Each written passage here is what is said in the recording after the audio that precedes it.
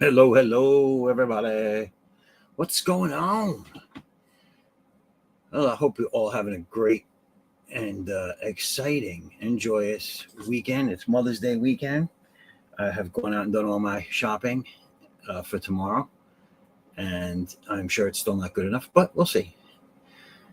So tonight, in honor of Mother's Day, it has nothing to do with Mother's Day, but I'm going to be drawing a character of mine who no one has seen yet, but her name is War. And yes, I'm pronouncing it War, WOR. And she's one of the gods of my universe. If anyone's seen my stuff and they know of Atix, who is a Greek god in my universe, or offspring thereof, this is kind of this is a cross between a god and like a Shazam type god, where you know the amulet that she finds allows her to become the god of war. So we won't get into all that right now. But anyway, this is the character here on the right. This was one of the tablets that I offered with one of my campaigns. Tells you about her and everything. So I'm using this for reference, costume reference, because I don't remember all the costumes. I'm sorry to say, I don't remember everything on everybody. So I have the blue lines already done, and you guys will get to see it move forward from here as we go on through the night. And as always, I'll be having my beverage. I drank this. It's not real beer. It's strong, but it tastes like root beer. 5.9, baby. So when I've had enough of these to stop doing this, then I'll call it a night. Hey, Carrie, what's going on? What's up? What's up? What's up? Hold on a second. My hands are full. There you go, Carrie. Hey, woo! I got your mailing address now, so I will be sending that out on Monday. Okay? And yeah, I hope you enjoy it when you get it. And I hope you back the next one. And then the next one. And then the next one. And all of them. Gotta back it like it's hot. So, I don't think I'm gonna torture anybody with music. I don't know. Is music going right now? Can anyone hear music? Not the music you always hear in your heads, but like this music. Oh, what's going on, Stacy? Everybody say hello to Stacy. Yeah, so I am going to get started with this piece shortly. But yeah, is anybody doing anything for this weekend? Family stuff? Anything? Bueller?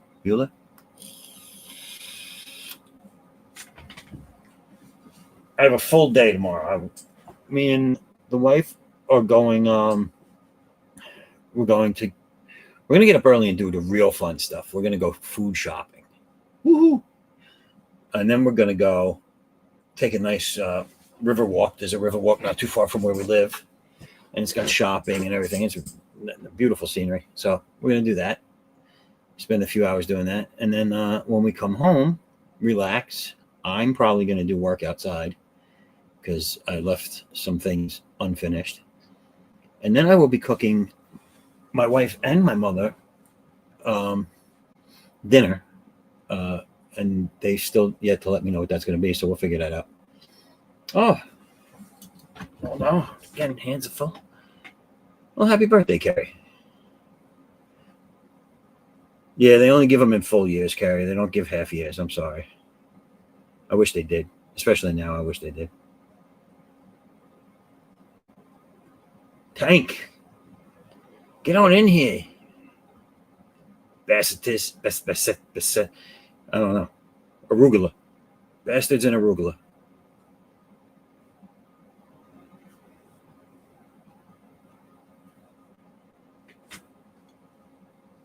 So, Kerry, you got the digital download too, right? Because those went out a while ago. Did you ever get that?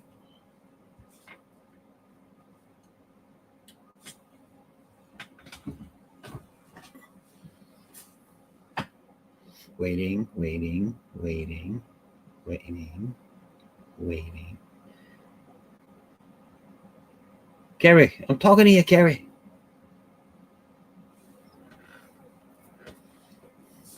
Yeah, okay, good. Well, I hope you liked it. If you hated it, don't say anything. But if you liked it, feel free to let everybody know. Thank you. Got more art supplies yet? Come on, man. We're going to do a GoFundMe.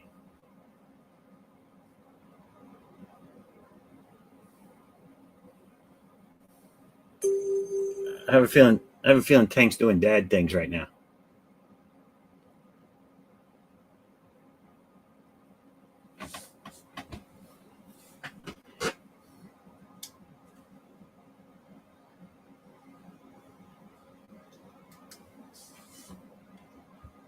So, all effing day. Oh no. You think you'll be able to take a break from Dadland, or is it all over for the? But the. I don't know. All over, but the something. I'm at that age where my memory is starting to slip. So it's slipping and falling, and it can't get up. Just saying.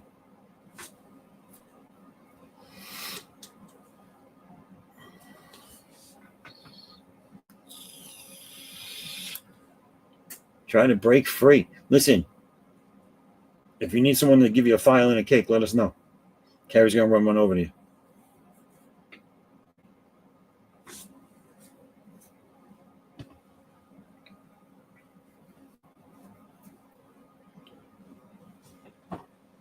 All right. I'll draw a little bit, and then I'll come back and look and see if I missed anything. So don't get upset if I don't answer you right away. Just want to get this started. You know what I'm saying? You know what I'm saying? That's what we're here to do. Feel free to talk amongst yourselves for a moment.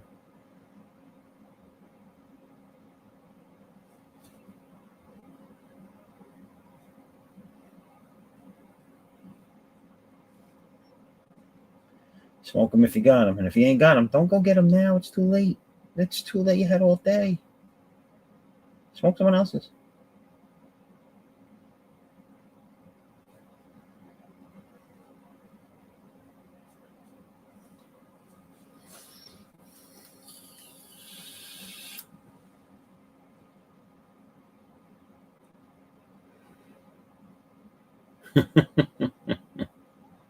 Carrie, come on. We talked about this.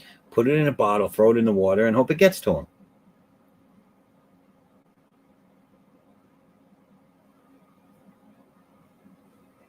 And cake in a bottle is pretty hard. Get a big bottle. Safety first. Wear your slip-resistant shoes on the raft.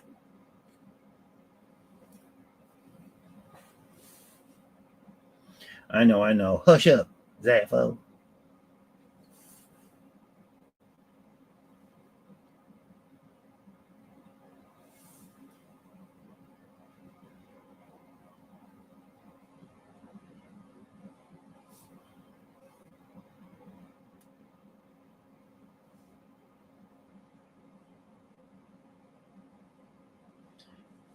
So I had no idea at first that Carrie lived on the end of the earth, like the actual end before it pushes you back in because it's flat, right? Isn't the earth flat? Aren't we told that? Isn't that the new thing? Didn't all the kids that just got out of diaper training tell us that we were stupid and we should know that the earth is flat?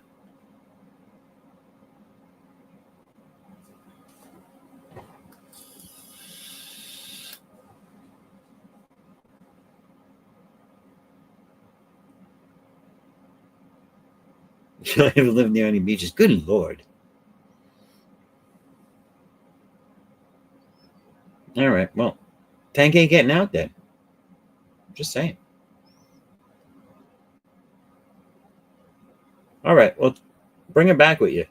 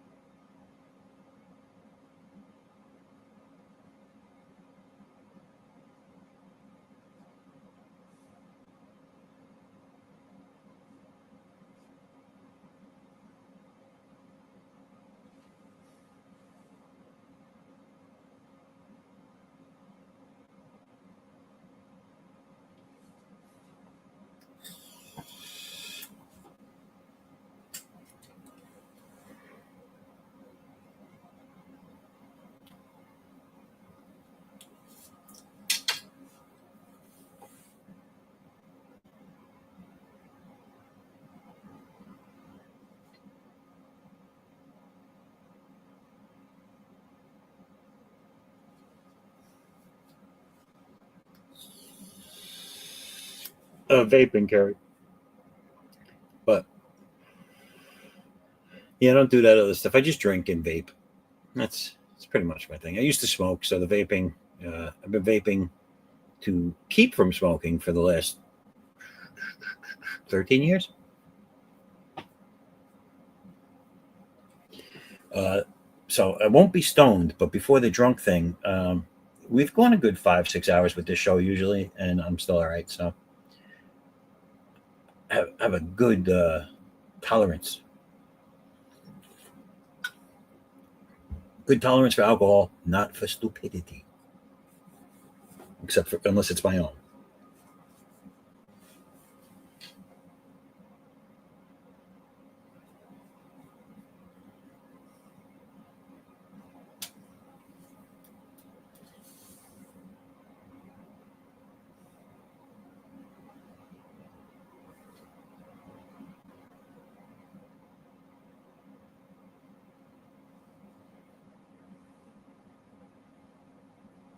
I did not realize that my show would be competing with Katie Didd's show. I'm just that good, people.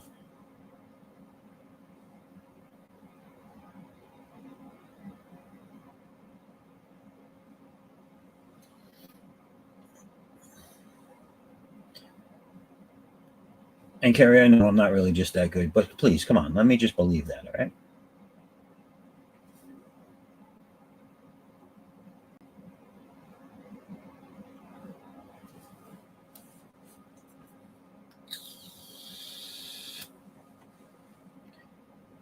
Yeah, I mean, is it really loud? Can you guys hear me vaping? I mean, not that I'm going to change it or anything. I just figured I'd ask.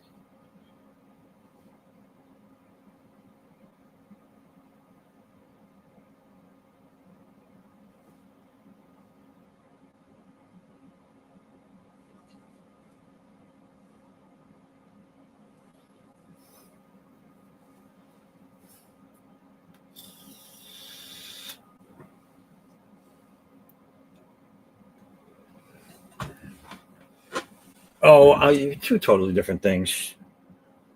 Um, Katie Didd is like a CG drama and news show type of thing. I don't think it's a. I don't think it's an arting thing. Can hear the vaping, doesn't bother me anyway. Don't know about the lurker. Who's the lurker? Yeah, thank you. And there's a lurker? Well, I heard those things are dangerous. They got an ointment for that, though.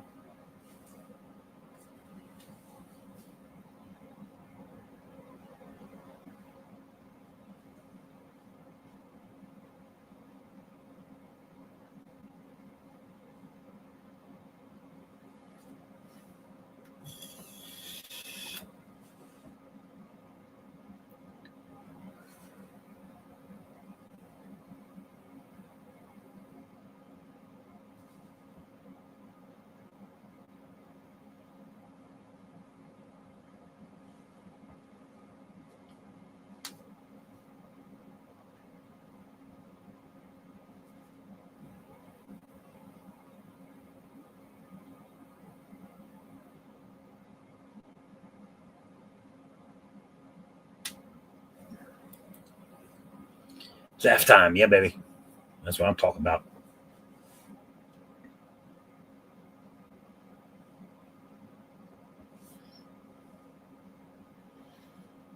As you can see, this character has a lot of hair, and it's frizzy because it's that whole Mediterranean thing going on. I can draw Mediterranean people. It's acceptable because I'm from there. Well, my family is. So it's a nanny poo poo. This is the late show, so I don't have to be mature. Just in case anyone was wondering, I can be silly.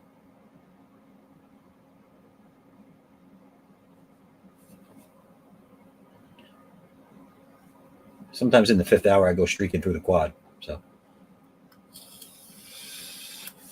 who's got furries? Ain't no furries up in here. Raul, Raul, hold on. Let me do this. Let me do some of this stuff right here for the peoples. For the peoples. Raul. Woo! Yes. Yes, Carrie. Tank is pooping his head in Katie. What? Can he be two places? I guess I don't know. Maybe. This one I don't understand. I am confused.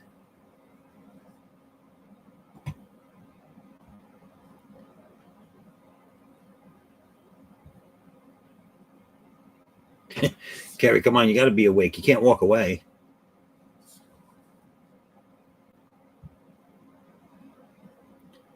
Harry, people. Who is this? Is this Pops?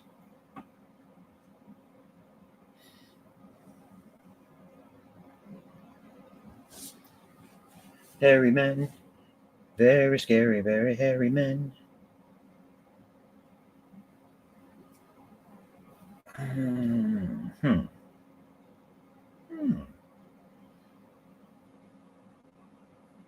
Interesting. Yet stupid.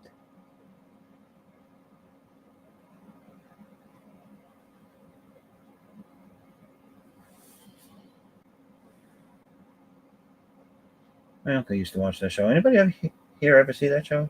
Hogan's Heroes?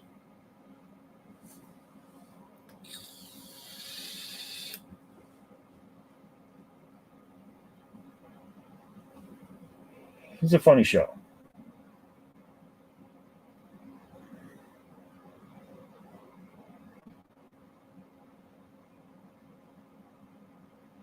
If you do end up watching it, and you remember I said it was a funny show, but you don't feel like it is, keep it to yourself.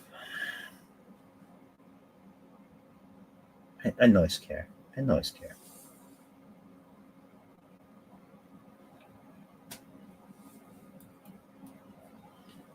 So this whole Flip City poll thing, drawing contest poll thing. So the word was out that Omer, if you're out there, Omer, you know what I'm talking about, had bought his way to victory in the first round, and it looks like someone, we don't know who it is, someone has done the same to help out another artist in the contest. And now, or at least earlier today, Quentin, the great amazing Q, was in the lead. So we'll see where that stands come morning. You know what I'm saying?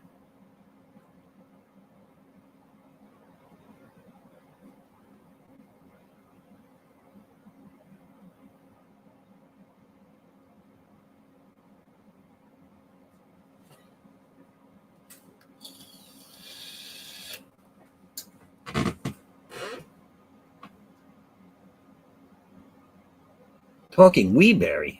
Good Lord. What do I mean? What's a Weeberry? What you trying to say? What you call me? Is that the traveling Weeberries?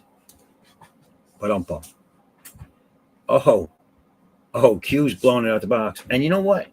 I remember last week I looked at the poll and Q was like the only one without a vote. So talk about a come from behind victory or almost victory. Oh, Victor, what's up, man?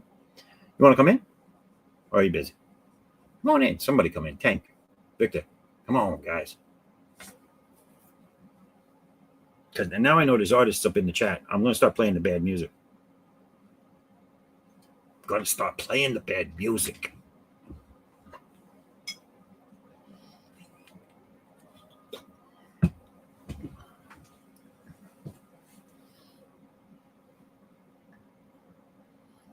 Victor, I would really like to see you do this character of mine. I like your takes on my characters so far.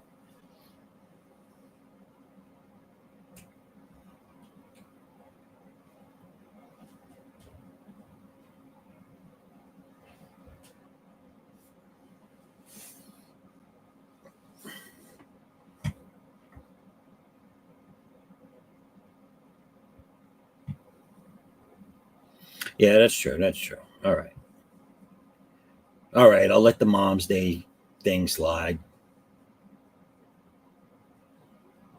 There's no crazy national holiday somewhere next week, is it?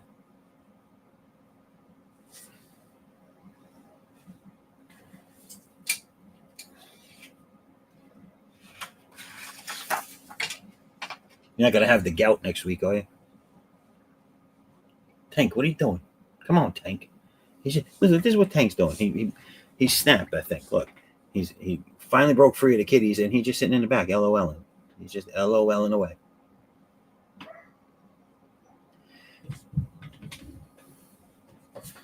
If you hear what sounds like wolves or coonhounds, it's my dog. He barks at inanimate objects that he doesn't know. I'll take this down.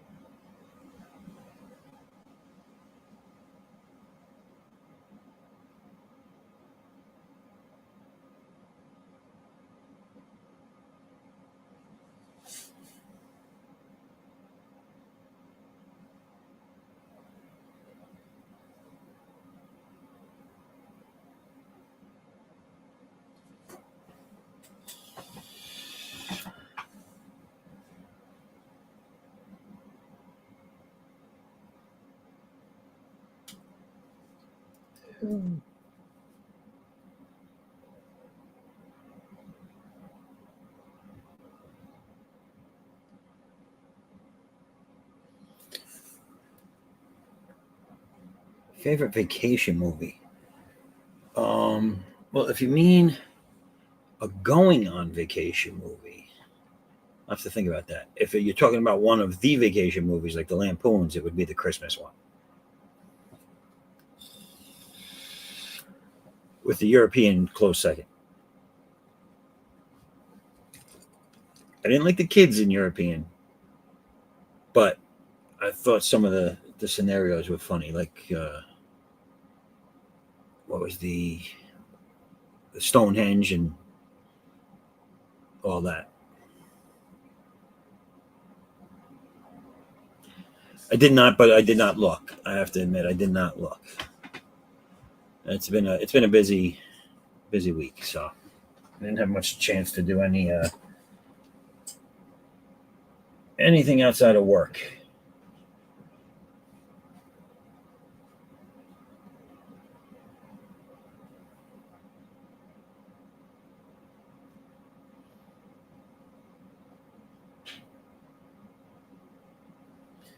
Oh, I messed up, people.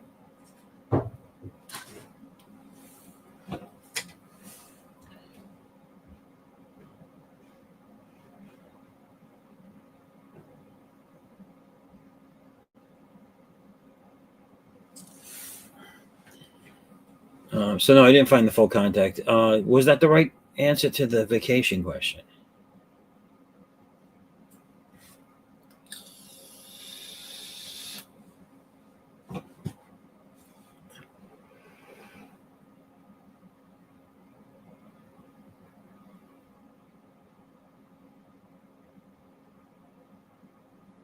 Tank, I missed this one, Tank. Told them to come here.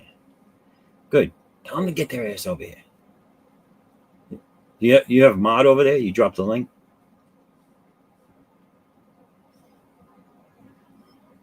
Are you still dadding, or are you eating now or something? Where's Omer, man? He's been MIA for 2 weeks now.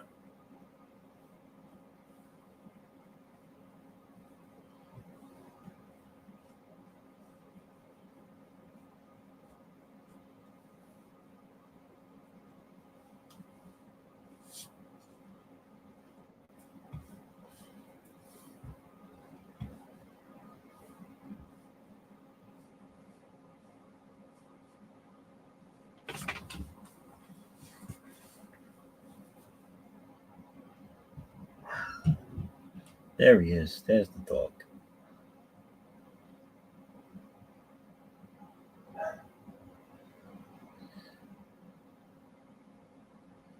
He's very excited to see everybody.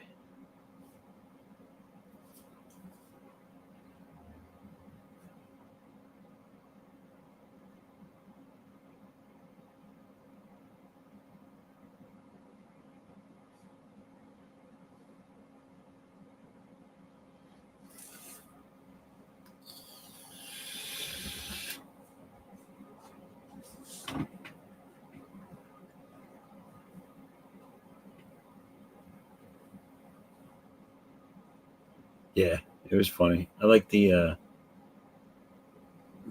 dancing where the Chevy Chase gets up and does the dancing. Where was he, in Germany or somewhere? I think it was Germany. Could be wrong.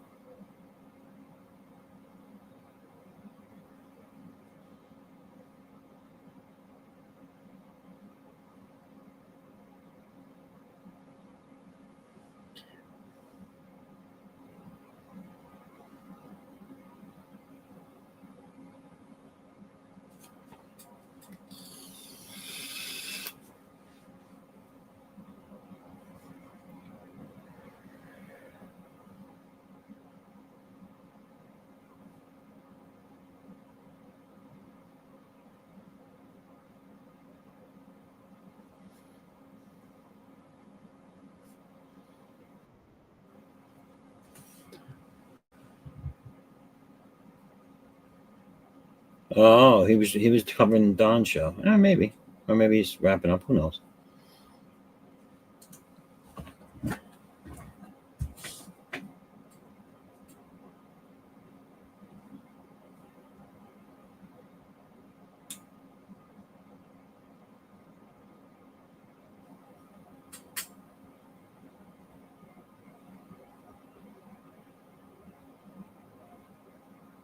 Streets of Rage. I remember that game. That was a good game.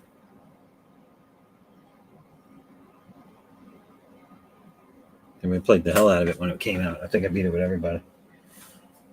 Those were the games I liked. They looked good. They were a lot of fun to play, but they were short enough that you didn't have to spend like a month on it.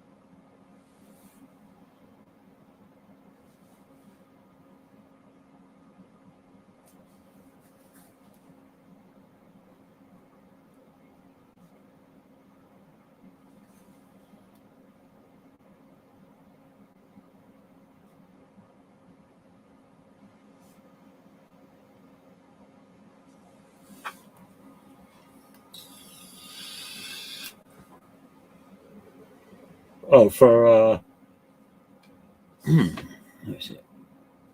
All right. So this could hold two meanings. Are we talking about my vape, or are we talking about juice in general? Juice in general, I like a mixed berry or a strawberry banana.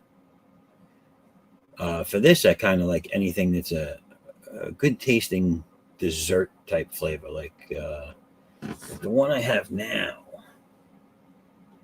is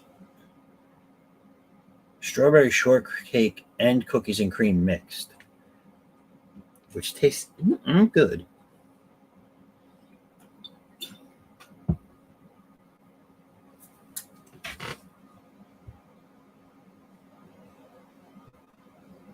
I do not. I do not. I have not put any thought into that, so I would have to get back to you on that.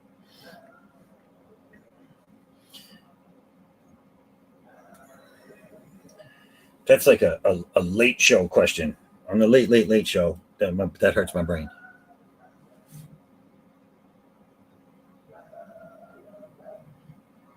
It's counterproductive to the imbibing.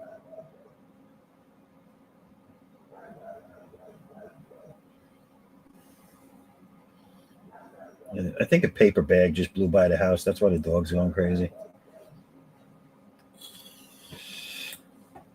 Either that or he caught Doc out in the front yard again.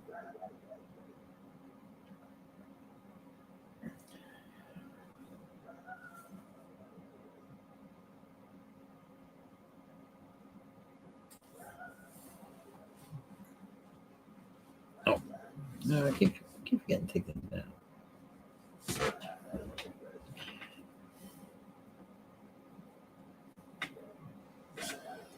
So I'm gonna break up the monotony a little bit. I'm gonna a little video that I'd like to share with you. It's for the sign up for the new campaign that will be starting at the end of this month. So I made a little quick video for it. Wrote a little song about it. Want to hear it? Here you go.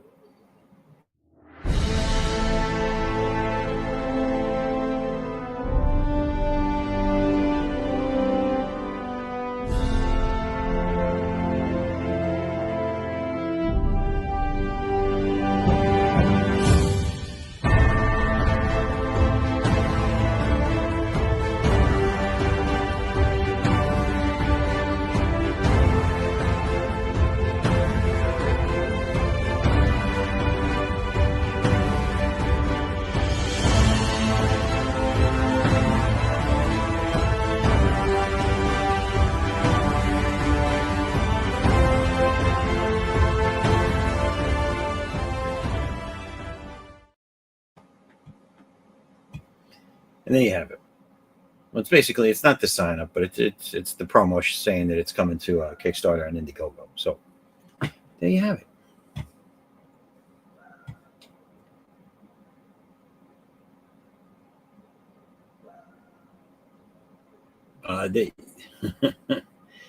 They could pretty much ruin your house, is what they could do. My dog, especially if he's got the zoomies, could bring the property value down quite a bit if we did that to him. So I'm not going to find out, but I have seen dogs paint with their mouths. Has anyone seen that?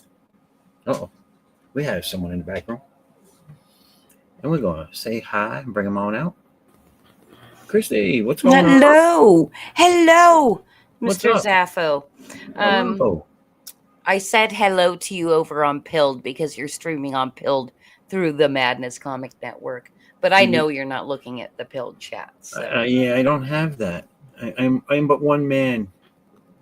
I know you are.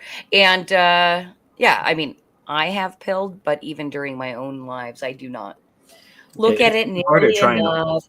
It's trying to art and do the chats and check everything is a little much. Oh yeah, totally. Well, that's the thing. That's why like Omer never gets anything done. Yes. Yeah. No, there's a lot of reasons why Omer doesn't get anything done, but but I think it's mostly like making sure he's shilling for everybody. I'm only Yeah. on for 5 hours. We can't really get into it. There's not enough time. Yes, it is true. This one's a Is hello to Stacy you. saying hello to me because I'm the satirist? That's you, yeah.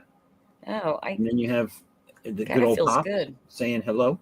He says can Can can he just calls people whatever can the hell he wants now. Knisti. Knistry. He's I die. He's Russian now. Knistry, how you How's doing? but back to you. How's your day been? My day's been good. I've been busy, very busy.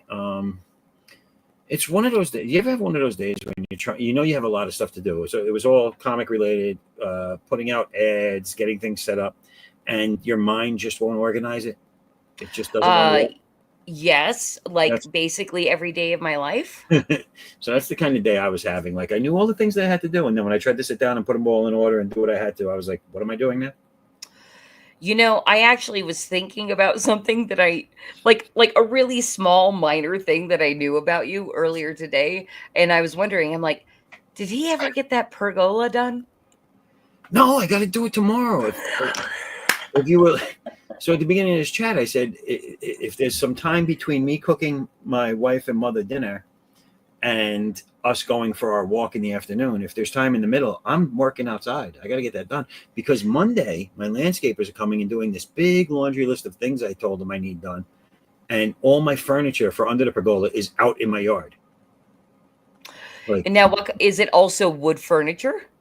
no, it's that all weather, supposed to last for eternity, plastic type. Oh, well, It that's looks like good. wicker. It looks like wicker, but it's plastic. It's a nice set, but it, That's something because I have a couple things on my house that when I first moved in, I wasn't that happy about, but after all the weathering and all that, yeah, I love. So I have vinyl siding on my house, and I wow, love it yep. because I don't have to fucking maintain it. And actually, I didn't even know this was a thing when we first moved in here, but the Trex decking, Oh, nice, yeah. yeah. So Oh, so that's you have that, huh? That's cool. Yeah, we have Trex decking. That I is didn't even know what it was, well, that and is some then expensive stuff too. I mean, yeah, because I it. looked into it, and I was like, yeah, I'm gonna hold off on that. I mean, that's the thing. Like, if you have the money to invest, frickin' do it because you don't have to do any maintenance at Right, all. right. For like, it really to me because that's the thing too. Like this last spring, and I'm gonna do it again this year. We have a pressure washer, and when you're pressure washing wood, you can actually like make dents in your wood and stuff. But you Yeah. can pressure wash the shit out of Trex, and it doesn't do anything but remove all the dirt and debris. So I have, and again, we inherited it too. The old school pavers, the it's like the zigzag pavers that interlock, but it's brick. I guess it's like a cinder block type brick. Okay. Um, so they look nice, but what happens with them is because they're all individual bricks, is that settling makes them uneven in places from time to time, or if there's a tree nearby and a root goes under it, it pushes it up. Well, like anything, Yeah. like anything really. Hmm. So I have a bunch of uneven spaces where I have to lift them up, flatten it out, and put them back in. But that's not a problem. And I'm going to leave those until, I mean, they're in good shape. There's nothing wrong with them because they're stone. So are you a pretty regular maintenance guy? Or I mean, do you keep your house like pretty well maintained? I do as much as physically possible. Yeah, there's a lot, so it's in good shape. There's a laundry. I keep a laundry list of everything that needs to get done. The Um, honeydews? yeah. So the pergola was one of them, and that was more of a cosmetic type maintenance. I have a couple of rooms, the bathroom and the dining room. I need to re-sheet rock the ceilings and then repaint them. Mm. Um, What happened? Leak? well, when we first moved in, our house inspector that we got was kind of like, eh. He was like a 5 out of 10. You know what I'm saying? And he I'm not a roofer, so he brought me up there to look, and there was no tiles, there was no shingles out of place, nothing was lifting anywhere. They looked all right. I didn't know that and he should have known this, whoever roofed the house did it wrong. They did. I have a pitched roof, like, and over the top they're supposed to put a cap piece. The way they tile it, and the people actually that did it just kind of ran up and over, so there was no cap. And what happened was water was getting in. It went. So started a leak in one place, which was right over the dining room, and it was dripping in and then staining the sheetrock. So we were sitting down eating dinner one day, and my wife looked up and she goes, "What's that?" And there was like this big brown spot forming, and it was from the water just discoloring the sheetrock after so long. Yeah. Now, have you done sheetrock before? Oh yeah, I used to do it. It was for a couple of years. I had my own business doing like home improvement stuff and sheetrocking.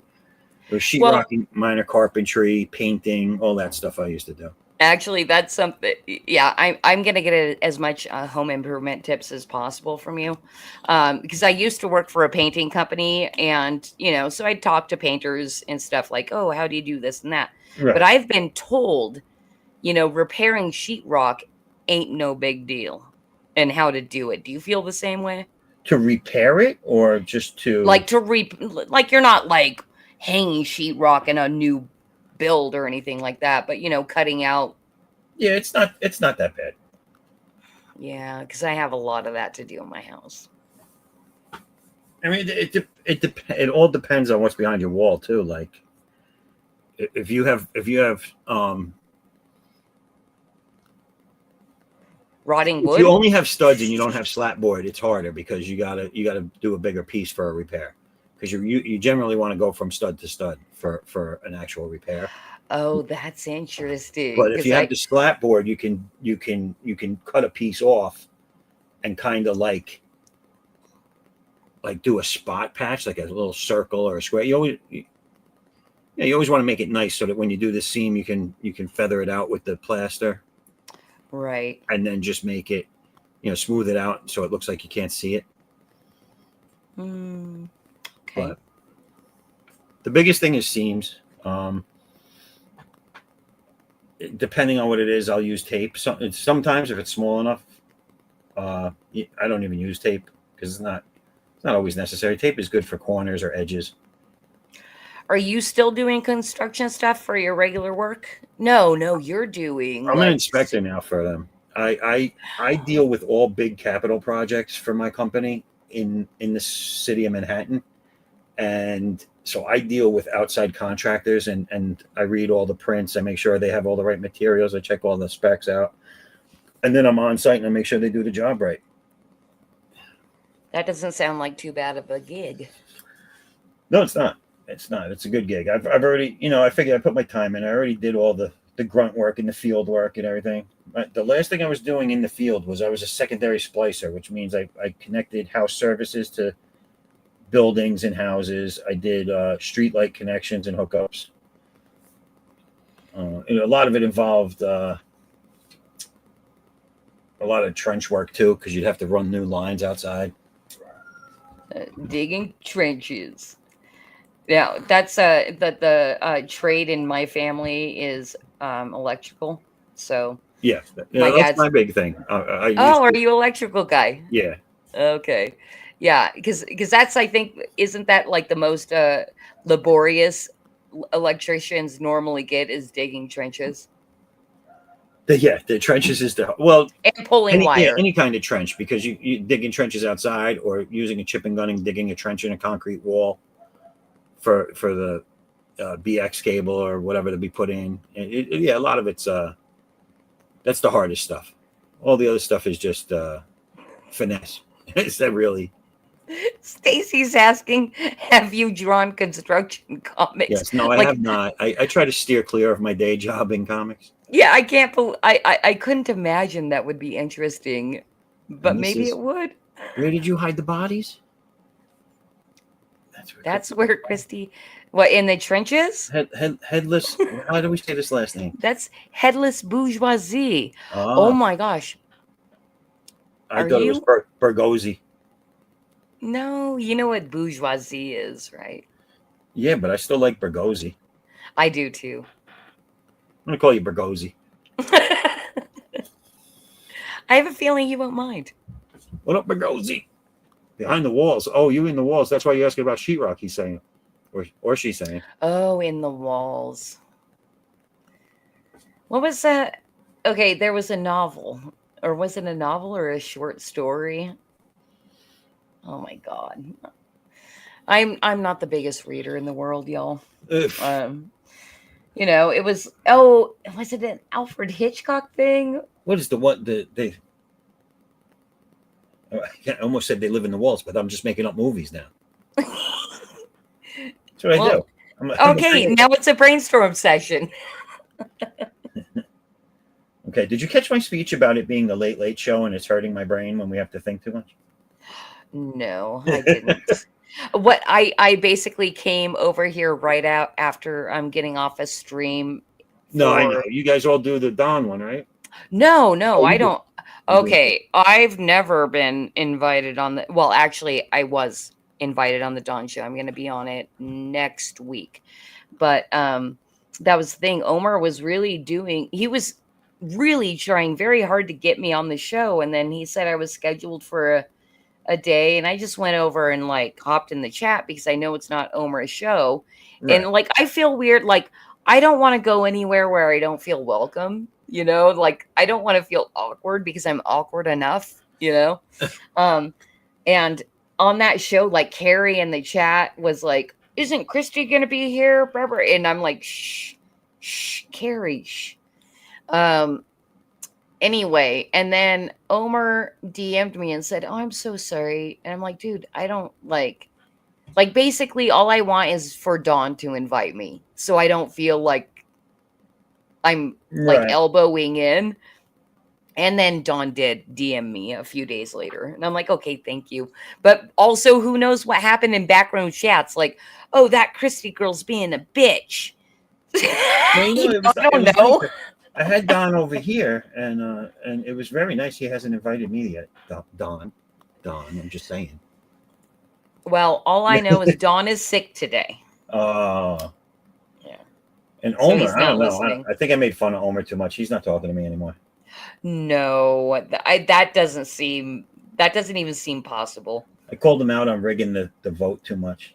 Oh, well, actually, he has. Him, and what is hilarious to me. Okay, so here's something, and I'm so glad that we're kind of on a smaller stream because I need to let it out, right? So, Christian, you have to listen to me and also give me advice. Are you ready? Okay, go ahead.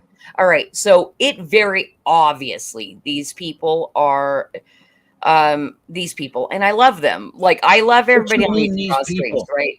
I'm in particular, I mean Omer and Q, right?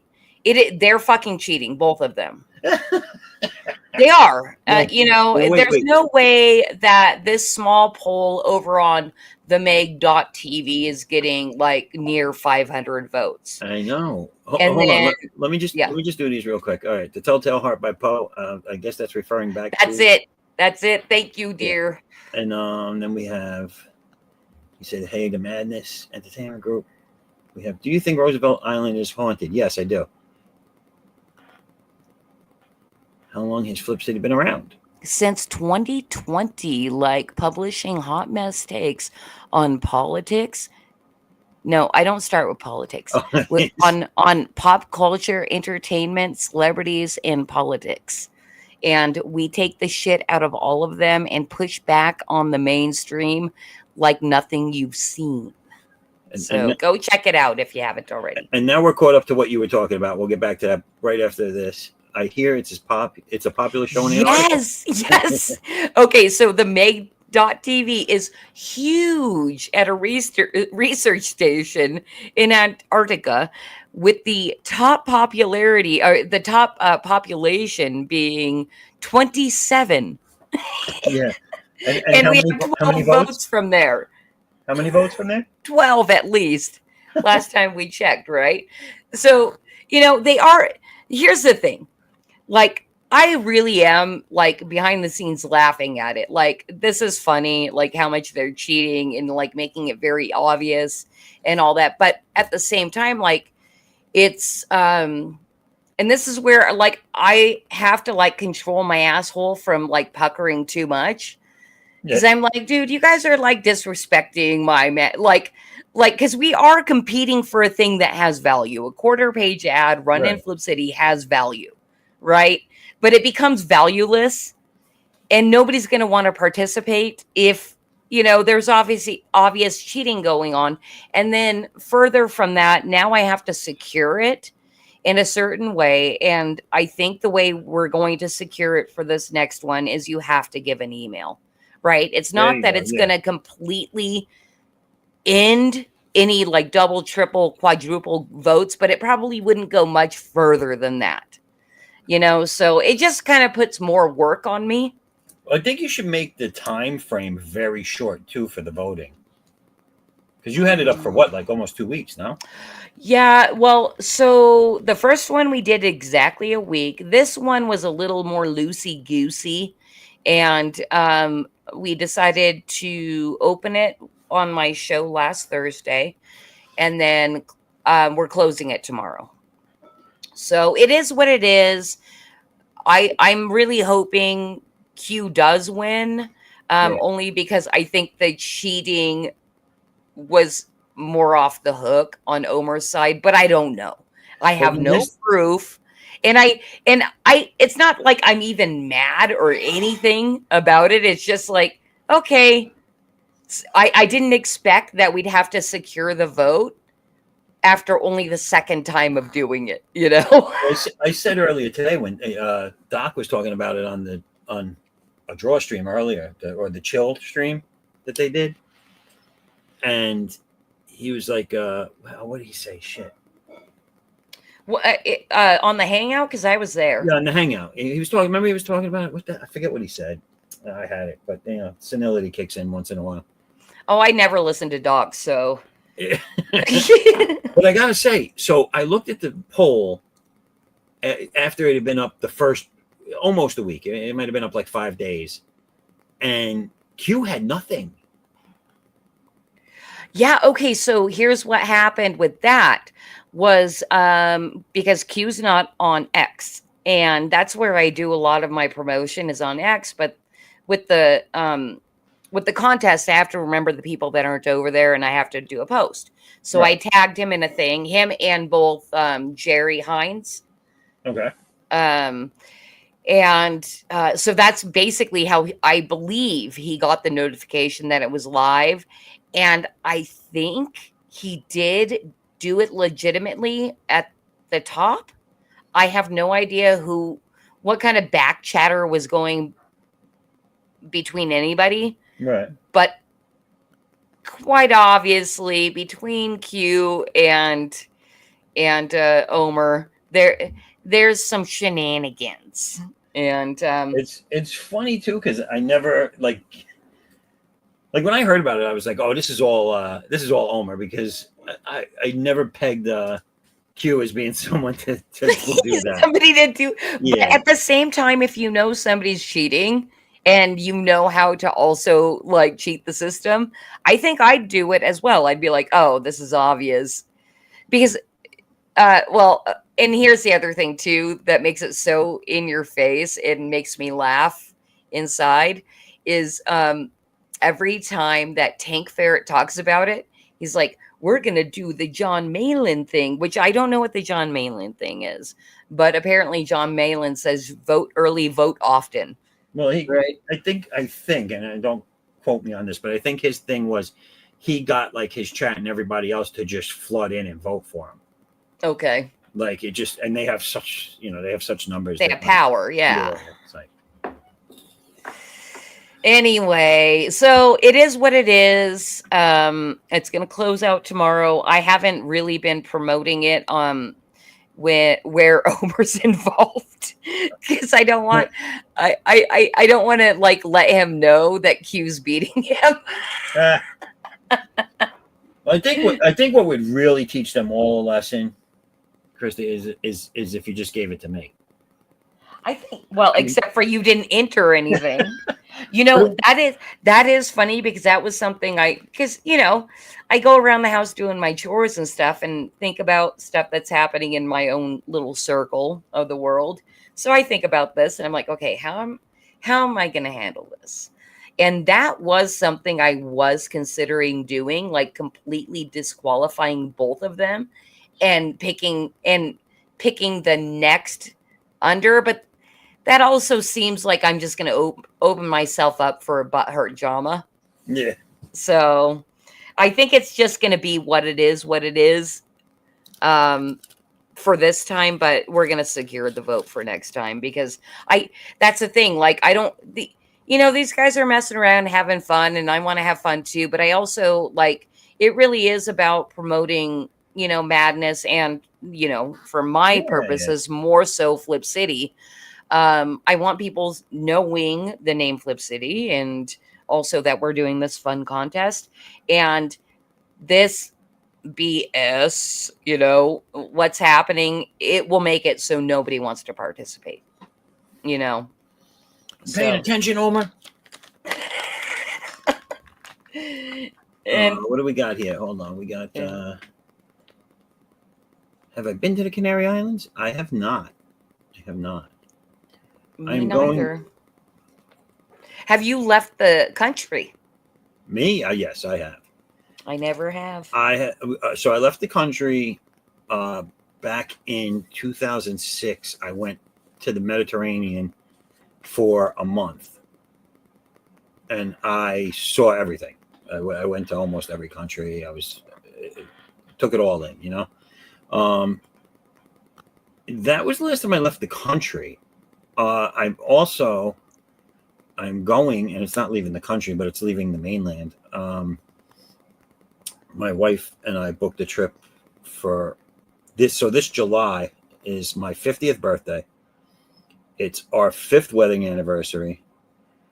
And so we're going to go have a good time. Is that your first marriage? This is my first, yes. Do you have kids yet or not? I have a stepson. You have a stepson. Well, he's going to have to do, I guess.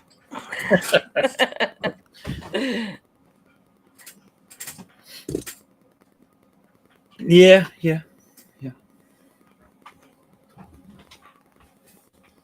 But my wife and me, we've known each other since we were like 13 and 14. She's younger than me by a year and a half. Okay. So we grew up together and we dated on and off through the years. And then there was a long stretch of time where she met someone, got married, had a kid. And then that didn't work out. And we got back together later in life. Now, does she still have eggs in her basket, or are you not going to have babies? It's probably not going to happen. I want to have one. She doesn't. So. Oh, is she within the age range of still being able to have children though? Well, she's 48. So nope. It's not out of the question, but it's not something that people do every day. Yeah, I mean, actually, probably very highly unlikely, even if you tried. Yeah, it is what it is, right? The headless Bargosi. Bragosi, thank you so much. Dropping links. Bragosi, by the way, thank you so much for dropping the link. And also, I don't know much about this headless Bragosi guy. Bragosi, if you want to tell us what's up with you. Yeah. I don't know if you're a creator or just hang out in the Comicsgate streams or what, but the first time I ever saw him was when I had Vasilis Lolos on the Creative Chaos show, and he popped in and really added a lot to the chat, and I was super appreciative. Hey, what's up, Cos? Did we lose Raul? What's that? Did we lose Raul? Has Raul? I came in. Raul was never here. He was here way at the beginning. Well, in stream. Yeah. No, not in the stream. In the chat. I'm sorry. What up, Grandpa? That's my wonderful producer, by the way, Zaff. Is it? Yes. What up, wonderful producer? And beyond that, he is Pop's business partner for the Meg.TV. And his daughter is the one that made the website, and they're the ones that are hosting the poll and all that kind of stuff. And I was just what I was saying, I don't know, maybe 5 minutes ago, I had popped into your stream right after leaving Foxhole Squares, which is like a Hollywood Squares knockoff, where a bunch of streamers get together and they're the stars in the squares and play a game with a couple of contestants. And Cosmic Grandpa's a regular square over there, but I was a guest star tonight. I heard about that. Who does that show? It's Coffee Talk with Sandra over on Pilled, and it is a really, really well produced show. And and it's just entertainment. It's really fun. And oh my God, go get a Pilled account. Zaff, do this. Get a Pilled account, and I'm going to suggest I have one. that. Oh, you do? Yeah. Would you like to be a contestant on Foxhole Squares? When is it done though? You'd have to push your stream by about 30 minutes. Push it back? Yeah. Well, okay. So I pushed it to 10:30 now. Does it need to go to 11? Is that what you're saying? Yes, to make sure. Well, I mean, basically, just be ready to launch your stream by the time that show's over. Maybe even 15 minutes. Well, I'm gradually doing it because it was at 10 for the last 4 weeks. It's this week it's at 10:30, and then it's going to drop to 11 because eventually I'm going to be doing a show with Big Jim O'Reilly. We're going to be doing an art stream prior to this one, and it's just going to kind of roll from one into the next. Both draw streams? Yeah, his is going to be the other one's going to be his stream. I'm just going to be his co-host, and he's going to be doing sculpture, and I'm going to be doing a drawing based off of what either the chat or Jim wants me to draw. Very nice. Dude, see, that's the thing. I need to do a similar thing where I can get free art just by streaming and be like, hey, draw this for me. Yeah. And then I'm like, cool, thanks. Well, I who's this? It says spam bot, but I think that's a troll name. What if troll probably name? A real person. Spam bot, if you're a real person, let us know. Yeah. Put a butthole in the chat if you're a real person. I don't know how you would do that. I want to go back up to this one. I skipped over it. I read it, but I've never posted it up. So this is from. So children are not important. It depends on how you view that statement. Not everybody has to have them, and I get that. But children are important because if we stop having them, then there's no people. Yeah. Well, something that I hadn't really considered, especially given, the Western world's declining birth rate, is you actually do need to have children to take care of the elderly.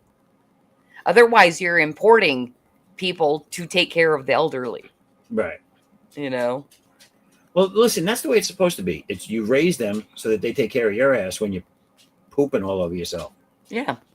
We got to have somebody to wipe us. Cosmic Grandpa says it starts at 10 p.m. Eastern time, which is and ends between 11 and 11:30. That would push me back an hour and a half at least. Eastern? I don't know if Wait, how long have you been I think you'd been going 40 minutes by the time I hopped in. I go I don't know. I didn't look at the ticker at the time, but I started at 10:30, 10:35 I started. Starts at 10 Eastern. Dude. Because here's the thing. So they're doing it like as much as Hollywood Squares. Yeah. And there's always a male and female contestant. They're having a hard time finding men. Well, I would like, oh, you're a guy. I would be interested in being a square if they ever had an opening.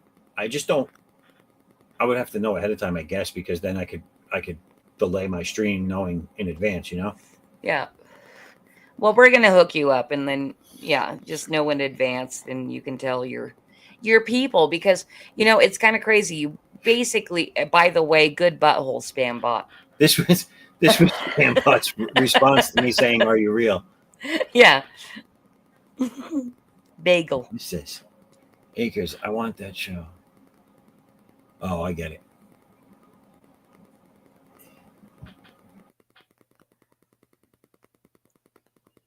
Oh, so Bragosi's is just an indie comic fan. That's God wonderful. damn it, every time. So there are buyers around because that's the thing. Like, since I've kind of hopped into the whole Comicsgate sphere, it seems like it's 75 to 80% just like creators backing each other. I don't know if you've had that experience. Wait, I'm sorry. Say that again. Oh, just kind of like analyzing what's going on in the Comicsgate sphere. It seems like it's like 75 to 80% like creators backing each other, and maybe 20% actual consumers. I think it would depend on what group of people you're talking about.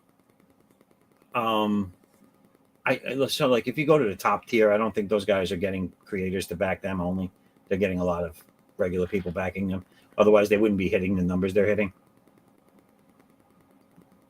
But as you go down the scale, I think it's a lot of cross support. Oh, but by the way, what I did get interrupted by another thought, but I gotta tell you, like, freaking good job just starting a stream and getting a decent amount of viewers and an active chat. Thank you. Yeah, that's pretty good. That's because I'm sexy. I think that's the truth. Like, especially when you had like that top down position on your camera. Oh wait, where I gotta see your chrome dome. I'm not wearing a flattering outfit. I was like this. Oh my Lord, Christian! I'm showing a lot of gut this evening. I had no idea. and you can see the bald now because the hair that I do have is starting to stubble back in. Let's see. Let's take a look at it before I. Oh, do you have it still set up? Oh yeah, it's set up. Okay. Wait, let me make sure my pants are on. All right. Hold on. Now I could lose a lot of streamers doing this, so let's just hang tight. All right. Oh wait, I don't have it. Why isn't it on? Oh, I got you all excited for no reason. The camera's not working. Hold on, let's see if we can do this. Oh, you know what I'm gonna do? I'm gonna actually turn my camera around just to show the pilled chat. Since I have it off anyway, may as well just turn it off. Turn it on. And I'm gonna drop a bunch of stickers. Let's see.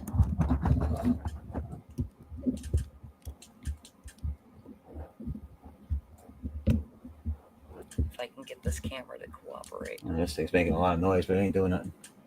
Oh, wait, am I making a lot of noise? No, me.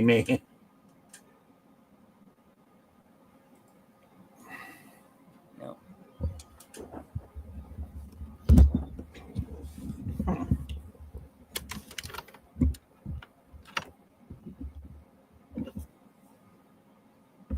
Because I'm literally putting my camera on top of my microphone stand here. Okay, I think it's.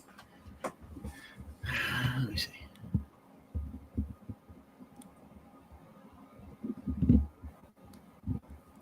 Where is Omer tonight? Like, normally you attract a lot of people.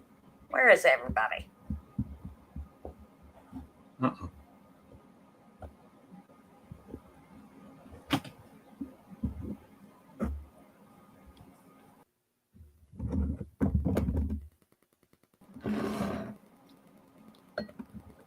I don't know what just happened. Hold on, Pops. I see you there. I don't know what just happened. Hold on, Pop. Christy, cut it out. Cut it out. Hey, Cut it out. what are you trying to get me to cut out? It's really easy if you just share the screen. No, because then he'd have to What like are you trying present to my get me to cut screen. out? It's really easy. Yeah, thank you for kicking him. Did I kick him? I don't know what happened. Okay, that's not the view I was asking No, I for. know. You had one from top down. It's not working. There I am. That's not me. It's not working. I don't know why. I gotta look into that. Oh well, I really don't want to distract you from actually doing work. So what happened? I saw Pops in here. What happened? I don't know, but I'm dropping some stickers, y'all. Okay, drop some stickers. I always schedule weeks out and catch up on some of these comments.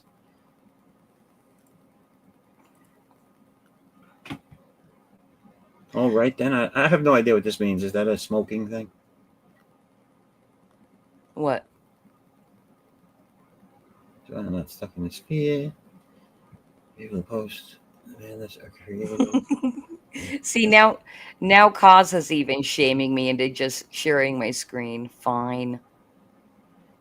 You just pop in and share this pilled screen. Is that what he was doing? They're making fun of me, Zaff. All right, I shared my screen. He left. It was a teachable moment, he said. The Don. Oh, it's the Dawn. What up, Don? Dawn, come on in. Literally, like 10 minutes ago, we were just talking shit about you. You got here a little late. Oh, Christy, you shared something. You want me to share this? Yeah, it's the pilled There it is. pilled screen. So look, I paused the live, of course.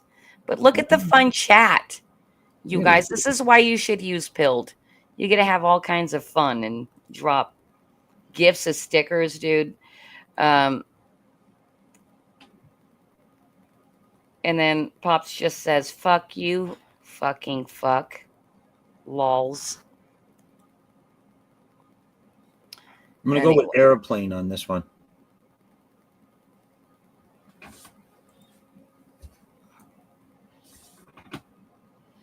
Yeah, I've been over on Pilled a few times to watch streams, and yeah, some of the stuff in the sidebar is funny. Sometimes though, they get on a meme rampage, and it's like, oh my god. Yeah, well, that's the thing too, because you're dealing with a bunch of memers over there, and they tend to get very ADD. Those types. Bunch of memers.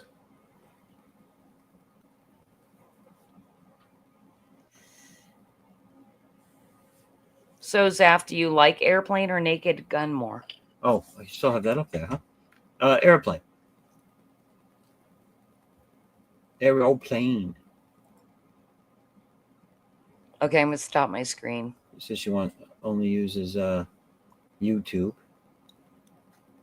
You do know that YouTube is a bunch of censoring assholes, though, right, Stacy? Is it good shit or bad shit? Depends on the shit we're talking about. Well, all I know, it was very liquidy. Ooh. It was liquid. And there we go. TMI.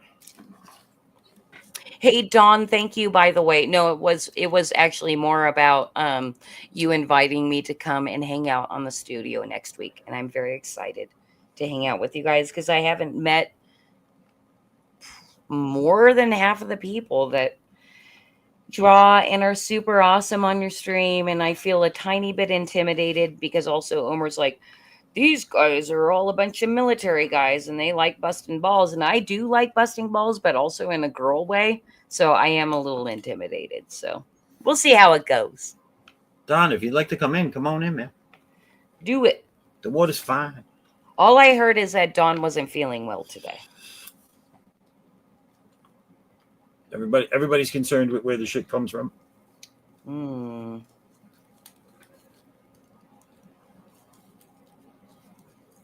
Oh, here's a question. And why are you on YouTube if you think that? Well, because that's where my highest subscriber count is. So really going on the YouTube. Wait, hold on. Are you a shill for YouTube, Stacy? Well, listen, you could be on YouTube and have your major fan base on YouTube and still not like it. Yeah.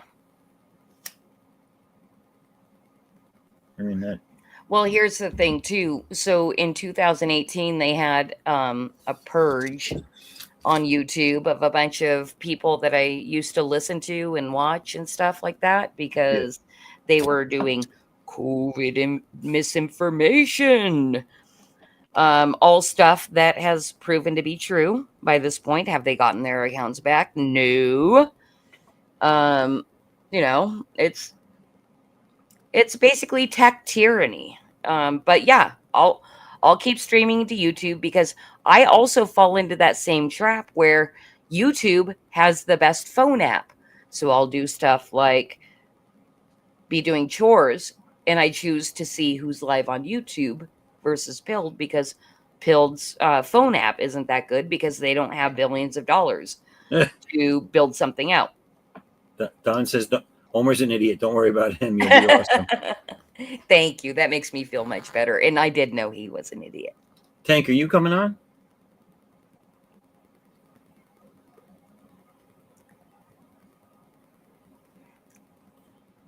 Which, by the way, Zaff, are you still like starting with the terrible music and keeping it till? No, I gave him a break. I gave him a break today, but it's not off the table. Well, it seems like Tank's trying to get the kids in bed or something. Almost there. I'm trying to get free. Almost there. Well, you know, I do go 5 hours or better, but we're already almost 1.5 in. So I know. I'm so happy I came in to like I am too. Charm and entertain you. all these artists are pooping out tonight. I don't understand. Oh, you know what I was doing earlier that I have not picked up again, and it might be smart to do again, but I'm so shy, is I'm coloring Omer's Did He Do It? But that's the thing, like I'm not trained at all, and I usually do just flats, and then my husband comes in and livens it up. But I do want to learn how to paint. I just don't know if these draw streams like are kind of like tutorials too. It's like, oh, Christy, this is how you should do it, because I don't want to like, you know, overstep and be like, how do you make this thing look shiny? I think I drew her back when I was in like high school or something, or junior high school.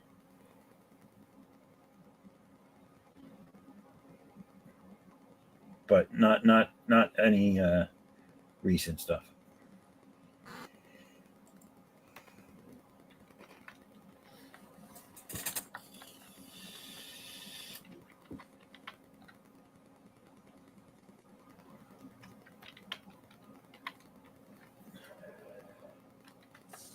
So, uh-oh. Answer is always bigger hammer. Always bigger hammer. When they ask, what do you have? You always say, I have a bigger hammer. Yeah, I don't get it.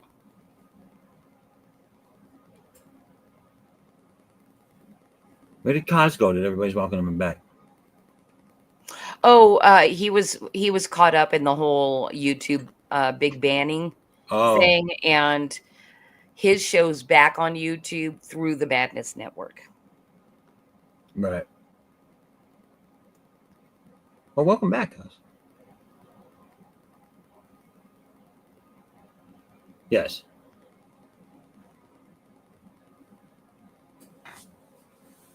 So, Tank, Don, whoever, come on in and draw.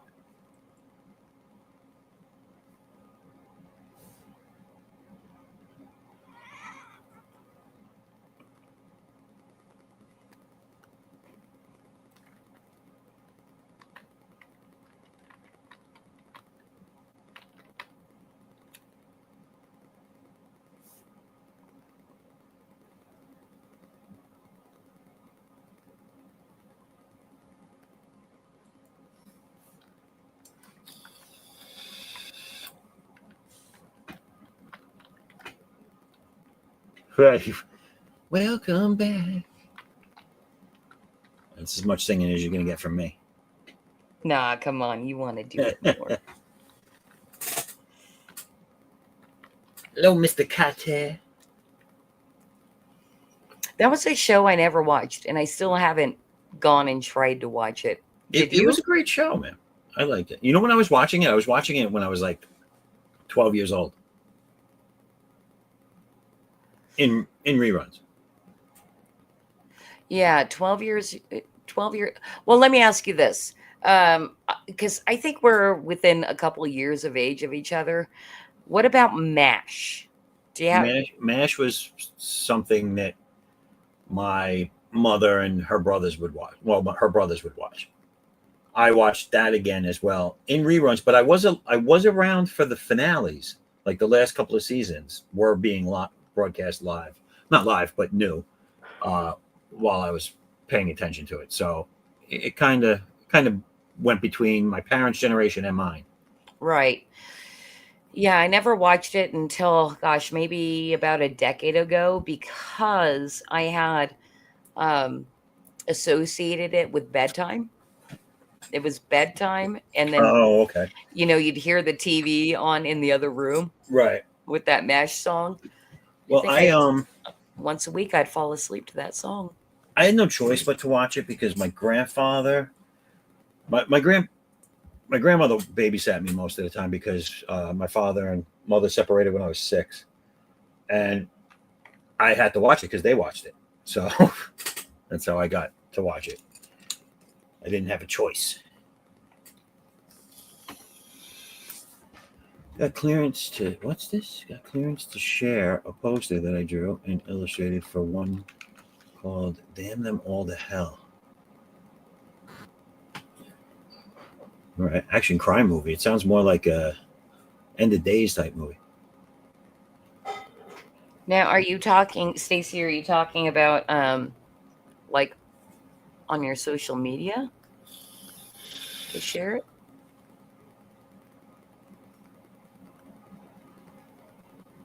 Hawkeye was your ninja, huh? Yeah, I used to get a kick out of the cross-dresser. What was his name again? He was hysterical. Well, yeah, he was just always trying to get out. Yeah, trying to get out of the army. Yeah. He saw it when he was a wee lad. Klinger. It was Klinger. Klinger, yeah. Oh, so here's a little piece of MASH trivia that you might not know, but when the first colonel, he gets discharged. Yeah. Do you remember how that all how it all went down? How No, not at all. Okay, so he gets discharged, super happy to leave. He takes off in a helicopter, and everybody's like, "Bye, bye, bye," and then it ends the episode with a radar coming into the OR saying he was shot down. So basically, he died. He died right when he was leaving. But the way they did that scene is the only person that knew what was in that scene was the guy that played Radar. And so they filmed everybody's live reactions to that colonel dying. Right, him coming in and saying it. He's the only one that knew that was what the story was. Yes. Yeah. And so that was everybody's live reaction. It was so like, I wonder if there was a reason for that though, to be what happened rather than just happy ending him out of there, because he was a great character. Oops. And I know nowadays they would do something like that. If the person left on a bad note, they'd be like, okay, we're killing your character. Uh-oh. That sounded like a mic went down. Yeah, that was my mic. Yes. So yeah, did you hear what I said? Nowadays they would do that kind of ending for a character if there was. Oh yeah. I missed the nowadays they would do that. Yeah, to basically say you're never coming back. Right, we killed your character, so you can't come back even if you wanted to. Yeah. F you. Yeah, I don't think it was so much that way back in the day. Also, did you ever watch Little House on the Prairie? Yes. Okay. That was also a forced watch. A forced? Oh, really? I love Little House on the Prairie. Yeah, when you're a kid, you don't got control over the TV. You got to watch what the adults would watch. No, that was not how my family operated. It was the kids actually had the TV, but we had to battle it out between each other. Yeah, no, it was, well, because I was in my grandparents' house, and whatever the people that lived in that house wanted to see came first. That's all right. I had a good 2 or 3 hours right after school where I got to watch all my cartoons. That was the most important, actually. Yeah. The afternoon cartoons, and then I am. So I'm reading the chat, guys and girls, but getting them out to where everyone can see them is going to be hard because I'm drinking. well, you should be drawing, sir. I got two hands. Tank, what are you doing, Tank? I know, Tank. Get in here and hang out with Zaff so I can leave and go eat my dinner. Oh, correct. I feel like I'm being held hostage. No, you can go. I kid, dear. I appreciate you coming in. You're lovely to hang out with. I feel like the guy in the corner now. People just giving him food because he's sitting there. You know what I mean? Okay, so Cause says McLean Stevenson left the show. Here's what we're going to do. You can do what you want. I'll read the chat to you. All right. McLean Stevenson left the show because he didn't want to be typecast. And his McLean Stevenson was that the Colonel. I can't even remember his name. So there's that. I don't think I ever knew his real name. Yeah, and then Tank says stupid autocorrect. I don't know what that means. Yeah, I don't get that. And then autocorrect. Stupid autocorrect. Oh. I get it now.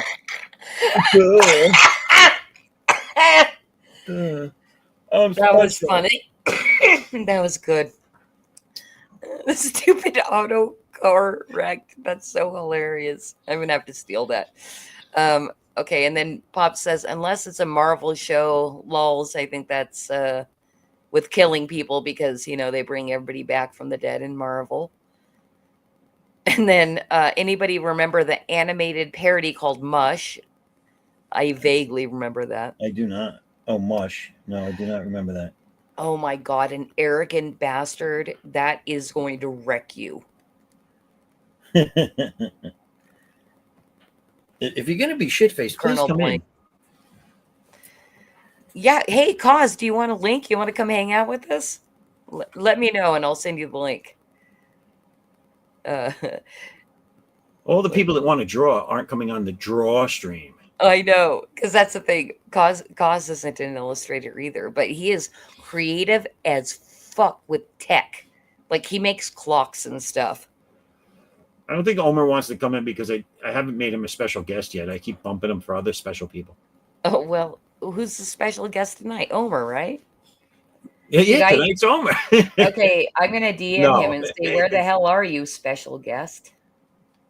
Well, I try to make the special guests artists, if possible. It was going to be Tank, but Tank's not here, so. Well, he's trying to get free. I know. But he's on his Tank, phone. how many kids do you have? I know you told me this, but I can't remember. Like, is it like the elimination chamber when you're trying to put them to bed?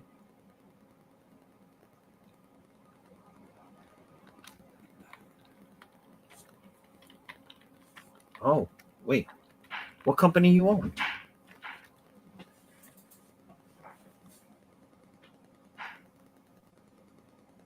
Oh, so Cosmic Grandpa used to own the largest brewery in Pennsylvania. Wow. Yes, and sold it, I think, just within the last 12 months. Oh, shit. Yeah. What was it? Penn Brewing. Wow. What were some of the brews? I wouldn't be able to answer that for you, but I know they did a lot of German stuff.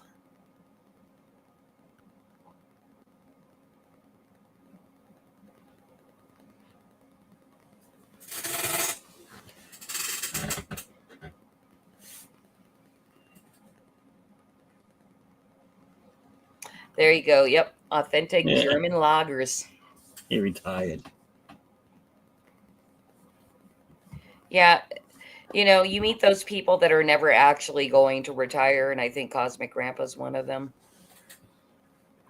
No, here's how it went, by the way, Pops. Cos mostly retired, was in the probably about to sell the brewery. Then he met me, and I was like, "You want to produce my show?" And because I got him drunk and I tricked him, and he said yes. Not for nothing, but that's how most ladies get a yes from guys. Yes, exactly. Like, believe me, Yeah. I know how to get a yes from a guy. Let me tell you something.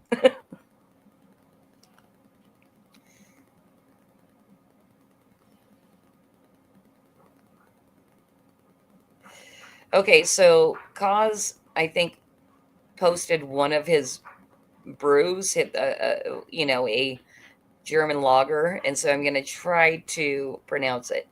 Rhein Heights Gibot. Gabot. Gabot, right? Rhein Heights Gibot. Rhein Heights. I don't know.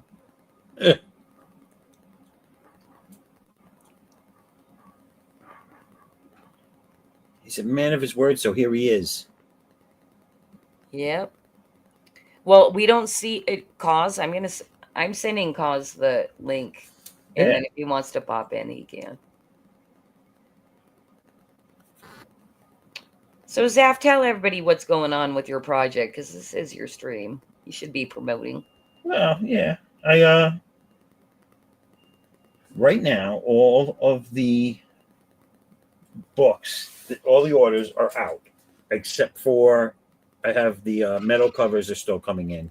So I have 3 orders there that will go out as soon as those books come in. But everything else is out, except for Carrie's. Carrie's was in earlier, and I didn't have her address, her mailing address, but she got that to me, so that'll go out Monday morning. So now that that's done, the pre-launch pages for my campaign are up, and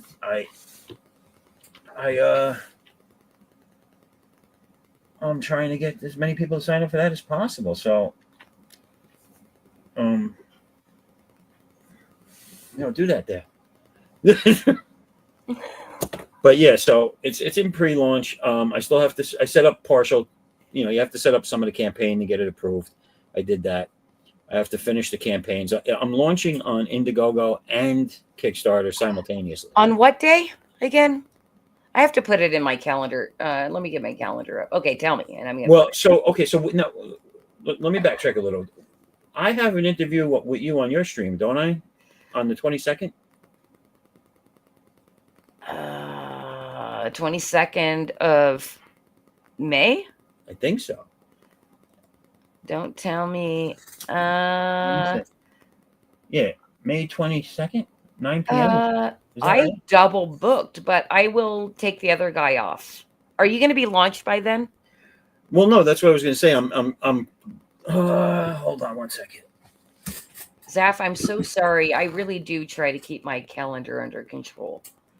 If you want to reschedule to June 26th, I have that open. I think that'll be too late. Oh. Otherwise, so I mean, it won't be late for like late funding, late backing and on Kickstarter and in demand for Indiegogo. But I just threw something out. Oh, I didn't want to do that. What did I do?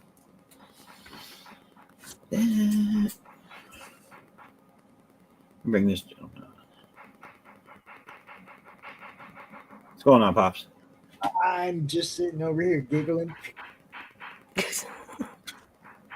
Oh, I wonder why. What did you do, Christy? I double booked. You double she booked me. Who do you, okay, well, who are you bumping that doesn't know they're getting bumped yet? Oh, well, this is somebody that has a movie on Amazon right now. His name is Derek Wayne Mullins, and I'm pretty sure I can move him because he's not like crowdfunding anything. Oh, okay. Yeah, you were just wondering if it was a network person. No, I was just wondering if it was somebody that we could like pick up and put somewhere else right around the same time, so that they didn't feel like they were getting bumped. You know, we do have multiple shows. Well, that is true, and in fact, this guy has been because I met him over on BTM Reviews. And he just happened to mention he was looking for streams to go on. So I was like, oh, dude, just like DM me and we'll get you on my show. But then I go over after I met him and I looked at, his Twitter feed and he's like asking around Comicsgate for people to host him and nobody's answering him. And I'm like, that's not nice. So I'm sure he'll be more than pleased to like work around the Madness Network and talk about his movie. So I don't have to put a launch date into Indiegogo. You just make it go live whenever you're ready. In Kickstarter, they ask you for your target launch date, and that date is the 31st of this month. And how long are you only doing? 30 days then? 35 days. I just got to tell you, the 31st is a day that I am going to be busy all freaking day. Already, my whole day is booked for the 31st already. That's the day of the Madness Mr. Friend's golf match. Uh-huh. So I think there's also a countdown or something that day. And then at night, I'm on Foxhole Squares that night as well. Oh, wow. So, like, I'm just, like, totally booked that day. I don't know what I'm going to do. You're going to be all sunburnt on the Foxhole Squares. We'll be able to use the network and do a launch. That's no problem. I just don't know if I'll be there. Yeah, I don't have anywhere where I planned on launching yet, like to do a launch stream. I do know I have 2 shows. Well, aside from the interview with you, Christy, I had 2 shows that I have to get back in touch with and lock down a hard date. They wanted me to let them know when I was running the campaign, when I had a solid date, and now I do. But one is Mandy's show. Andy Summers, and the other one is Andy Smith. Well, both very good shows to land. Yeah, so I just got to get back in touch with them, give them the dates of the campaign, and they'll tell me when they can have me on. Well, so what do you want? What would you like to do, Zaff? Because I know for sure if you had the 22nd down, I had just not put it in my calendar. Do you want me to get with Derek and bump him, or do you want to take the June date of the 26th? And I'll put you in right now. Yeah, let's do the 26th then. I gotta change it though on my end, otherwise I'll forget. You will be Creative Chaos number 77. People, you were watching. I was going to say, while we're on the 26th, that's also the day that Levi and JD are launching Galaxy Memorial Park. So On the 26th? Yeah, we'll be promoting the hell out of that. Pops, you're just shitting all over my schedule. You know that, right? No, I'm saying that you got golf outings, you got other launches. Dude, that's all we do is launch stuff. That's all we do is launch and count down and do our shows and promote. Well, Levi's a good guy, so listen, if you're watching this, go back his, and then if you have extra money, go back mine. I think they're launching at like noon on Monday, it's like they're launching for Monday Madness. So we're gonna launch them. I think at 6 p.m. Eastern. If you want to go earlier in the day or later in the day, that probably wouldn't be an issue. No, I'm probably. What is the 31st? Oh no, I'm talking about the 26th. Well, the 26th is of June. That's the campaign's already running. It's going to be almost over. That's just an interview with Christy. Okay. I thought you were talking about May. I was like, no, the launch is on your golf outing day. Yeah, you can do that. That's probably. And I'm gonna. Wait, hold on. I'm sorry. Did he say you can do that? Like he had any say in our booking? I mean, he can do that on the network. No, he's telling me I can launch that. Yeah, he can launch it on the network. I just probably won't be there that day. That's all I'm saying about that. When you mentioned the 26th, I thought you were talking about May 26th, which is Memorial Day when those guys are in Galaxy Memorial Park. No, I will Just a be. misunderstanding on my part. No problem. I will be drinking and working that whole weekend. I got an extended weekend from work, and I think I'm off for 4 days. No, I'll be drinking. I don't know about how much work. Look, I have the golf thing, the golf match, Foxhole Squares. The next day, I'm on the floor at Hall of Heroes Comic-Con. Oh, So nice. that weekend is just going to be wild for me. I can't wait, man, because it's not me that's going to be golfing. Dante is going to be golfing. It's going to be Dante versus Mr. Fringe from Lunatic's Fringe in a golf match, and we're going to film it, and it's going to be hilarious. I like this. If we did more launches, we'd be spacing.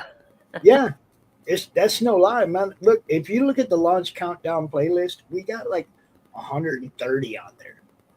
You know, we've launched and counted down a lot of campaigns on this network. Bergozzi, Pimp My Comic is a blast, and I can't wait to get on that. And also, Andy's a great dude. He's one of the first friends I've made in this land of internet, and he's had me on for every launch so far, or not every launch, every campaign so far. So yeah, it's cool, and he did a cover for me for the first campaign. I'm in the talks with him to do a nice wraparound cover for the 3rd issue of this book. So nice. I'm going to be getting an Andy Smith book autographed by Jim Starlin. Yeah. Starlin's going to be at Hall of Heroes, and I have that Thanos. He did the cover, right? I think he did more than the cover. It's a hardback book. He did some of the story too. Interiors, man. It's like it's Andy Smith and Jim Starlin and one other guy, and it's a hardback Thanos. I can't remember what the name of it is. Something, like Edwin. What's going on, man? Reinvigorated. I can't remember the name of it, but it's a Thanos.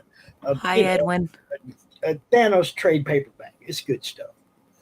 And I'm gonna get that one signed by Jim Starlin, and then if I ever get to meet Andy, he can sign it too. Starlin wrote it. Edwin, you want to come in and draw? Come in and draw. Yeah, Edwin, come in and draw. Matter of fact, this should be set up more like this. Somebody should come in and draw. Yeah, absolutely. Hey, on that note, I am going to check out because I really do need to eat, or I'm going to pass out. Well, Christy, I really appreciate you coming by and keeping me company. Thank you for giving me the link so I can hang out. I do feel super special when I get to come and take up space on a draw stream. Anytime. She was actually coloring today. We got the space to take. Yeah, you should have did the coloring. Oh, by the way, dearest Zaff, I am going to be hosting the draw stream tomorrow. So come by early if you can, so I'm not twisted in the wind by myself. Are you doing the same time? Yeah, is that hold on? That's 2 Eastern. That's an announcement I was going to make. Dave Brink is bringing his show to the network, A Drink with Brink, which is at 2 p.m. on Sunday. So I'm probably going to move the Sunday draw stream up. Up to early? Yes. On a Sunday. I know. But is he doing his tomorrow? I don't know if we're gonna get it. I don't know if we're gonna get it together by tomorrow. I hope we do. I'm gonna have to get with him sometime tomorrow morning before. Now, is his a draw stream or is his just him? No, this is an interview stream. Oh, nice.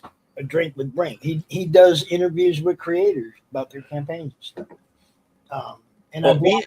Me and Brink were both on Andy Smith's show together for a previous launch.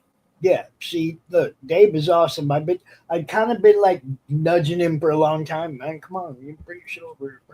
And we finally reached a impasse where it was like, hey, dude, you gonna do this? He's like, yeah, I want to do this. And cool.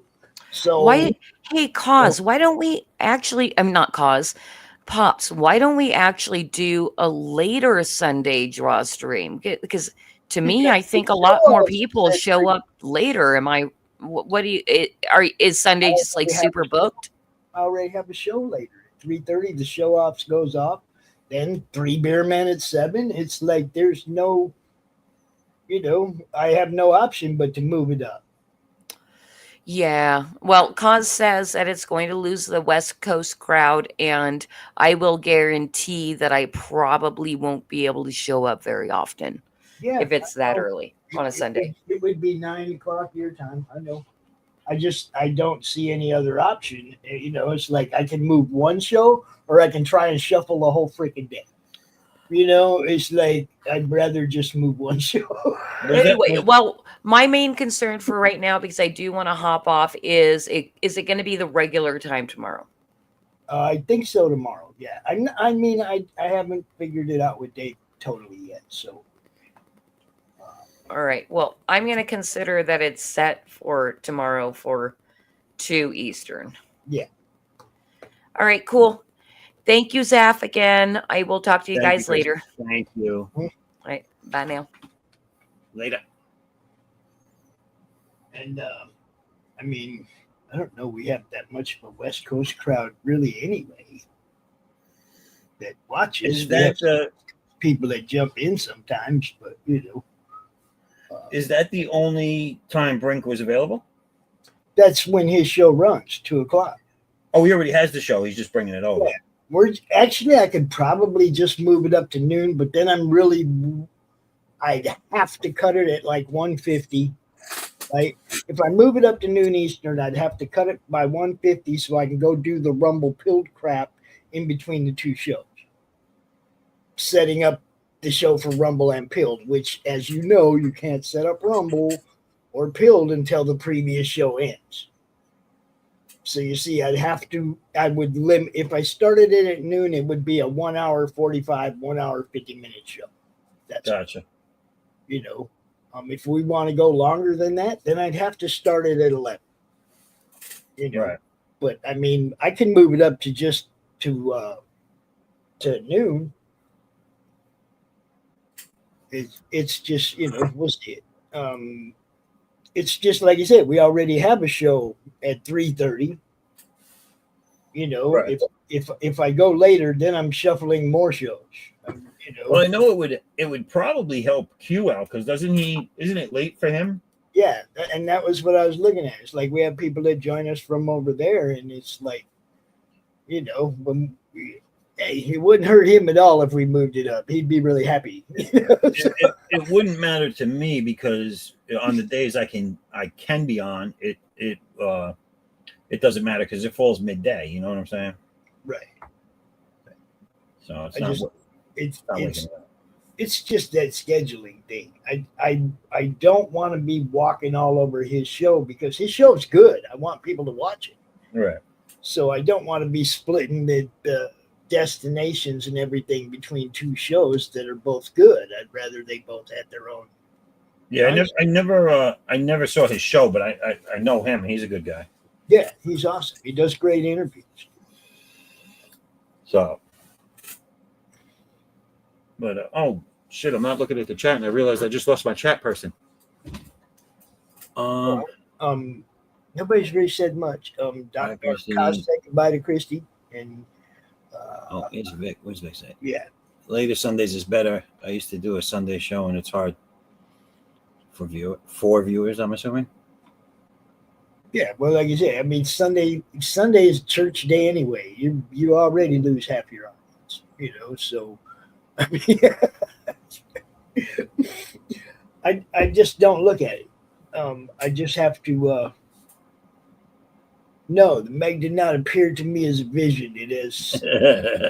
It started as CromCon and just snowballs down the hill into more stuff. The Roku is the vision, if we ever get there. Right. Which I'm pretty sure we're really close. So, thanks, Tank, dropping that in there. But yeah, that. Yeah. Oh wait, let me drop that up too. I'm wondering why isn't Tank here? What was his excuse? I don't know. Tank, Edwin, come on in, guys. What's the matter? Y'all getting What shy? do they not have the link? What? I don't know. I use deodorant. That's all I know. All right, I'm doing this thing right here. Okay, there. That link's all over the fucking place now. I don't care where you watch. Appeared to him as a vision. Yeah, I mean, look, when I first started talking to Kaz about it, I just told him, I was like, this is what I've done. This is what I'm trying to do. And you know, if there's a way you can help me get from point A to point B, you're in, bro. You know, it was just kind of like that. There wasn't a whole lot of negotiation or anything. He tried to say, yeah, I'll help you out. You know, we can do this 90-10 thing. And I was like, no, fuck that. I was like, you help me get this thing going. You're half, bro. Straight up, you know, 90-10. I was like, no fucking way. You guys all know me better than that, right? You know, I take care of people that are taking care of me, man, 100%.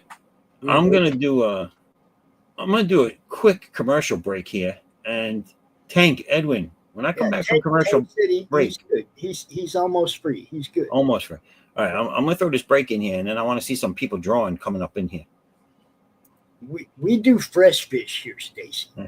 We send people out onto Lake Michigan and whatnot, and they catch real fish, and they come home, and we do a yearly fish fry, which is coming up next month. Yeah. All right, so bear with me. I'm going to put a short intermission.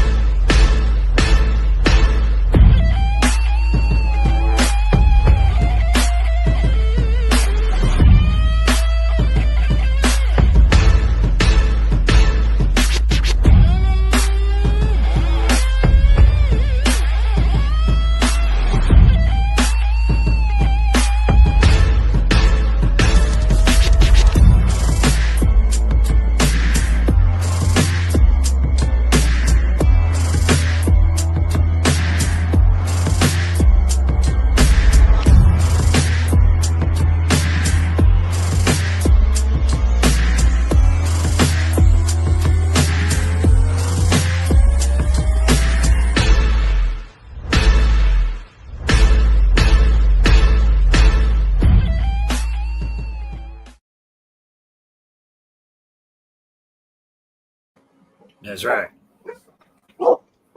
Just set the dogs off, bro. The dogs are back in it. Okay, guys. Okay, chill out.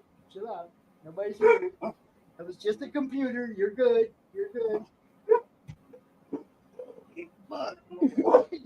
Yes, I'm trying to get to that, but these dogs. You got the business. Tank got the business. It's enough. Nobody's Everybody, you're listening to it here live as Pops is being eaten by his dogs. No, that's it. I'm house sitting with the pitbull at the pitbull house this week. Oh, he's being eaten by someone else's dogs. Yes. Yeah. Look, Kaz offered to help me, and he's like, only wanting to take 10%, and I'm like, I was in a position where without somebody like Kaz, I couldn't make this a legitimate company with a legitimate foundation. And I wasn't going to let him get away with doing it for 10%. And I said, no, bro, if you help me get this thing going, it's half and half. We're partners, straight up. And that's just the way I am. And I appreciate the people that help me, And look, I could have jumped on that offer of 90-10, but we probably wouldn't be as far along as we are. Because I think him being a partner gives him more incentive to do more stuff too. You know what I mean? Yeah. I don't take advantage of people, man. It's like I want everybody to make money. That's what this is all about, right? I try to help people get their books get seen. Everything I do is trying to help people make money. You get on board, I hope, wife crashed out early, so he got the business. Yeah. You got daddy duty. That's all right. You survived, Tank. You'll be all right. Are you okay now, Blaze? You good? He barked so much he had to take a big old drink of water. Yeah. My dog will do it until he's gagging. Yeah. It's crazy, huh? And then they drink themselves sick. Well, it's funny because he knows when I say water what I mean, and he'll be there gagging, and I'm like, go get some water, and he'll be like, oh yeah, water.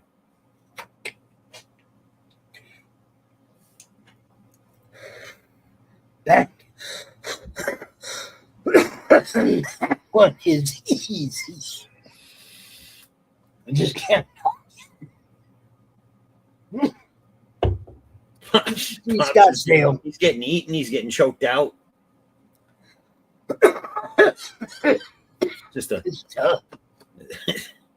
TPC Scottsdale is my favorite place I ever golfed. You know, the same place where Tiger had the fans move the boulder. Where'd you say, Scottsdale? Yeah, TPC Scott. I lived in Phoenix for 35 years. Yeah. I golfed at all the nice courses out in Arizona, bro. And there's some really nice ones. I think the longest, there's a par 5 there that's 509 or 635 yards. A par 5. Wow. It's like if you can't hit it 300 and then 280 and then have a short shot up, you're in trouble, right? If you can't hit a long ball. That's not for beginners. No. And I'm not a great golfer. I'm 61. Okay. I used to be pretty fucking good. I made a lot of money on golf courses. If you can putt, you can make money. I'd like to try that. Yeah. If you can putt, you can make money because you land on any green, right? And it's like $10. I'm in the hole before you. It don't matter how you got there, how many it took to get there. Once you're on the putting surface, that's where you make money. I have a solid drive that I can control pretty well, so I'm good with the drive, and I have a really nice short game. But it's the in between. It's either hit or miss. Oh, your middle irons suck. Yeah. I could be on like nobody's business one day, and then just be shit another day. Oh, dude, we're gonna have to golf. You're gonna have to be one of those Dante versus in a golf match. We're gonna make that thing. We're gonna make that. This is not gonna be the only time this happens. Anytime I find somebody in the madness of the golfs, it's gonna be sometime, somewhere. We're gonna do this. I got lucky. Mr. Fringe happens to have a cousin that lives up here where I live. He's coming to visit his cousin. His cousin happens to be my cameraman that goes with me to cons. So, obviously, we have a cameraman for the golf match, and we have a cameraman the next day when we go to Hall of Heroes Comic-Con. Nice. I get to hang out with dude for a couple days. You know, I mean, he's been on show. He did a fourth wall interview with me. Oh, yeah? In character as Mr. Fringe. It was great. We played their band's music on our network. We played their whole show on our network once. Matter of fact, I'm going to replay that here real soon to remind people who they are. I still have it in the StreamYard library. Yes, I do. Nice. See, I ain't no dummy. I keep hold of the good stuff for later use, right? You know what I mean? But yeah, dude's really cool, man. We hit it off really good. I'm like, yeah, sometime we got to meet and play golf. And he's like, I really suck at golf. And I'm like, yeah, well, Dante has never golfed. We're going to be in character. I'm going to be Dante.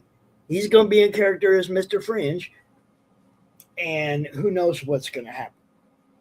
I know there's going to be weed smoked and I'm not sure what drank, but there's going to be stuff drank and we're going to have just a great time. I do not golf without drink. Well, yeah, I mean, you got to. That is a prerequisite. Right? See, I wanted to do a video game. Kaz, I'm glad you're listening. I wanted to do a video game called Bong Shot Golf.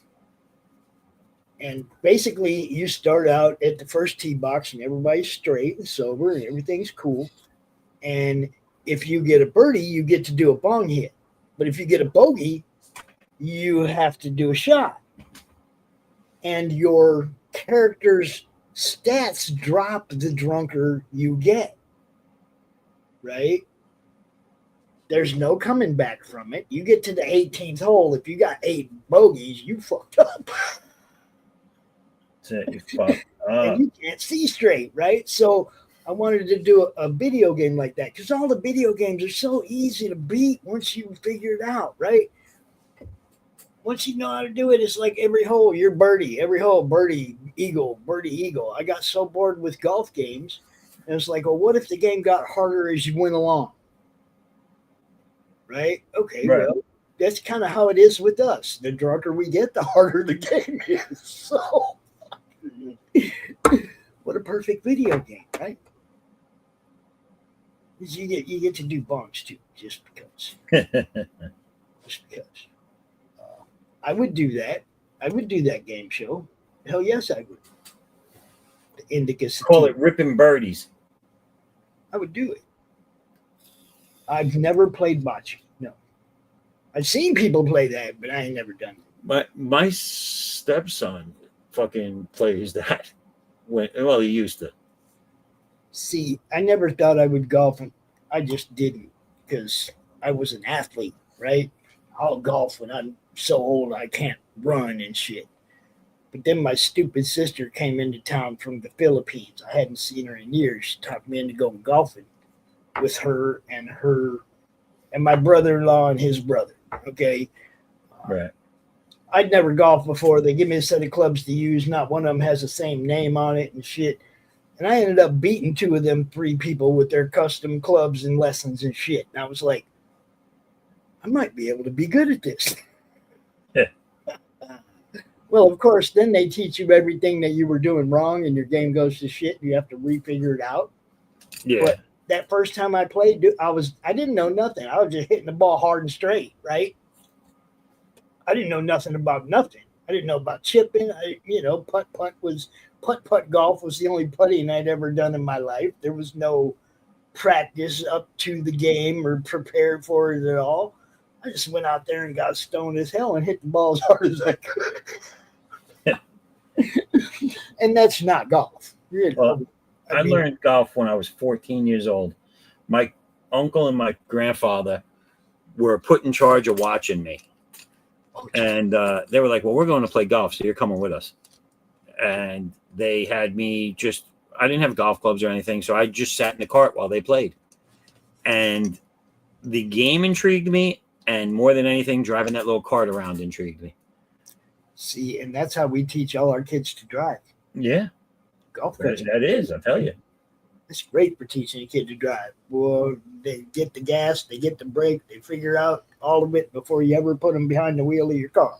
That's right. Yeah.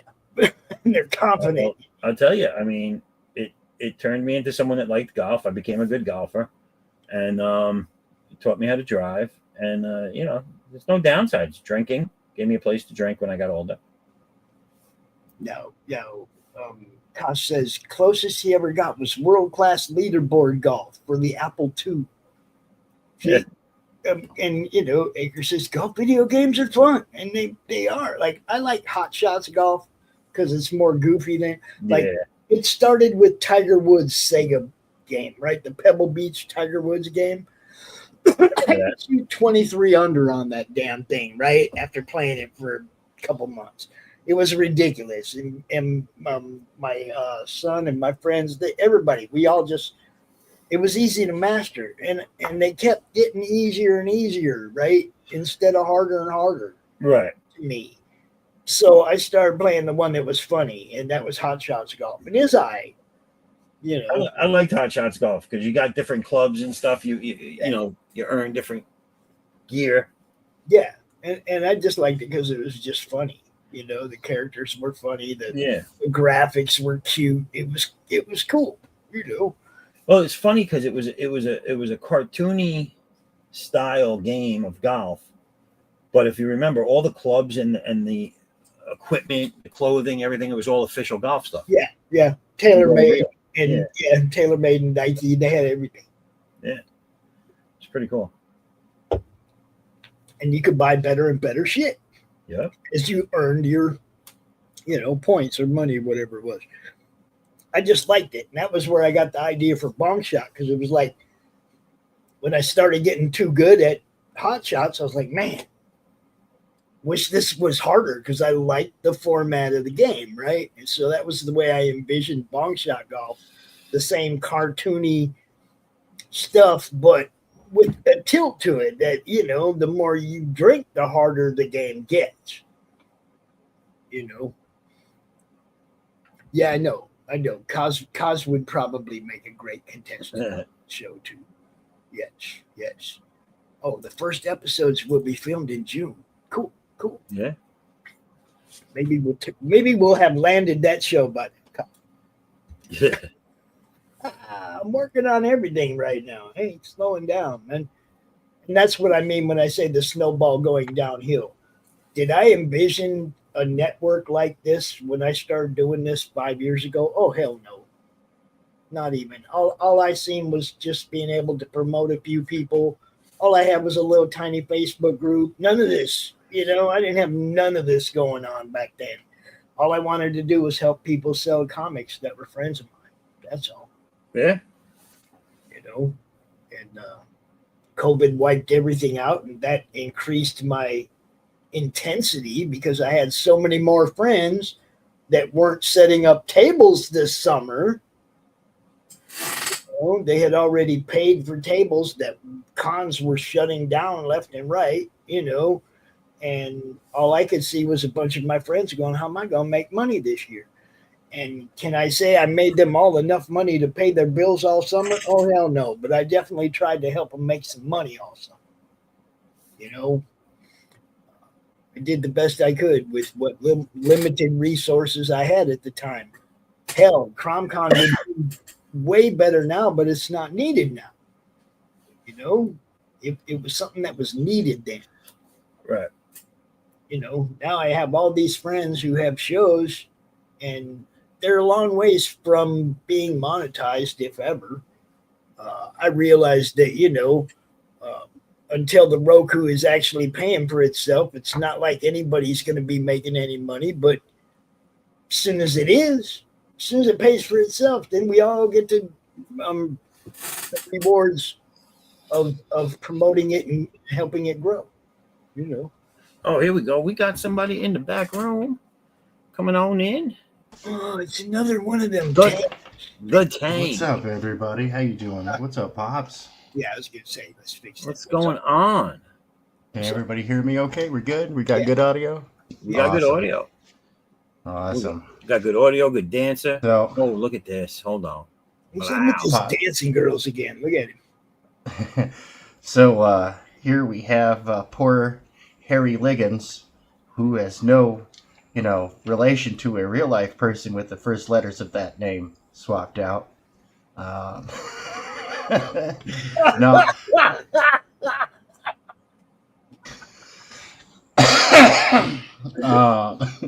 Holy shit, man. I didn't see that coming. That's cute. I like that. Oh, damn. Yeah, so. Hey, no, you just knocked me out the chair. I had to walk across the room laughing, bro. Holy shit. I don't fall down out of the chair. I just get up out of it and walk away laughing. You know what I mean?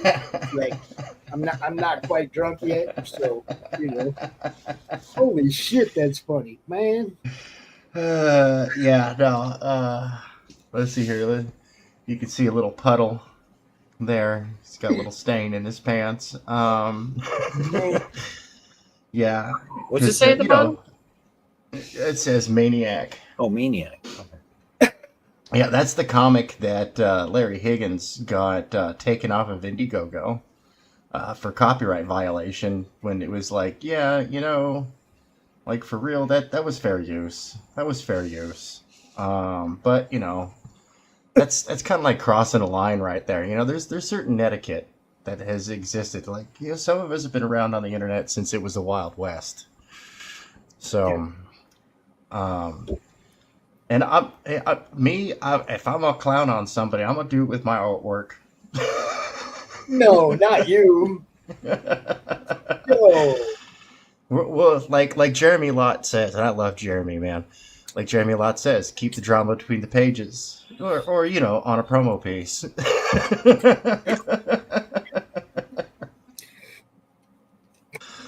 But yeah, no, I whipped this up some Maniac fan art because as the more I looked into this, I was like, this is actually as relatively simple as the premise is. I'm more and more believing that this is a satire of all the vengeful anti-hero comics that we see out there. And I'm like, actually, this is, the more I look at it, the cleverer it gets. So we'll see. I'm interested in reading that one. I like the premise too. In a world where the villains won, they killed all the superheroes. The closest thing to a superhero is this psychotic anti-villain. So, you know, like Azrael on steroids. Lots of steroids. So many steroids. Pardon me. Of course, I've got this Lady Death. That I like. That's amazing. Thank you. Yeah. And I've got these. I didn't make it to the studio. Dude, I missed Hump Day and the studio this week. I don't ever miss those shows since I've been up on the panel. I was going to try and get on the Hump Day show, like on try and be on there for a regular basis with him. Mm-hmm. But the swapping in and out of people, while it's cool that he's fair and he does that, it's hard for me to dedicate time to sit in the back room. Right. You know what I'm saying? Yeah. Like, if I'm going to dedicate a couple of hours to a stream, it's only beneficial if I'm on. You know what I'm saying to me? Mm-hmm. And that's part of why we offer the Pro StreamYard or EB Mux to our stream runners, is so that they have the 10 screens or 12 screens, and they have all the bells and whistles, and they don't have to pay for it. Well, yeah, he's upgrading over there. He's getting to another stream service that allows more people on. And I've considered going the route that Chester Busby does with Drawn and Quartered Ultimate Edition, which he goes through Discord, and they have Nitro, which is $10 a month or $100 a year, and that's 25 people. Oh wow! But see, it's got to have more than just that. It's got to have all the bells and whistles. Right. I mean, the thing I love about StreamYard that even EV Mux doesn't have yet is that backstage library where you can cut up previous shows, cut shorts out of them. You can take like right now. Okay, I was talking about a show earlier that we did with the Lunatics Fringe, where we played their whole concert live. Right, it's in my StreamYard library right now, and I can set up a live show and replay that thing tomorrow. Right. You see, and I don't have that kind of love anywhere else yet. No. Scott says that he started the Three Beer Men show on Discord, but got banned. See, and that's another problem, is that Discord has had a troubled past. And that's another reason that this whole thing for me, my YouTube channel is a beta test, bro. Right. It's a beta test for my Roku network. That's what it is. I don't go out begging people to subscribe to my YouTube channel because I'm not trying to build a YouTube channel. It's building itself. I'm sorry, Raul. You know? Hey, you are, sir. Raul, what's going on? He said, Roku. He gets it. See? Hey, Roku. And to all the people that have scrolled past us on the Critical Blast X, stop in and say hi. For we real. see you over there. You can stop and say hi. We got cameras everywhere. They're Yeah. in your toilet. I mean, they're totally not in your toilet. You never know. Sorry, I've been watching too much Archer with Krieger and his dang toilet cams. Like, he's got everything under surveillance, and like 90% of the cameras are in bathrooms. It's like, dude. That sounds kind of skibbity, bro. It is. Well, it's Krieger, so yeah. That sounds kind of skibbity. I like it. I see what you did there. It Took me a does. It second. sounds a little skibbity. I'm just saying. What do you got going on, Raul? Oh, yeah, that's right. Raul has to type to tell us what's up. Mm-hmm. We got to get this guy a mic. No, Raul's mic works. He just likes to type. Okay. What the heck? My phone is blowing up at this hour? Oh, okay. It's somebody That going, was, you really had a show with Pops? That was. Hey, it's Raul. Yeah, it is Raul. Uh-huh. Typo helps make money. Oh. Uh-huh. There's a lot of things that help make money. One of it's promoting. Did you guys know the Brides, the campaign relaunched today? Les wow. Garner's campaign, Yeah. Brides campaign. Yeah, that relaunched today at FrankenCon. Actually, Nice. that's where those guys are today, or were today. For all you mothers, happy Mother's Day. I got That's to be right. first. That's right. Happy Mother's Day. It is officially Mother's Day. Where Let I'm me see at. Raul in the chat. Yes.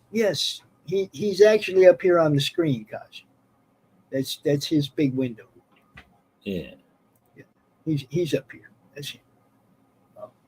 We don't know. He always has that mic muted though. Like he don't want us to know what he sounds like. What are you going to draw? A tank? I have no idea. Well, I do have Oh some wait, idea. I have a question for you, sir. Yeah. What's up?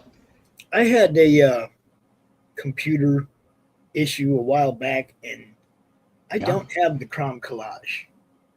Uh-oh. I'll get that to you. That would It be needs an inker. it needs to be. I don't know how close it was to finish. I know we had a lot on it. Dude, there is a lot on there. But we've actually added a couple other people to that. Yeah, that was all from CromCon 22. Yeah, it was a whole bunch of people, man. Yeah, I know exactly where that file is. Whoa. I'd love to be able to show that to people when I don't know you're if out I can here, bring it.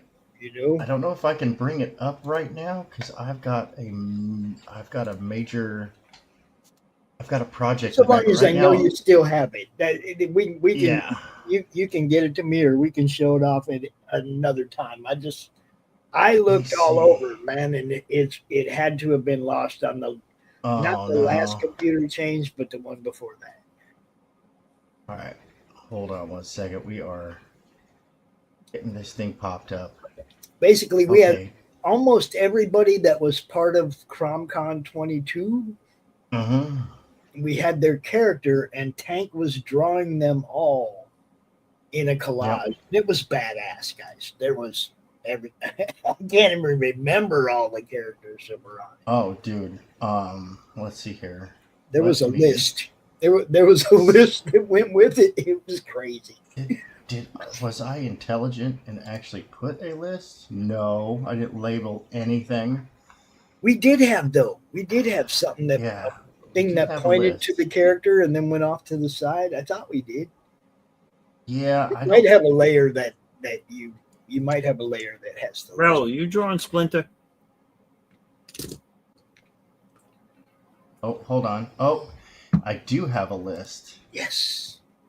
To include the number counting of. Oh yeah, because I was outlining everybody so that way we could do keep track of what was. God, there was so many, dude. How many are on that list? Like 30? Let's see here. That one's number 30. Dreaded Dinosaur Man. Here, let me switch gears here. Boop. Oh shit! and then get in here on this. So like number 31 is Magnus. Wow. See if there's a number higher than Vector, 31. Joe Sontag's Reaper Destroyer. Yep. Dude, there were so many cool characters on this thing, man. Let's see, we got Nera X. It was The big robot, the squirrel. They're not numbered. The samurai squirrel. So that would be 32, That was, 33, 34, 35. the samurai squirrel is 47 Furious Tales. Who's the and then giant we woman? have- The giant woman was from, Pardon me. Joe, what's Joe's last name? I can't remember. Joe. Joe Gotts. What was the hell is the name of that? She was a giant Amazon cop. Okay, basically. so yeah. And I don't have her name written on here. Okay, the squirrel was number 20. He was Yoshinko. He was further down earlier. It was just all good Is that stuff. the badger up top? Yeah, Yeah. Badger's on there. Yeah, Mike Barron was at CromCon 22 as well. Yeah, there was so many cool people there. Look, Six Gun Gorilla right in the middle. The big Yeah. gorilla. That's Brian Kriskow. Who's that under his? Is that black and white under his? No, go up to the right. No, it's Nera X It's It's near. from Okay. Bill Reaper Mouse. Destroyer. Yeah, I know the Reaper. Oh, man, that was so much fun putting this together while before the show and during the show. It's like the guests Yeah. would come on and Tank would draw their character in, right? Oh, Who's the frog, that? Demon Bitch, the frog, yep, all that stuff, man. Yep. Lady Alchemy and Black Rhapsody. Yeah, So many That's cool. creators. Now, is this as far as it's gotten, or that This was all. was as far as it got. Yeah. Yeah, that was just people that were at that one show. Yeah. Characters And I would and sketch people. their character. And we did Of CromCon course. 39 times, guys. 39 times we had shows. Oh, look, there's Crom. With This his is the only one you did. T-shirt. this is the only one you did this for, though, right? Yeah, this was all Tank's idea. He did all the art, you know. Yeah, I had another project that I was working on. What's up, Pixel? Think so. That was the Comicsgate Mega Collage. Yeah. And that was a bunch of stuff. And then like the CG friendly guys, they got some of them that were in CromCon got their character put on the Mega Collage. Yeah. Because we don't want to have any fights going on. But this is where the idea all started. It was fun. That was a fun weekend. And the guests would come on, and the first thing, Tank would be, hey, like, cool, can I draw your character and add it to the collage? And most of them were like, yeah. Like, didn't we have a phantasmagorical swan or something up in there too? Yes, Fantelican. Fantelican, and we had Katie Shaw's dragon in there somewhere, I think, down at the bottom. There's the dragon. Yeah. See, look, all these people from the Madness. Oh, there's Duty. Duty was there too. Sam Barris, Duty. Dude, come on, man. And we had cool. that Raven character. Yeah, that's from our sponsor, Cindy Kep from Animal Eye. Mm-hmm. Dude, that was fun, man. Yeah, it's so many great people appeared on that. Yes.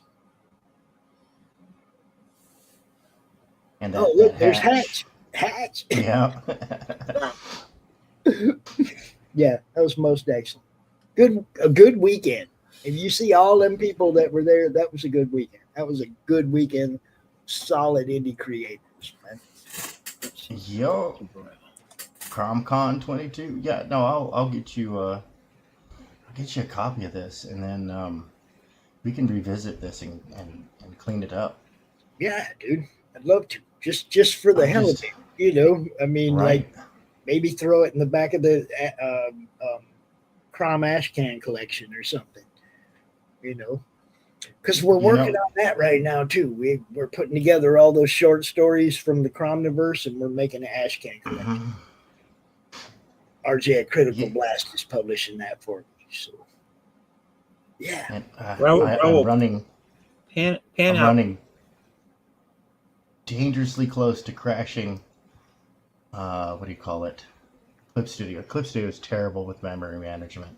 It's my only complaint about the program. It really is. That's cool. But right now I've got James Lee's The Steins open, and I have to be very careful not to show anything from that because I'm doing color separations and formatting for print. And oops, don't want it to crash because you can go ahead and go back to what you were doing. I just wanted to show that off. That's awesome. I'm glad you still have it. Oh yeah. No, you don't throw away history. I've got some crazy stuff in here. I'm actually looking for something. Where did I hide that from myself though? There. Okay, there it is. Yep. And I just had to delete a couple of pages because I was talking it over with one of my editors, and we decided to, because I was like, dang, I totally forgot to put this in the script, and it totally needs to go there.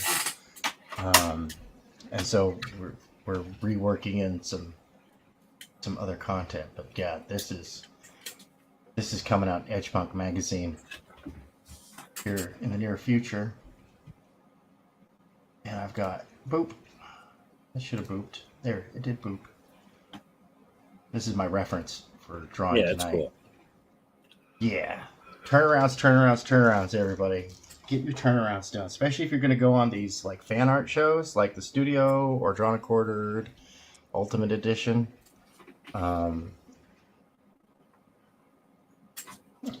Like turnarounds. Get good reference art together. Treat every endeavor, even if you're like the sole proprietor, treat every endeavor like you are going to have a team of artists working on it, because I was like, dang, man, like when I was trying to do the Maniac picture, I was intently studying panels and promo art and whatnot just to get all the details, and I don't know if I got them all right. So far there's been no complaints. So all my characters just wear like front outfit aprons. That's right. It's just they're like hospital gown outfits. in the back. They're just ass showing. Right. Oh yeah. But I'm doing up some physical art in case anybody's interested in buying. I've got a medical bill I got to pay from last year, and it's dinging my already abused credit rating. So, yeah, they are not happy with me. I ended up in the hospital last year with what happened? Oh, I tore a muscle in the middle of my back. Oh, not good. Yeah, I could not breathe. Like I literally couldn't breathe. Like it. Yeah, that's like bad. I would have to like my body refused to breathe in. I had surgery last year too. Oof. So I spent a few hours in the hospital. chest. Oh no. Yeah, it was pretty ugly, but I survived and I'm all right. Good. I had what's called a hiatal hernia. Oh yeah. That does not sound pleasant. I don't know what that is, and I hate it already. My father had that. It's right at the top of your stomach, where your esophagus meets your stomach. You get a hernia, and when you eat, the food and stuff doesn't always go into your stomach. And sometimes it gets rejected. You know what I mean? Okay, so I was going through these puking spells of 12 hours after eating, Oof. and it didn't matter what. Sometimes it was the same thing that I ate last night. I had leftovers of it the next day, and it killed me. There was never one thing I could nail down that was causing it, right? Yeah. And then one day I had one of these really bad, and I was puking blood, and I was okay. Maybe it's time to go see what's up. And the first thing that doctor tried to tell me is that you smoke weed. Oh, you're and motherfucker, I've been smoking weed longer than you've been alive. Shut the fuck up. That ain't what the problem is. It was Right. like I couldn't believe dude was trying to blame it on weed, right? So, Yeah. they do some, they go in, they scope it, they tell me, oh, this is what you have. Then after 8 weeks, or I mean 8 months of bullshit tests and other crap, they go, this is what you have. And I'm like, no shit, you motherfuckers told me that 8 months ago. Why didn't you fix it then? So Mm-hmm. after 8 months longer of dealing with the shit, they finally got around to going in there and fixing it. And the doctor did a good job. I ain't bitching. Good. They did a good job. I can eat. Everything is cool. But man, they didn't have to put me through that dumb shit for 8 months after they knew what it was. Yeah. That's the uh, medical industry milking the insurance companies. Mm-hmm. That's what that is. Because they knew. They told me what I had day one. But they didn't fix it on day one. They could have. Yeah. You see what I'm saying? No, it's a bunch of bullshit, man. I hate big pharma. I hate the medical industry. Yeah. That's cronyism for you, I hate right there. it. When my father first told me he had that, I said, "You have a high anal hernia? Like, so you got a hernia in your ass cheeks?" Did he smack you in the side of the head after you said He tried. I was faster Yeah. than him already, though. that? Yeah. I said, "Don't get your anal hernia in an uproar." That's crazy. No, I didn't know what the hell that was, man. And then I'm telling my mom, they said I got this. She goes, oh, I have one of those. How the fuck come I never knew about that? It's like I'm pretty sure I've been living with you all my life, or lived with you most of my life, and I've known you all my life. How could I not know you had that surgery? Well, isn't that one of those things that women can get from having kids? I don't think so. No. Like the pressure and the stress. Like, I know they're prone to I hemorrhoids. wouldn't doubt it. I know they're prone to hemorrhoids I after don't birth. know. I just know that she told me she had it too, and I was like, well, how come I didn't know? And how come I've been telling you I've been puking for the last 2 years, and you didn't tell me? Oh, you might have this. Can we get some women on here to come and talk about their high anal? Yeah. Roku is a TV platform and a TV manufacturer, and YouTube and everything else, Netflix, all of it is on Roku, and that's where we're taking our network, to Roku. Everything is on Roku. Everything that's worth anything, Paramount, all of them, Peacock, everything, Yep.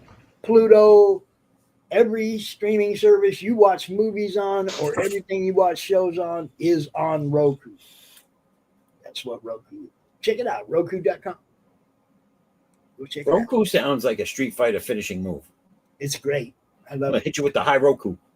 I tell you what, since I got Roku, I haven't paid for a single show or movie or anything because there's so much free shit on there you'll never have to. Oh, we have it. We got rid of our cable because the bills doubled last year. So I went out and bought 3 new Roku TVs, replaced the 3 main rooms with those, and we've been watching it. And we get to watch everything we like because we didn't have stations we watched or shows we watched religiously. We stream everything anyway. And but it's funny because the ads between, a lot of times they go to like a screensaver. And they're like, oh, we'll be right back. And my wife is like, oh, we got communist TV. She's like, it's commie TV. I do like Roku though. My mother came over for the first time after we switched it, and she doesn't understand that I can't get her shows live on there like she's used to at regular TV. Right. Oh, yeah. And she doesn't understand it. And she goes, "I got to go home. I hate your fucking TV." And I'm like, "Okay." But Like, well, I'm sorry, Mom, but I'm not getting a $150 bill just so you can watch one show for an hour while you're here. And the streaming services wised up, man, because why would I want to pay $30 for an ESPN package when that doesn't have all the sports? Right. When I could just use I think I watch my sports on Paramount Plus for $10 a month. Yeah.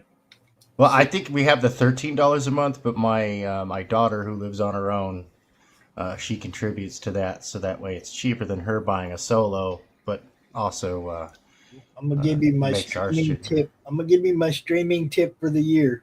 You pay attention. On Black Friday, you can get everything for a year for $2 a month. On Black Friday, everything is on sale. If you're going to pay for streaming, buy your service on Black Friday. I got Peacock for a year for $2 a month on Black Friday. Well, I got to tell you, the only thing I like about Disney now is that they bought so many streaming services that I don't have the same bills I used to. Yeah, but right. I had Hulu, I had Disney, and they bought something else, and so I lost 2 bills right there. I was like, awesome. See, I didn't have a Hulu bill. I was one of them people that was watching Hulu before they were charging. Yeah, but what they did was then they said, okay, we can't charge them for what they already have, but then they made a certain section of movies that were not part of that, and that you would have to pay their service fee to be able to see those. Man, but it was a pain in the ass. There's so many services now.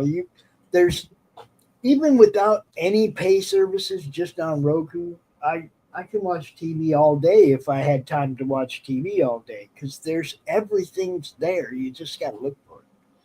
Yep. Well, now you just got to pay Godfather Disney if you want Hulu. I don't pay Godfather Disney for nothing. No, that's one streaming service we do not have. Make him an offer he can't refuse. We're going to wait till they get all the kids out of the tunnels underneath that place first. Oh, yeah. Yeah. When it comes to conspiracy theories, that's one that's straight up I believe in. Disney bad. Yeah, that's without a doubt. I mean, just look how well adjusted all the Mouseketeers are. Oh, yeah. Those poor people. Great. Yeah. I saw a survey on Twitter. It was like, who would you rather smoke pills with? And it listed a whole bunch of people, and Britney Spears, right? And of course, all of them former Mouseketeers. And I was like, I don't know, man. I think I'd pick Britney. She looks to be having the most fun with it. Yeah. Well, what was that other one that went? Not only did she turned into like a meth head or something, and then she had all this horrible plastic surgery, and she was only like 20 something. Amanda Bynes. Oh yeah, no, dude. Oh my God, she had such potential, and she just ruined everything, dude. Did you guys see that fucking zombie picture of Kathy Griffin on the internet? Yeah. Holy dude, bitch looks blue. Dude. Seriously, her face was not pale, it was blue. Yeah, it just goes to show that being a horrible person is not good for your health. No, that's what happens when they take away the adrenochrome. Right. Go ahead, YouTube, kick me. I don't give a fuck. Yeah, YouTube is starting to see the writing on the wall that this administration is Let's go check this out. Is not friendly towards censorship. Yeah, yeah, I like it. What is Roku? That's why I went into that. That's why we went into that whole conversation. So Stacey knew what we were talking about. Raul, Right. what is this? Is this a big hairy ball that he's hitting? Is that someone's nutsack he's hitting with his bat? Is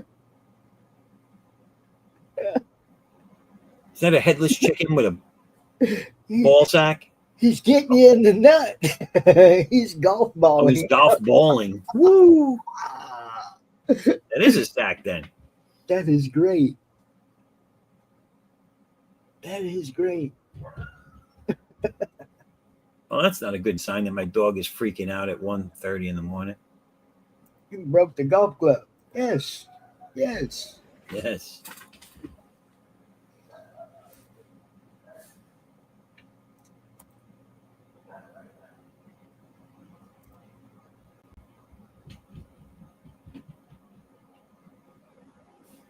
Hmm.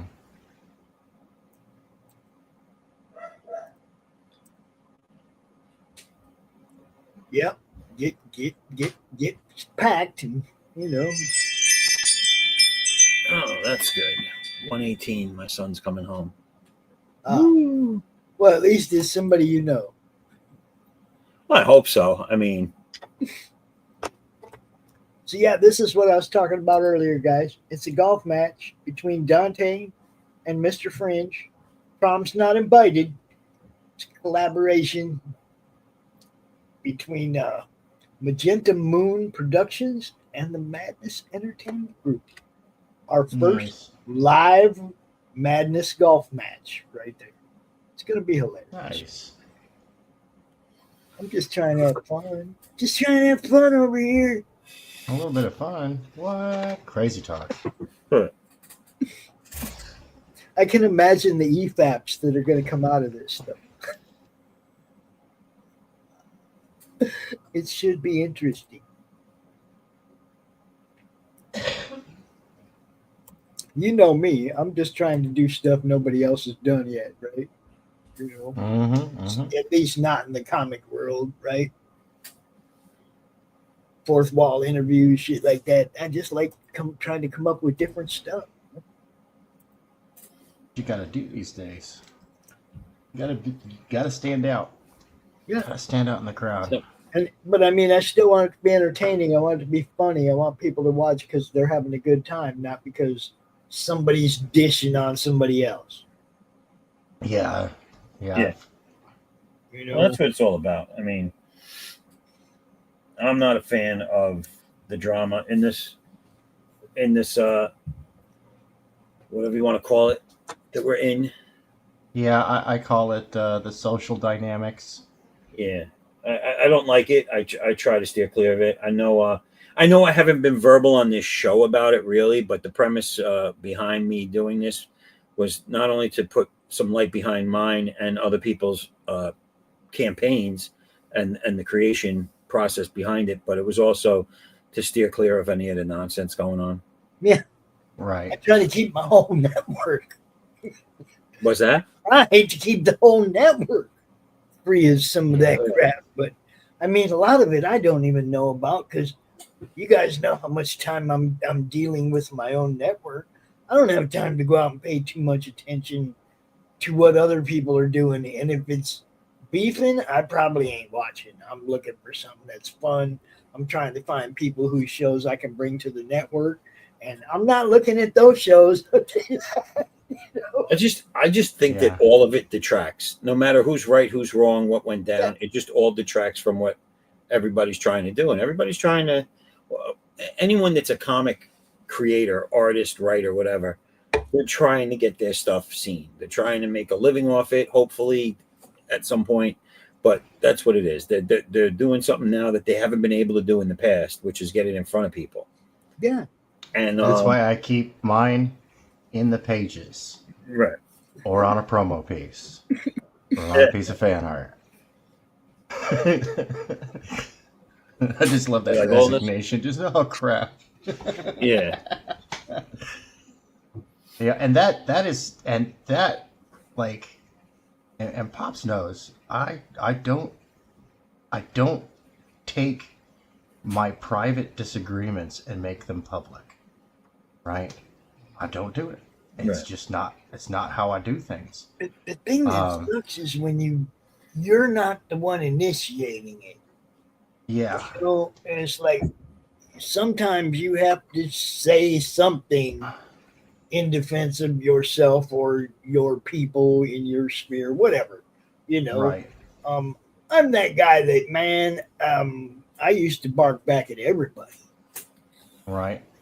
and I just don't anymore. I don't have time for that shit. you know, I'll say my piece and then I'm done. I'll forget about them until 6 months later when they do it again. Right. Just Like, leave if it. you, like I look at it this way: if you're a friend of mine, or I consider you a friend, or whatever, and we're doing something off air, or we're talking through text message or whatever, I'll listen to you. I'll agree with you or disagree with you. I'll tell you you're right or you're wrong. Um, I could say that the person you have a problem with is wrong. All that shit, whatever. Yeah. But I guess because of the day and age I grew up in, and because I've waited so long to get into this arena, is I don't feel airing it out.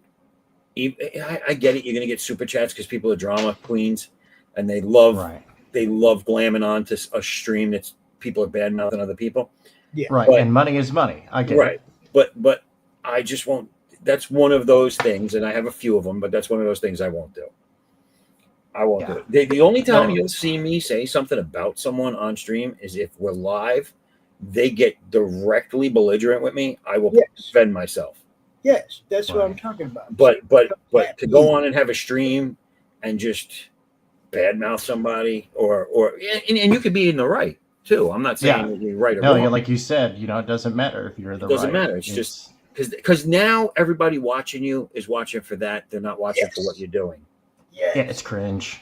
Yes. And that's As why the I try kids not say. to, that's why I try not to lean into it anymore. Right. Granted, back in the beginning, we did have people who, that's their whole show was leaning into it. We don't Mhm. have that anymore. And it's like Hold everybody. on one second, guys.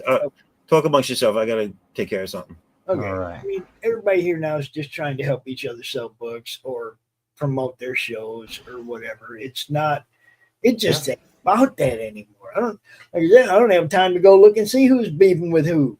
Somebody No, tell me. it's It's funny because I'll get like Mike Yeah. Barry in my inbox and he's going, "Did you see the X beef today?" And I'm like, "No, Mike. I ain't got time for this shit." And then he just laughs, right? He just laughs. He don't even like link me to it or tell me who it is. He just laughs. He wants to know if I'm paying attention to that or if I'm working. right. That's why he's asking, right? And I love Mike for that. He's like, because Mike's a card. usually that means somebody said something about me, and I don't care. I ain't got time for all that. Right. They get in my inbox and it's like, yeah, okay, cool, whatever. Sometimes I might go make one post and say what I thought about it, but then that's it. I don't revisit it and try to monetize it. It's crap, man. It's not good for comics. It is. Like I say, I can't stand trash casts, but I love Kings. I love it when those guys get up there, and it's probably the only time I'll ever watch somebody doing fan art of mainstream stuff. Is when Comics Get Kings is on, and it's always awesome to watch these guys who they're all seasoned, all of them.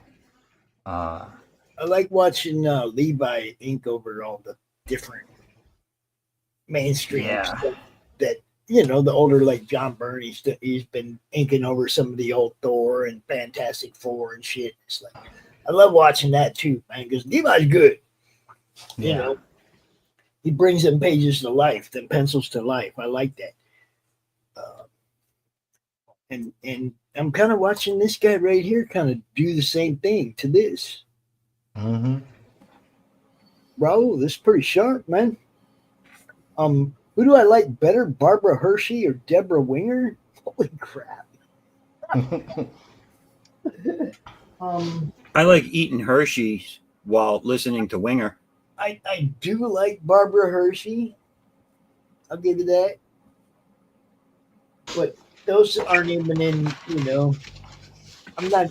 if I'm thinking about hot actresses, those don't even make the top 10 anymore.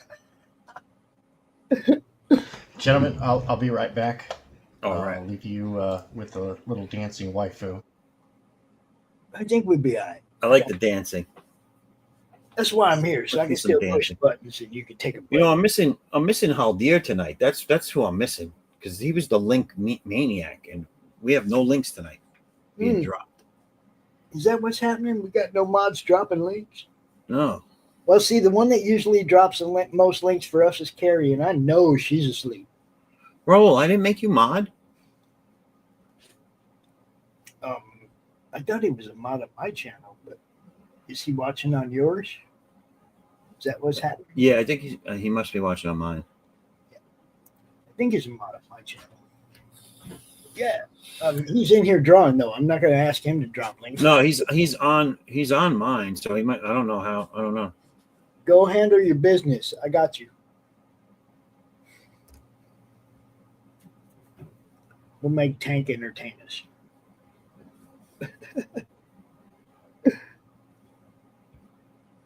Oh, definitely 1800 Westerns. You ain't going to get me to put on one of them white wigs. Fuck that. Definitely 1800s Western clothes. There's a new sheriff in town. Matter of fact, one of the voice characters I play is from an apocalyptic Western story. Dwayne Fink. Y'all know who Dwayne Fink is? From Path of the Pale Rider. Dwayne Fink. Yeah, he's an old drunk. Like Festus from Gunsmoke. That's who I'm modeling. Gosh darn it, Matthew.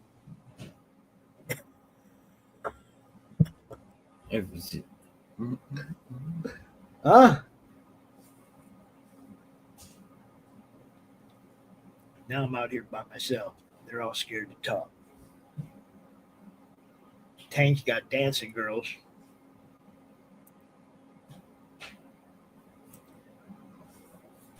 You're playing Dante's Inferno.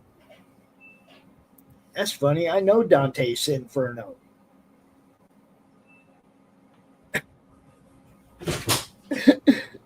Yeah, that was the play. That was the name I used to create my Slaughterville character, Dante Sinferno. Yes, good stuff. I love it.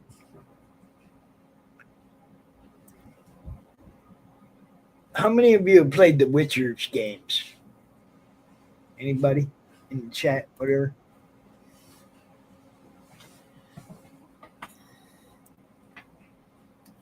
I've been playing them and like comparing them to the show. It's not bad. You know, the game's all right.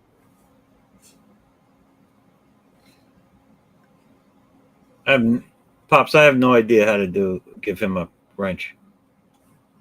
Well, if you're looking at him on YouTube, open your YouTube channel. Yeah. Oh wait, I got it. 3 dots next to his name. You got to be on your YouTube. I got it. There you go. That'd be how you do that. All right, Raul, I think he should be good now. Yes, I love RPG games. I have 2 different characters, 3 different characters, 4 different characters in my Roll20, and one of the characters from one of our RPG games actually hosts a show on the network with another character that was created on one of our RPG games. Dante and Karen on Killer Karen. Those characters are both created from role-playing games. And now they host a show on the network. It's awesome. And I'm going to drink some more. Fuck. I ain't drank in a long time. I don't drink when I'm at home, guys, because 4 grandkids. I don't let them see me like this, but I'm going to drink right now. Can I change the orientation on this, Pop, so that the people are on the other side? Is this the... No, that's not it. Whoa! That's not it. I straight up disappeared. Where the hell am I? Oh, there I am. What you see down below the format things? Yeah. That's what I'm going Yeah, through. that one. But I don't want that one. I want this one, this style, but with the 3 on the other side. Do they have that? 3 on the other side. That's when you share a screen. Like if somebody was sharing their Like I want that, but but I can't. It'll only do share screen there. All right. that's only if somebody's sharing a digital screen, Yeah. right? Then it goes over to the other side. You're doing traditional, so that's why I was using that one. I'm just trying to get everybody seasick right now. See, because then you just grab and drag and pull. Yeah. No, that's what I've been doing. I'm left-handed, so it's offending my senses with the 3 of us being on the other side. Mm-hmm. Stacy, if you watch the Madness Gaming with Chris Brown on Thursday mornings at 11 a.m., we do all kinds of different ones. Right now, we're doing Arkham Horror.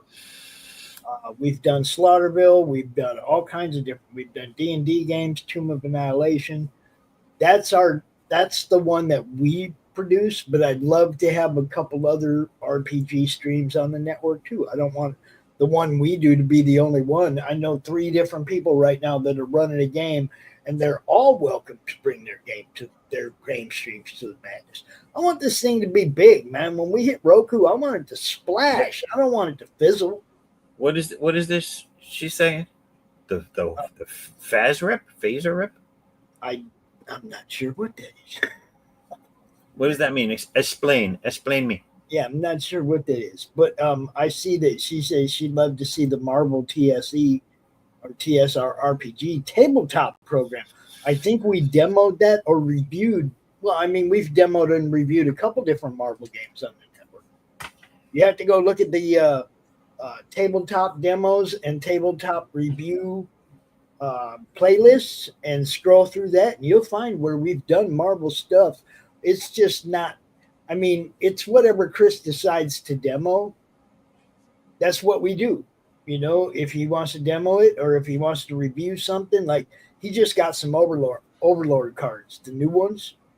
So we'll be hearing something from him about those real soon, I'm sure. But tomorrow he's launching the second Slaughterville novel. So that's what he's focused on right now. And let me tell you what, that dude is holy shit. He's fulfilling a game right now. Fulfilling a game, boxing games, fulfilling a game. He's launching his next novel tomorrow. He just got done with the VLC campaign for Slaughterville, the tabletop. The dude is just popping. Slaughterville is the shit, man. I mean, RPG, tabletop, graphic novels, and dude's trying to get down some kind of a live action type deal. Stacy, you're the one that knows movie people, man. Go check out the Slaughterville universe and then go talk to your movie people about giving Chris a chance at a live action thing. That would be awesome. What you need to do is go check out the C.O.U. characters and get me some. That too. It's got to start somewhere. We got to start the snowball rolls downhill. It gets bigger and bigger, right? So, we do. So for the people that are not that joined late and missed me speaking on this earlier, I did it again. God damn it! Oops, I did it again. This is what we're talking about. So this right here, what I'm drawing this evening, is this character to the right. Her name is War, and I don't care how you think that's pronounced. It's War. The little short one. Yeah. Okay. So this is a future cover I'm working on, because this is going to be probably the 3rd series that I do. I do all trilogies. They're all linked with the universe that goes on around them. That's how I keep the continuity. She is a god type character, similar to Shazam and the way Thor was originally written, where someone else holds an item of power, whether it's the cane or a hammer, and they summon War. So in this, it's a girl stumbles upon an amulet she should have died. She fell down a hole in a cave.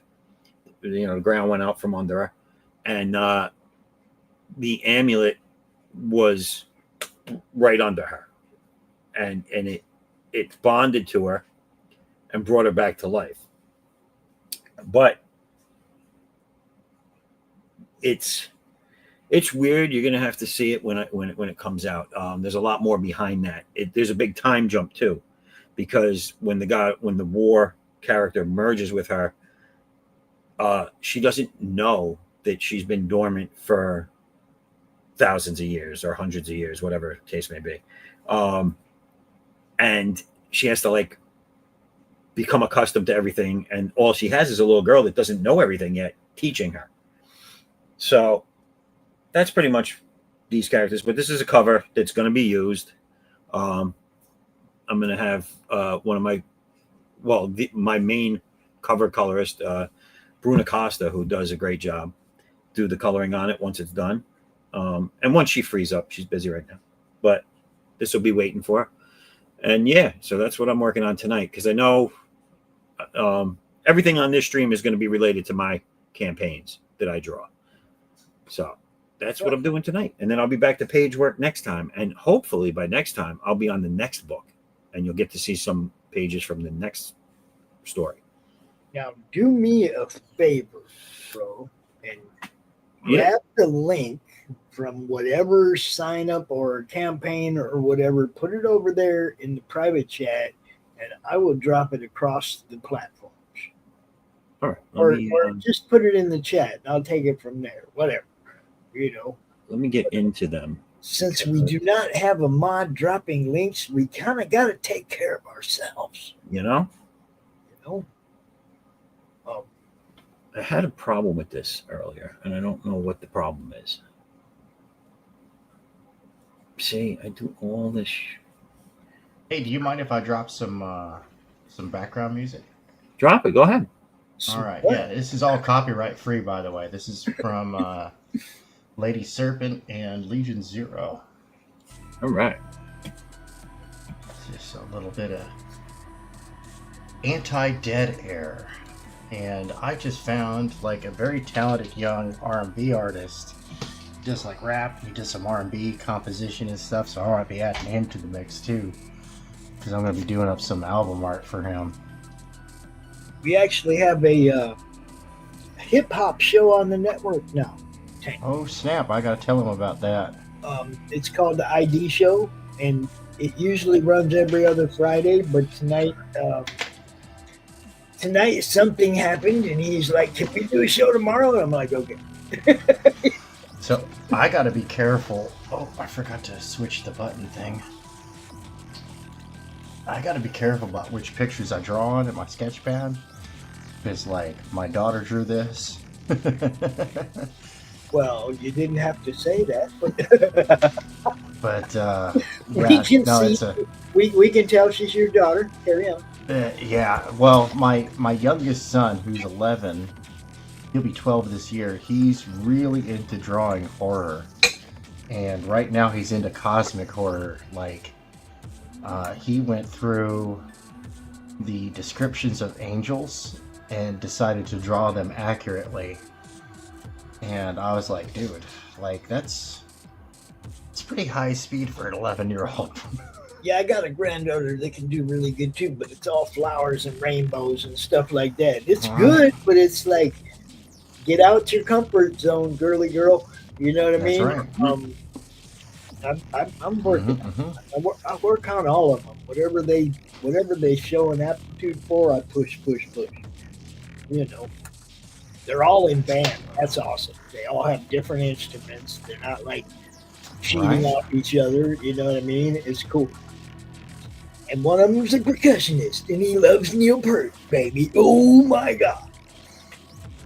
Just wait. I have a grandson that's going to be in trouble.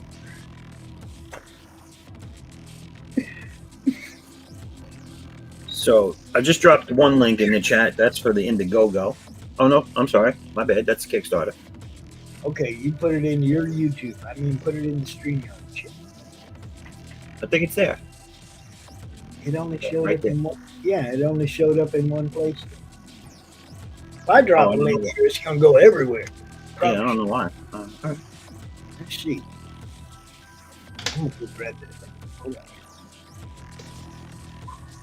So yeah, this is the pre-launch sign up. You go sign up there. There will be an exclusive print for anyone that signs up prior to the launch, and if they back it as well. Now I'm gonna go over there and put it in the Twitter mess. It's just because I can. And I can. These will be signed as well, and they will be limited to only the people that signed up for the pre-launch on either Indiegogo or Kickstarter. So they could be extremely limited. They could be not limited at all. That would be great for me if thousands of people signed up. Thousands people, everybody, Thousands. everybody. That's how. Because 3% of thousands is good money. Mm-hmm. Okay, Twitter chat. Here we come. We got And let me get you the other one too up in here for the people that like Indiegogo instead.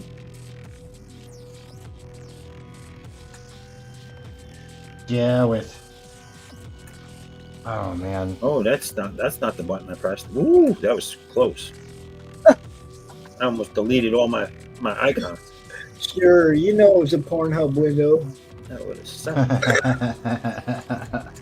Shh. I was not watching Jim O'Reilly's Pornhub station. No, that's only flange.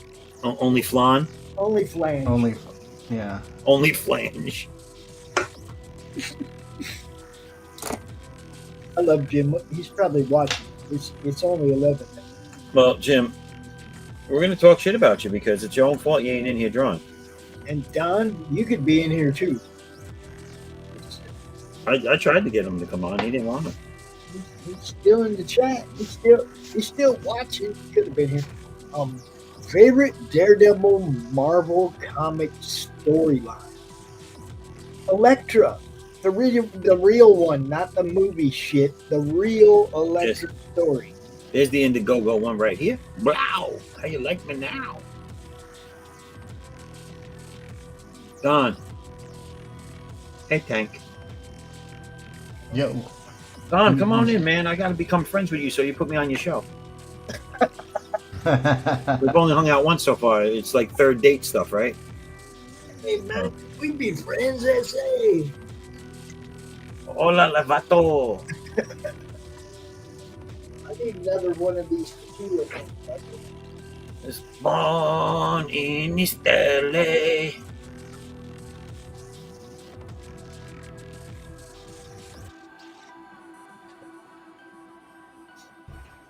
Sniffing and coughing.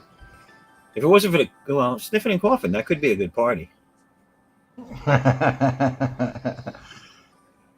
Yeah, poor Don. He's not feeling too good today, man. Well, Don, feel better, man. And hopefully you're better by next week, and we can have you on.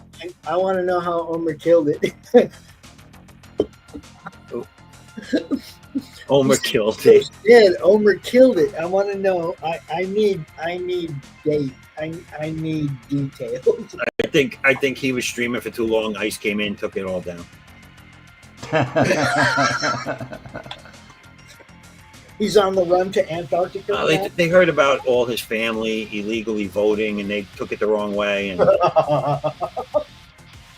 Omer, I love you. You know what's funny? When I mean, Kosh can see the analytics, right? That's how we know about the Antarctica votes and shit. But there are a ton of Netherlands votes where Q lives. So, I mean, that don't surprise me. Dude's a nice guy, and he probably has a ton of fucking friends, man. You know, that don't surprise me at all that he has that many votes. Once he realized it was a race, and we started talking about him, and egging him on. I mean, I'm in his inbox every day going, he's catching you. You better do something. And you know he's going out and he's posting to his family and friends in the Netherlands because that's where the votes are coming. I want to see this movie right here, and I want it to be called Never Meet Your Heroes.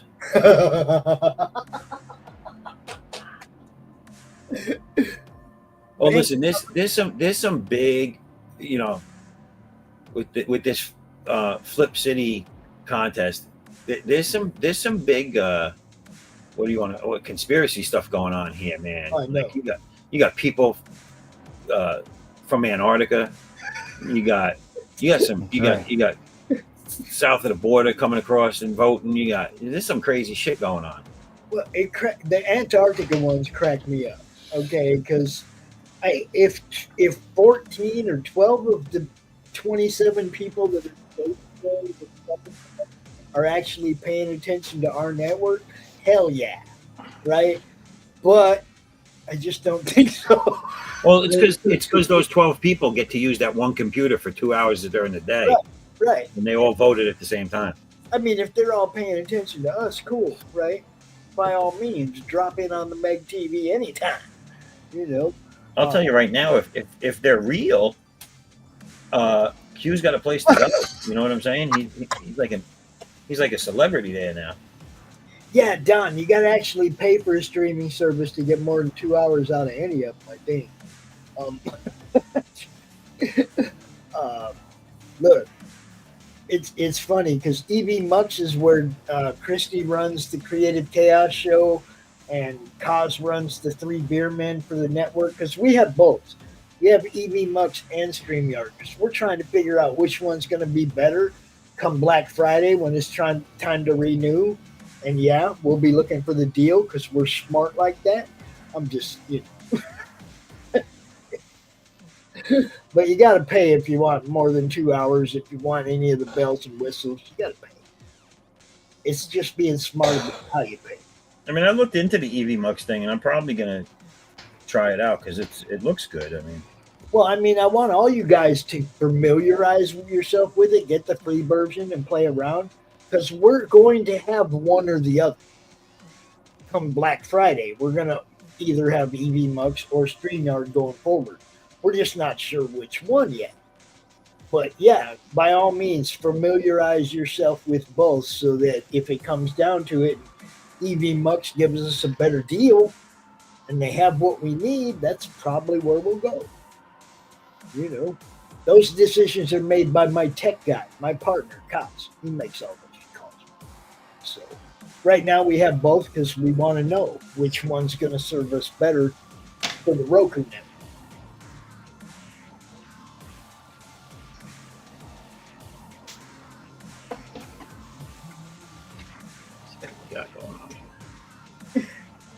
Yeah, it's all good. Iron Man and the Hulk can cover the doors, and Captain America and Hawkeye can get the money. But then you're talking about those goofy face masks like the president's, like, Benjamin's movie. Nah. Yeah, no, I didn't mean Tom Petty, but I met Stevie Nicks at the Tom Petty show, if that counts. Yeah, I always thought Tom was petty too.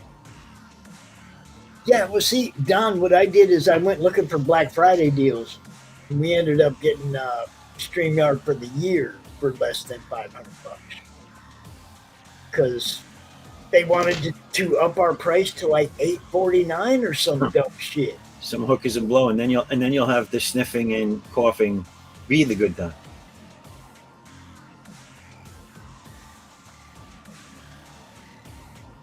It was just weird. Meeting Stevie was weird because I was just like hanging off the wall. There's no way I can explain that without like a picture showing some kind of diagram. But I was hanging off the wall talking to Stevie Nicks on the other side of the wall backstage. And we talked for like 3 minutes, and that security dude was giving me dirty looks the whole fucking time, man. And I was just talking to Stevie. Raul, are you done with this already? He's the fastest guy I've ever seen. That he did that quick. Tank, are you angry drawing? Hmm? Are you angry drawing? Mm-mm. The Don, he wants to know. He says, Tank, okay? He seems to be angry drawing. Oh no, I'm tired and I'm listening to shenanigans Yeah, pretty much. in the other room. Oh, the kids are still awake. Yes, yes. Yeah, it's Saturday. Oh. It's Saturday, and I told them because they all did so great this last week that I let them stay up real late on Saturday. So they did great on their schoolwork. They did great on their chores. So they are. They're partying. They're- It's okay. Yeah, they get to. I think it's they great get to that, have a little fun. that Pops immediately thought that shenanigans was us.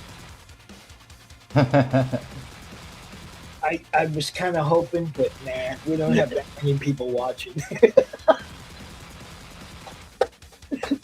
Hey, like I say, guys, I don't get to get away from the house and cut loose much, so What are we up to now? I don't give a fuck, right? What's that 56 I see in the corner? Oh, that's across all your platforms. Who's viewed? Or Yes. who's live on YouTube plus who has viewed on X. Yes. Oh, all right. Not so much who, but how many. And Yeah. it doesn't show Pilled, which we're also live on. It doesn't show Facebook. I mean, it's supposed to, but it never does. I know we got people that watch on Facebook because I can see the analytics over there, but it never shows up here. Yeah. So I mean, in my mind, it's not doing too bad for this time of night or morning, where I'm at anyway. Well, As long as I see people commenting, I'm good because that means we got somebody to interact with, right? Mm-hmm. We got Stacy, we got the Don. I'm sure we got lurkers. Now, normally I would be going to Rumble too, but for some reason, starting last night, I have not been able to connect anything to Rumble, and I don't know why. And we even tried with Christy's Rumble to connect earlier for the draw stream, and we couldn't connect her Rumble either. So I don't know if StreamYard and Rumble are having a fuck up or what, but that pisses me off because we don't have a real big Rumble following, but we get tons of views there. You know, like more Right. views than we have followers. It's crazy. I love Rumble. Nobody ever says anything, but I love Rumble. And yeah, there you go. Bilbo Baggins popping in saying, keep on Yo. rocking. And Spambot's still here. did we lose Raul? No? Oh, he left. Good night. Okay. yeah. Oh, okay. he Good night, man. Yeah. But yeah, Spambot's Sorry, still Raul. I missed you. Spambot's divided between Trashcast and this. Now, as much as I love being in that, you know, like you're deciding between this and that, you're going back and forth to be in that category, you should just be watching us. Well, now let me interject because this show is reflecting upon me, Mr. Yes. Spambot. So you gonna come on over here and see me, Yes, that's what I'm saying. not Ethan.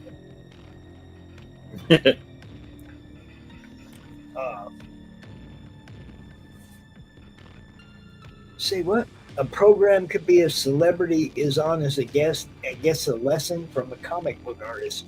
Well, that could sometimes go both ways. But I'm not going to. I don't know enough celebrities yet to try to book them. If you know what I mean. I've had some pretty cool people on. Margene Holden, who was the Queen Vampire in John Carpenter's Vampires. She's been on the show, on the network a few times. She's awesome. But I don't know a whole bunch of celebrities. You know, I know some cool people in bands and stuff like that. But, yeah, I haven't wanted to lean into Hollywood. I want to lean into comics. I want to lean into pop culture, independent pop culture. If you know any actors or actresses that do independent comics, and you want to have set up an interview, that'd be awesome. That'd be awesome.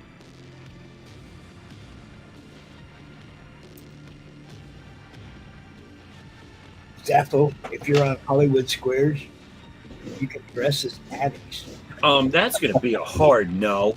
It's going to be a hard no. I will get someone to dress up as addicts. There you go. There you go. But Yeah. I put latex or spandex on for nobody.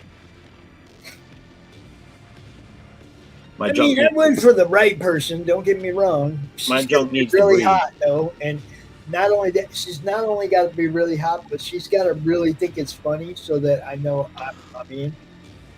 You know, ladies like to laugh too. You make them laugh, they gonna hang out. I'm just saying. Yeah, but I'm not going to make them laugh at my expense.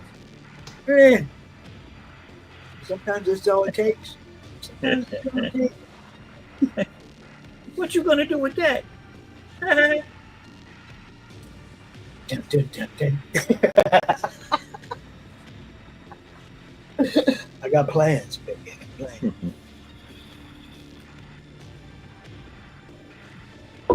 I got experience.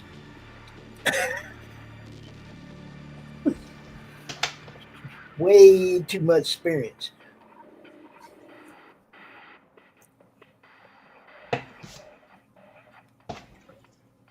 Whoa, I'm trying to see what's up over on Pilled. We're still on Pilled, don't forget. And there's people watching over there too. They're lurking. They're lurking, but I can see people watching over there. All right, well, lurkers, grab those links that are up there in the chat and go sign up. I got to drop that link over there on Pilled. Oh. StreamYard and Pilled don't have that wonderful relationship that, you know what I mean? I have to drop those manually. There it is. There it is. Chosen One Universe, Addicts Unbound Theory 2. With catch-up here. With the catch-up here. Yeah.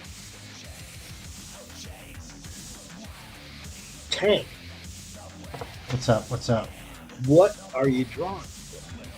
I am drawing a promo piece for the Apex Predator, the Scalpel Zero story that is appearing in Edgepunk Magazine number 3. I like that. There you go. Looking good. So, Oh, kind of hey, got to you take some risks. you guys got a favorite Jack Nicholson performance? Ooh. You can't handle the truth. You like that one? I like that one. Yeah, he really sold that character. Yeah. I have a couple. I think he was awesome in The Shining, Yes. Yeah. and I think his homage to Cesar Romero as the Joker was fucking balls out. The Yeah. Joker was great. Yeah. You know, One Flew Over the Cuckoo's Nest is also awesome, but I was you have about to to be say. old. You have to be old to have understood that. They don't have insane asylums anymore. Yeah. Motherfuckers are all on the street. Right. That whole movie would take place near a dumpster now. Yeah, pretty much. It's crazy, man. Behind a 7-Eleven. Right? Oh, man. Yeah, I mean, Jack is he's good. He's Jack Torrance.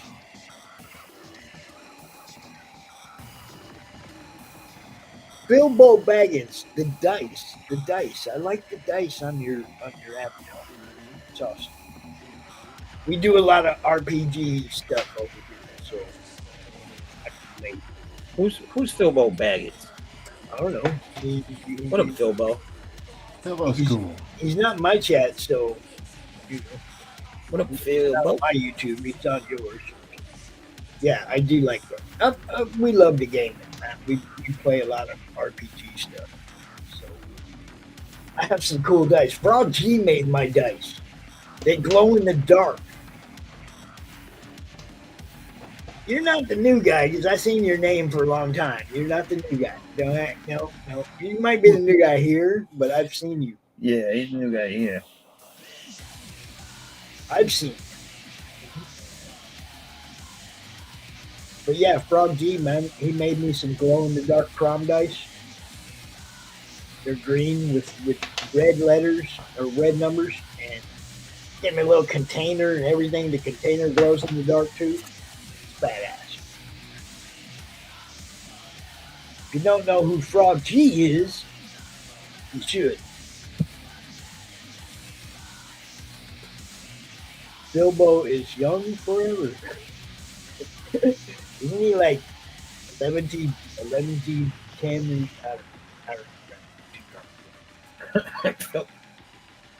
Bilbo and Spambot know each other?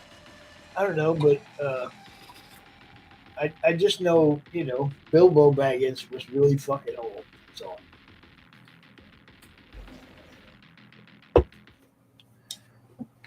It's funny, man. Uh-oh. All right. That is... Yep. Okay. It's Dadland. I'll be right back, Okay. folks. All right.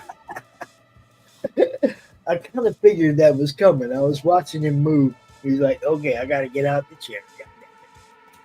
It's coming. It was coming. Yeah, it's cool. Man. It's like I'm always in the house with my grandkids, so I kind of always got to have the guard up for stuff, Yeah. But it's nice to be away from the house every now and then for a few days. Oh, absolutely. I could smoke cigarettes and drink alcohol. Where'd you go? How far away are you? Oh, I'm just on the other side of town, not real far away. Oh, But all right. it's my son's little brother.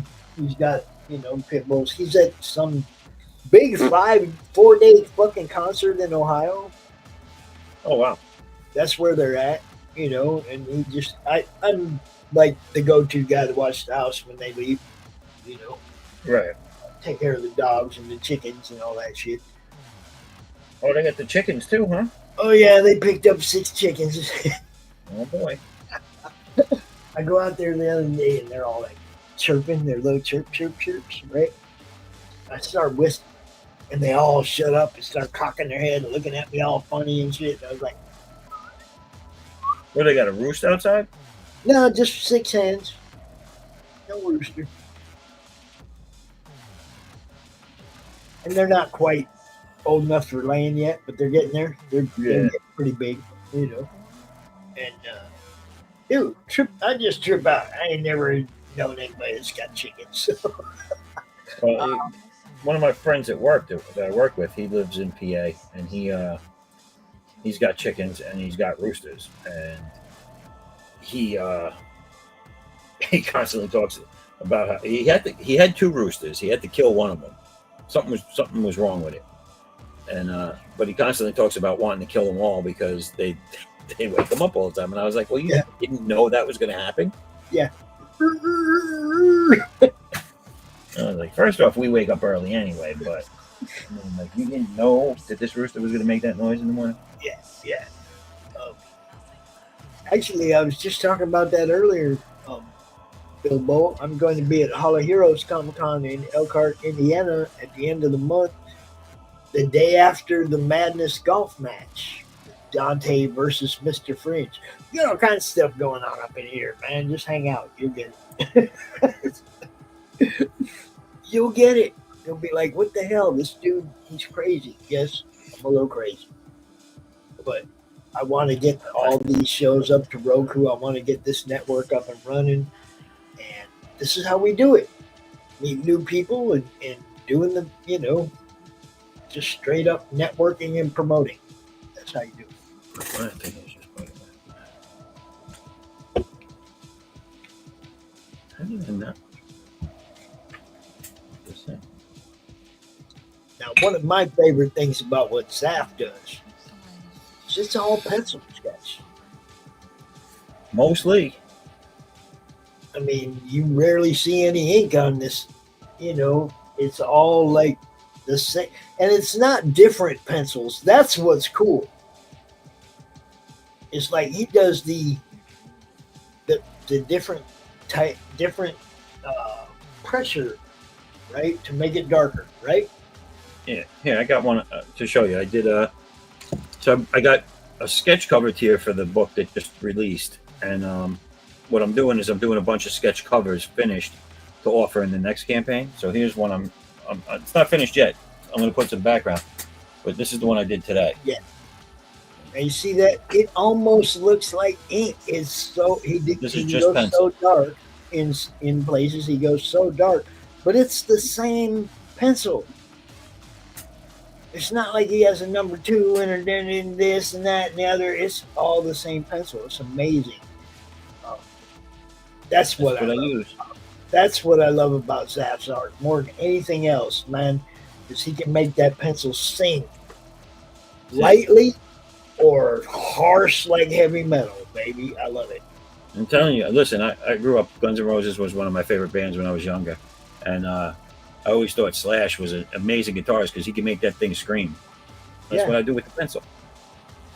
Yeah, it's amazing. No, Akers, Stacy, I've never been to a Pacers game. I've been to a ton of Suns games and a couple of Mavericks games in Dallas. I have not been in any other NBA stadiums. That's it, just those 2. Thank you. And same to you, Spambot. Thank you. Yeah. And like and share, everybody. Listen to the ferret. Yeah. Do the thing. The ferret knows.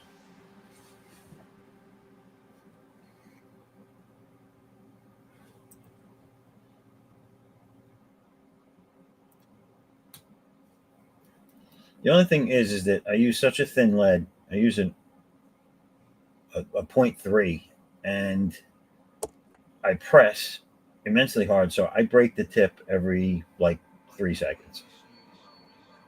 I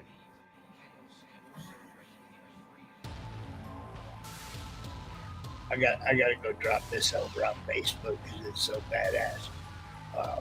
Thank you, Raul. That is freaking badass. All right, Tank. We'll see you in a few minutes.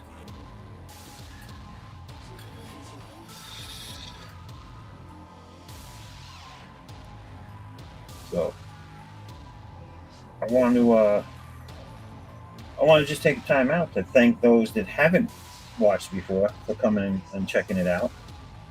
And I will try to be here every Saturday.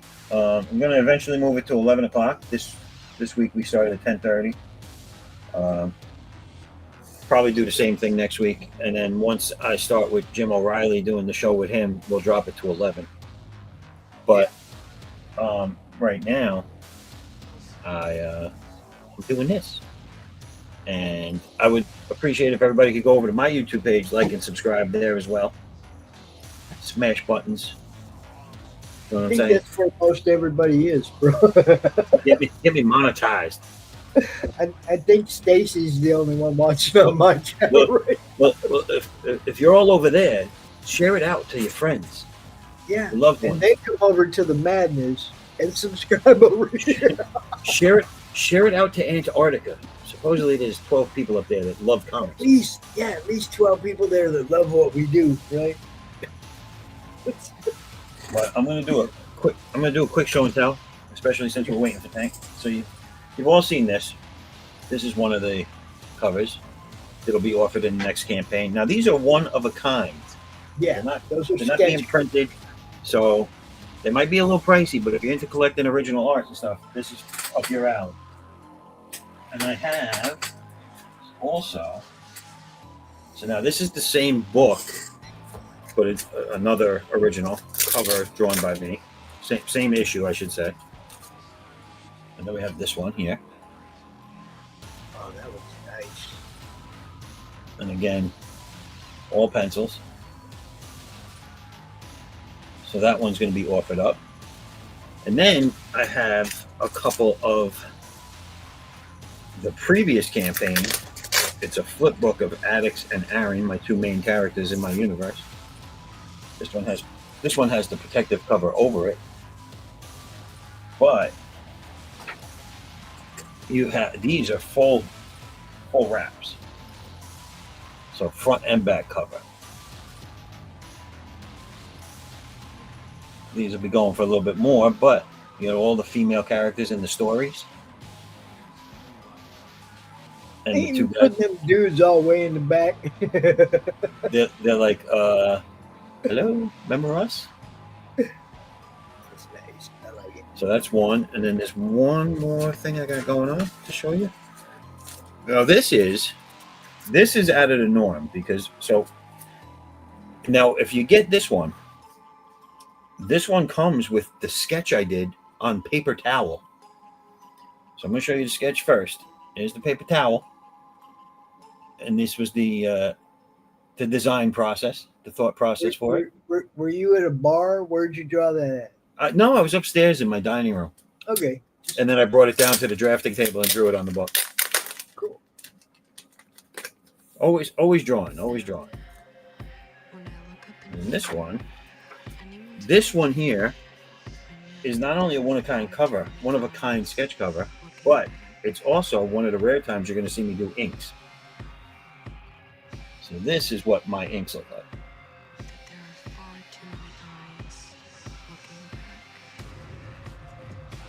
See, and to me, that's no different than when you pencil in right. So that's why I don't usually waste my time doing it. But yeah, that just looks like your regular art. So those will all be out. All right, I got a dog looking at me really funny. I'm gonna take him out real quick. Go ahead. I shall be back. Yeah, everybody's liking it. Nice clean lines. Spam Bot says thumbs up, and Tank's dropping a link for some show stuff over there. We keep hitting it at the same time. There we go. I'm gonna walk out though, so you got it all now. The I'll be digital right bullpen. We will be covering the art of war and how it applies to comics. That sounds interesting. Thank you, Spamba. Thank you, Philba. I appreciate that. I try. And just so you guys can get a quick peek, this is what some of the interior is. This is the book that, again, I just finished fulfilling. This is issue 1 of Addix, Unbound Fury. Let me get this down out of the way for a second. So these are some of the interior pages. Now, all the art and all the lettering and all the writing and everything was done by me. I do have some people that do variant covers for me each campaign. I try to get some really good talent to come and do some covers. And then I have colorists that color it all for me. But all the drawing, writing, and lettering is done by myself. So this is one of my favorite scenes here.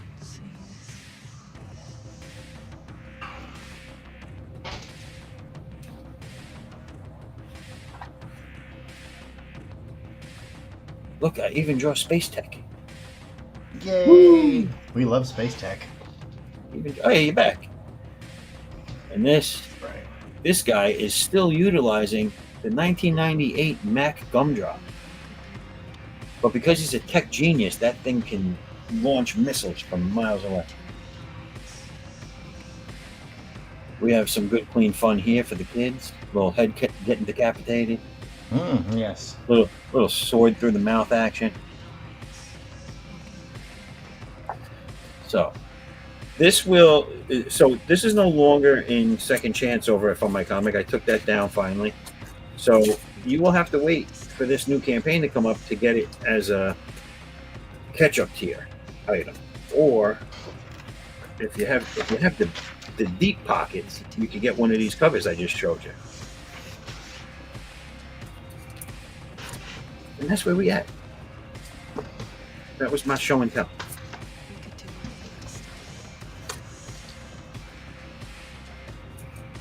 Hey, thanks for highlighting my link to my channel. I do appreciate it. Yes. Who is this? Do we know who this is? Is it HMPD Josh Perry? I don't know. Pumped? Is that what it is? Mm. Hmm. Mm. Hey, yeah, no, hey, you're right on time. He's busy with something. That's all right. You're Do we all know who good, this man. is? Do you know him, Tank? I don't think I do. Gosh. Josh, you do arting, or are you just chilling? Yeah.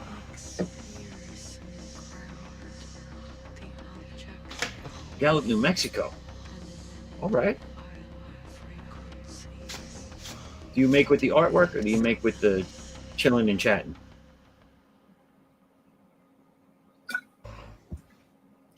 Either or is good. Let everybody else in Gallup know we here. Oh, you're writing. Okay. All right. Awesome. What kind of stories you writing? Are you writing like comics? Are you writing novels? Are you writing screenplays? Yeah.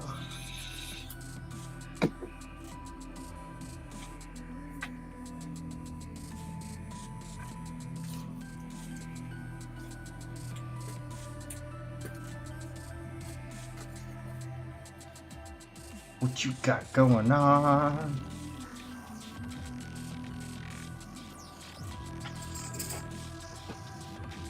This is the reason why I like to come up with my concepts digitally.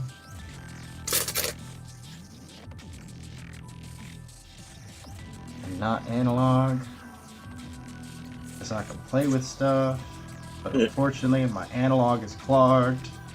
Because I need to get that project up and out. Did you get new materials yet? No, I haven't sold anything, man. I've had a lot of offers come my way, but nobody pulled the trigger. So, Listen, people out there. Tank does awesome work, but he needs materials.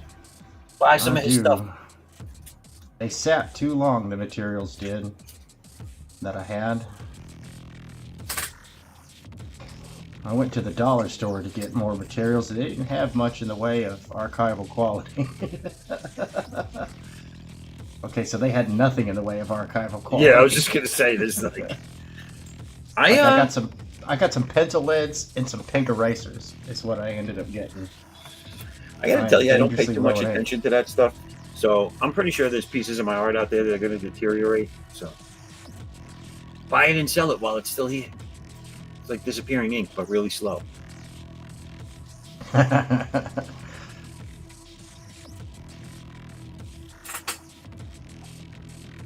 think any books by Lawrence Sanders. I don't know Lawrence. I know Colonel Sanders. Good chicken. Good chicken. Good chicken.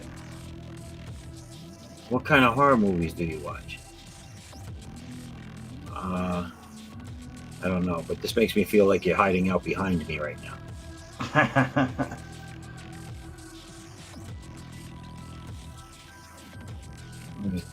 I like any kind of horror movies that I like to watch. My wife is more the horror buff than I am.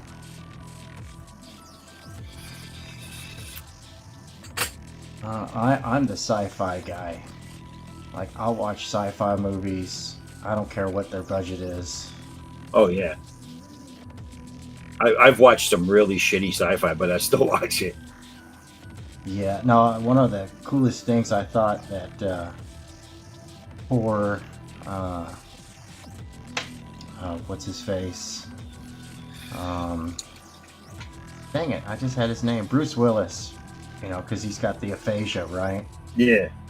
And knowing that his acting time was essentially over, he went and slummed it with a bunch of indies and did a bunch of movies, a lot of sci-fi.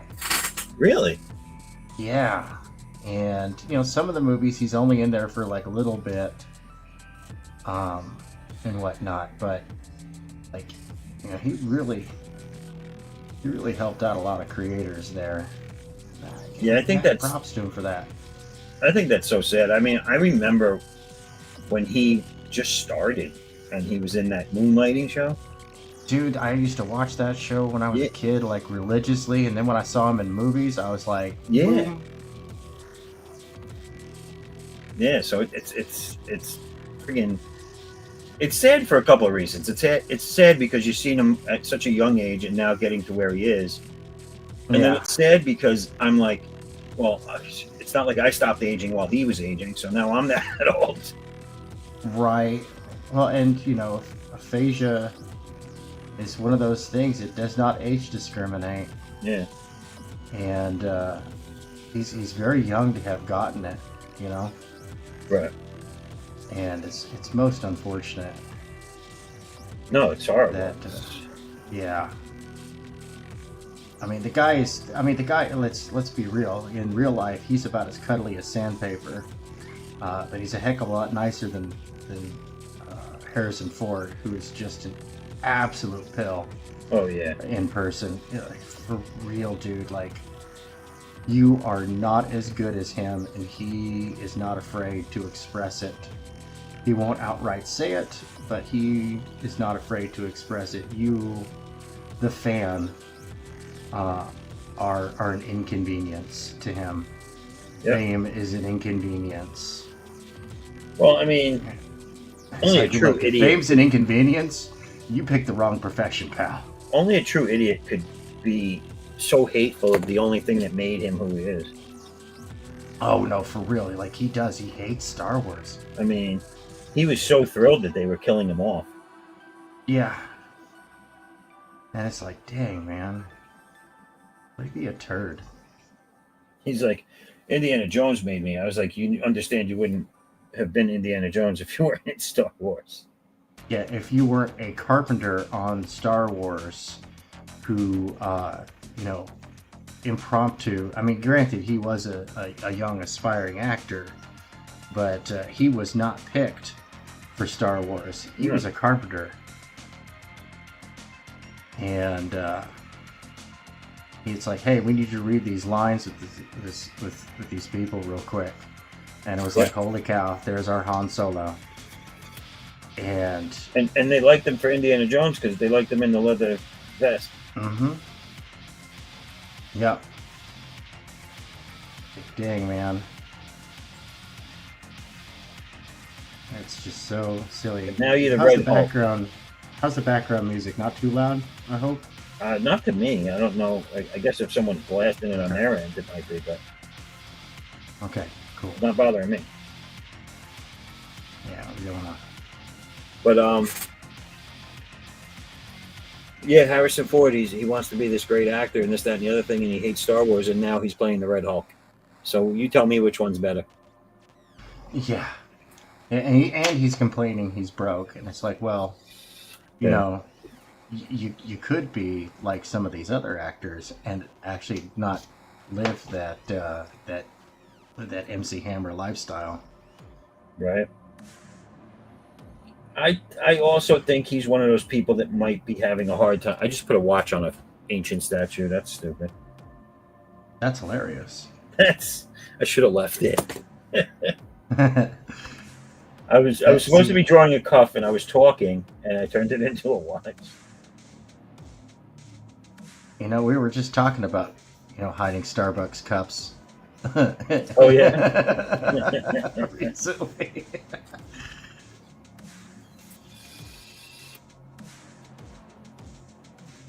He's an ass. Keep him away from planes. Give him a bomb. Are we talking about Harrison Ford? Yeah. No, because he had to do an emergency landing on a golf course, and that was not cheap. That cost him a lot of money because I think he landed in the Los Angeles Municipal Golf Course, which, you know, is a really inexpensive golf course for anybody who wants to, you know, just go play some golf, right? Right. But Yeah, municipal golf courses are usually run by the city, and they're usually discount compared to the more. Yeah. But I the wanna see LA this- Municipal Golf Course is a PGA course, so it is not cheap to maintain. Do you think Right. Disney can remake this movie for us? Because I Which want to one? see this. Christopher Walken as Han Solo. Not now. Maybe 30 No, years. they have him do the whole thing and then just go in and CGI him younger. Right. And I can't do his voice, but him doing a Han Solo line would be great. Luck. Let me tell you, kid, there's no force. There's only luck. Don't get cocky, kid.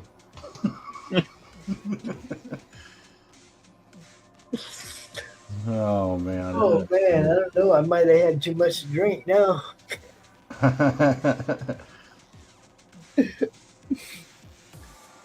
What we got here? Make Fugitive 2. Listen, Jabba, I was just on my way to see you.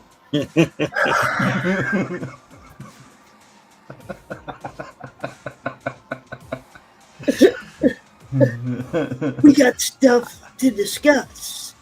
I got your money, the credits for the spice that I had to drop because it was an Imperial blockade. You gotta work with. What was the line about him making the Kessel Run in 7 Part? Listen, kid, this is the ship that did the Kessel Run in 12 parsecs. Less than. Less than. Parsec. Now you tell me you want more cowbell.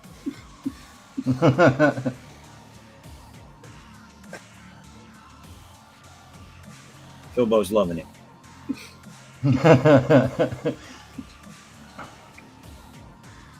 Now, what about the romantic? The I think romantic. this is a response to this. It's, I don't know what any of that means. What about the romantic Han Solo in the passage with Leia? Give me right. that. Dang, man, I gotta watch that movie again. I don't remember the line, but I was just thinking when you said romantic, I was like, okay, and now it's Fred Drescher as Princess Leia. Check me out. Fred Drescher Who's is Princess. scruffy looking? Who's scruffy looking? That line. Yeah. Oh, scruffy looking. Who's scruffy looking? What are you laughing about, furball? What are you laughing about, fuzzball? So Josh likes Harrison Ford. Now I don't have a problem with Harrison Ford in the Indiana Jones movies, and I loved him as I love him as an actor. I loved him as Han Solo, but him as a person, he's just a I'm not saying he's a nasty. I'm not saying he's a bad person. I'm just saying that he's really hard to be likable when you're in person with him, and he's not He very does not appreciative want of the to be fans. known for Star Wars. He wants to be known for anything else. Yeah. Well, he already is an MCU character. He was the Red Hulk. Yeah, That's canon now in the MCU. and that's horrible too. I'm just saying. Yeah. No, I haven't seen it, so I can't judge. I've seen the ads, and I didn't like the way he looked as the Red Hulk. I thought it looked a little weird. I just think that was bad casting. Dude's ancient. Red Hulk shouldn't be ancient. You know. Well, the Red Hulk he is supposed to be old, though. He was the... Yeah. What's his name? Not quite that old. General Ross. General Ross. Not quite that old. This dude was... Come on, Harrison's ancient. No, yeah, he's older than General Ross is. Yeah, you got a point. Harrison's ancient, dude. Come on. Yeah, I think generals are... You know, there was a whole bunch of people that you could put in that spot. That great. He said Harrison Ford's ancient. That's like God calling Jesus old. It is. Look, Doc always gives me a hard time when somebody gives him shit about being old. He's, oh, I'm not as old as Pops, you know. But man, come on, I'm not as old as Han either. Right. Harrison's he's a goddamn oak tree, man. He's been around forever.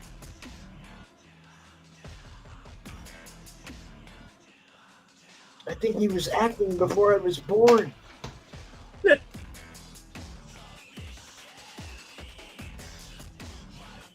Okay, cool. Wasn't Liv Tyler part of the Hulk, the first Hulk or the second Hulk movie? I don't. It was the first Hulk, I think. Yeah, she was Betty Ross, right? Was it the first one, or was that what's her name? Connolly. Connolly was in one, and the other one, Tyler was in the other. They done so much of this dumb shit you can't even keep it straight, dude. No, I really can't. I mean, I can't. That's what I mean. I'm so tired of remakes, prequels, sequels, bullshit. Give me something new. I like the first one because the actor's name was so close to Bruce Banner. I talked to Lou Ferrigno about Banner too. you know why they didn't call him Bruce Banner in the TV series, right? No, why? Oh, dude, I asked Lou flat out. How come they changed his name to David? Because Bruce sounded too gay. That's right. Yeah, no, because at the time that was the.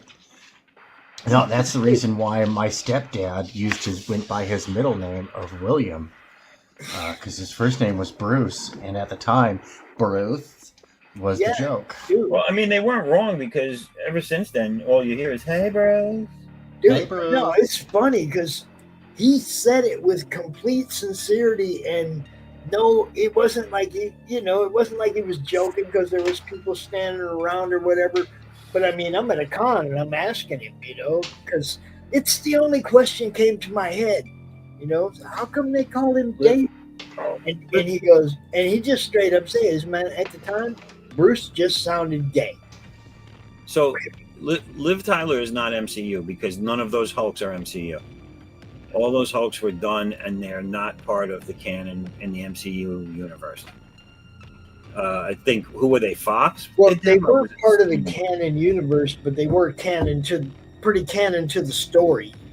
No, then the Liv Tyler, the first two Hulks are not part of the continuity of the movies from MCU. Right, from the movies, but they are.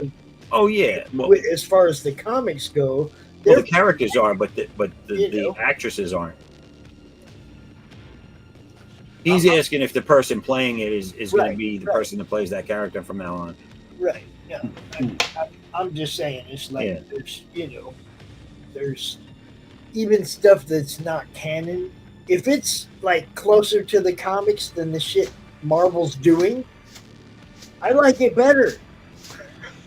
Like these days, I mean, before I watch a movie, I go watch the pitch meeting.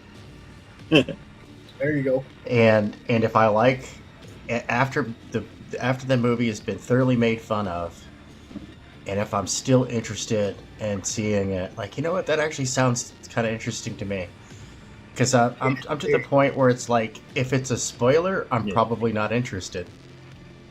Right. So yeah, if it's a reveal, I'll take that journey. Both these movies, Liv Tyler and Connolly, neither one of these are in the current continuity of the MCU, so neither one of them are canon as the actress for those characters.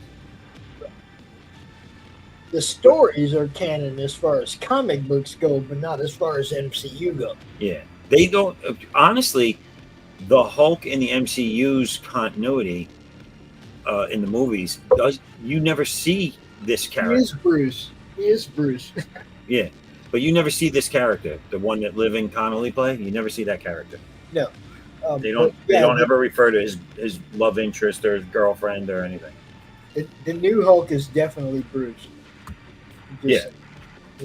Well, he's Bruce in more ways than one, is what you're saying. That's why I'm saying. Yes. He's Bruce. Oh, yes. Bruce. I love Ordinary Sausage. If nobody here watches that channel, you should. Listen, whatever sausage you like is your own business. Sausage is all up to you, bro. He makes the premise of his channel is, well, it started off with him just making sausage out of like the weirdest stuff. Like he would take fast food meals, grind it, pack it into a sausage skin, grill it up, then eat it. And now he makes like Like, dude, he boiled a steak in gummy bears. I'm going to address this real quick. I'm going to agree to disagree on this, because they said it was initially before any movies came out, but it is not. It is not. Unfortunately, they backtracked on a lot of that stuff. Yeah, and they didn't revisit that Thunderbolt Ross as this Thunderbolt Ross. Right. There's too much has changed from that movie to the current canon for that to be the same Hulk. And Garofalo wouldn't let any other Hulk be better than him. Yeah, but anyway, the reason why I brought up the ordinary sausage is because he's like when he's trying to blow out the tube, he goes, "Will it blow?"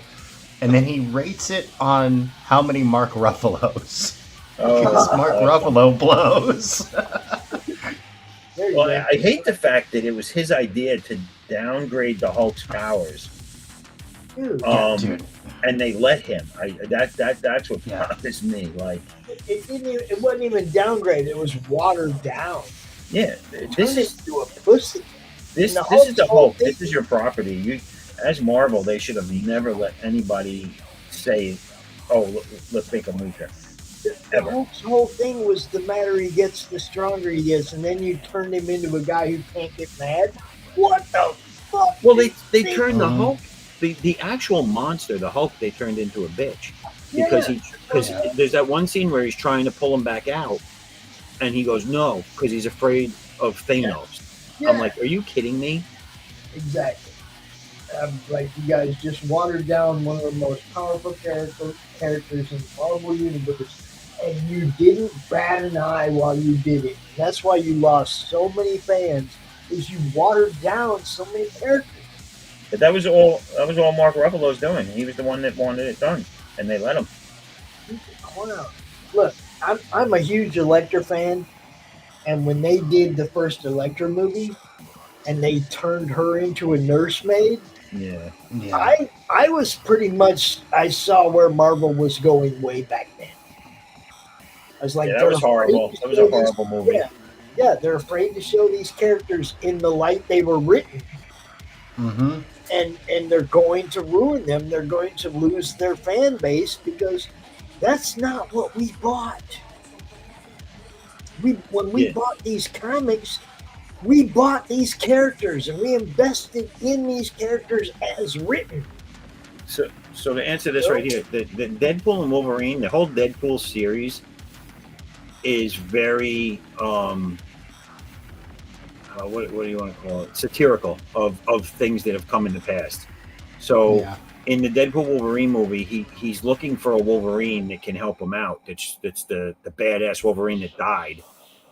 And in doing so, he sees a lot of different possible universes and people and stuff like that. So they might throw someone in from one of the old movies that aren't canon, but it doesn't mean that they're canon. It's just part of that story.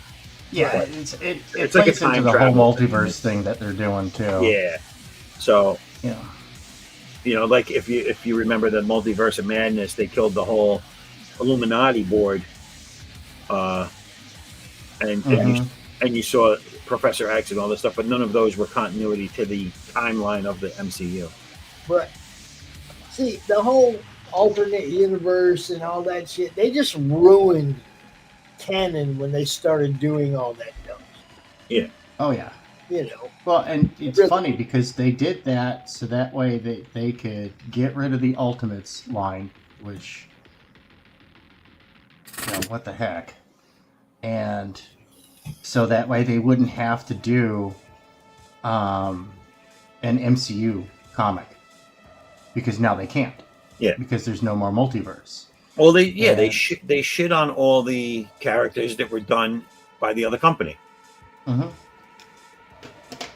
or any other company before them that they had given the rights to. Yep.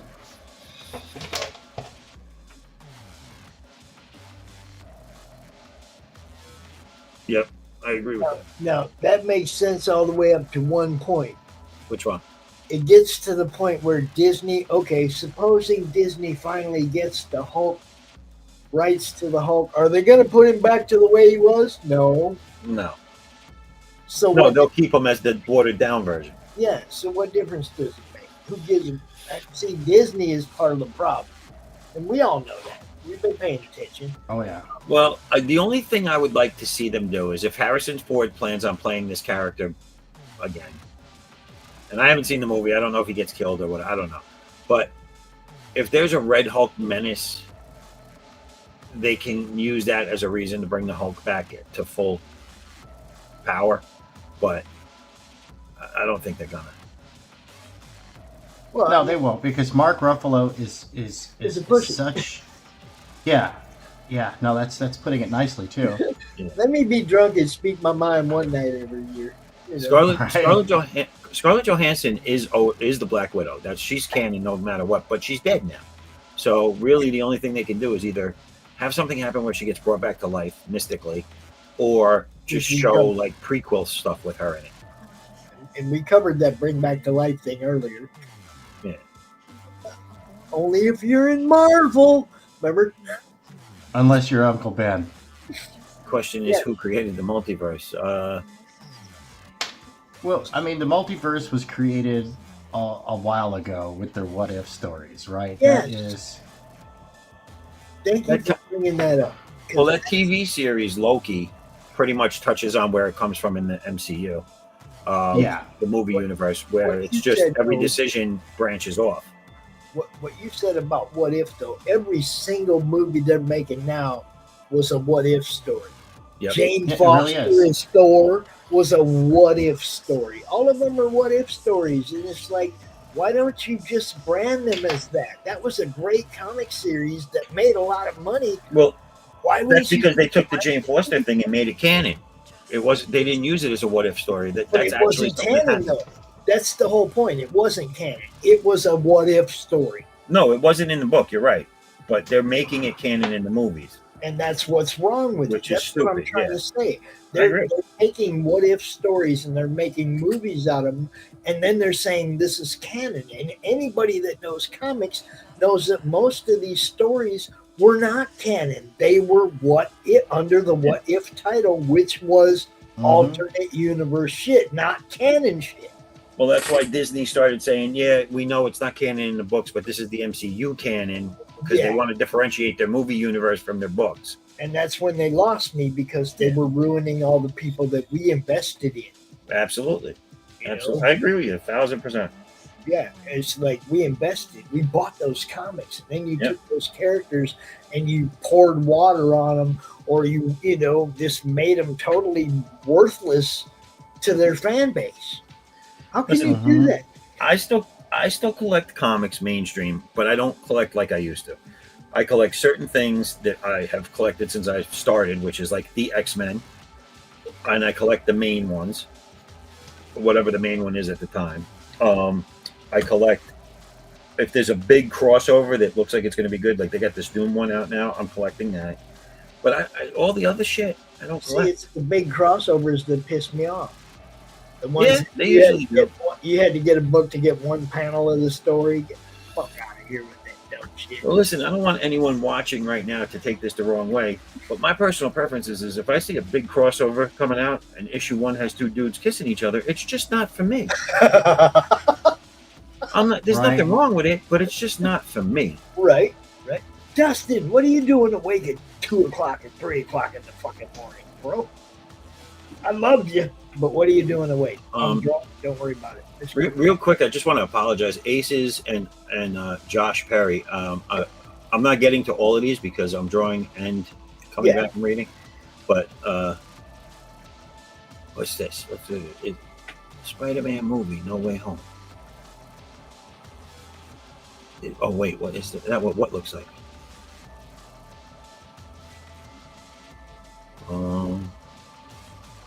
The Big Bang Theory is what created the Marvel Universe. Yeah. Multiverse. Okay. And the Spider-Man movies. Look, I don't know. I don't know if I like the new ones as much as I like the Well, original one. Josh, to answer this question about what's going on with all of them, like I said, watch that Loki series because that kind of explains how it all happened. That was actually relatively decent done. Yeah. I enjoyed that one. I know it. a lot of people had complaints, but I was like, no, it ties in what they're working with, and plus, I love that Loki ironically gets what he wants, and it's everything he doesn't want, which is responsibility. But yes, it he wants works. Power without responsibility. Yeah, and he's forced with, his own selfish desire to live or not exist. And I think that comes out good. Like, it can be absolutely, and this is one of those things where I go like, dude, there's a huge difference between a spoiler and a reveal. Yes. Loki becomes the reason why the multiverse exists, why there is even a timeline. It's worth taking that journey again. Now, the only thing I didn't like was, and my wife and I, we debated this point, was female Loki's 80s lesbian haircut. And I was like, no, I'm sorry, dude, that is totally a lesbian cut from the 80s. She's like, no, it's not. That's like, Wyatt Eastman, what you want is a little Addicts Unbound Fury in your life. Yes. Look, the Madness Network has tons of independent stuff. You're going to find something you like. But this is one of them that fucking smokes, man. Get behind Addicts, Slaughter Real Brides. I could give you a list of awesome shit. I could. And, Pops, do you still have the link that I dropped in earlier for the sign up?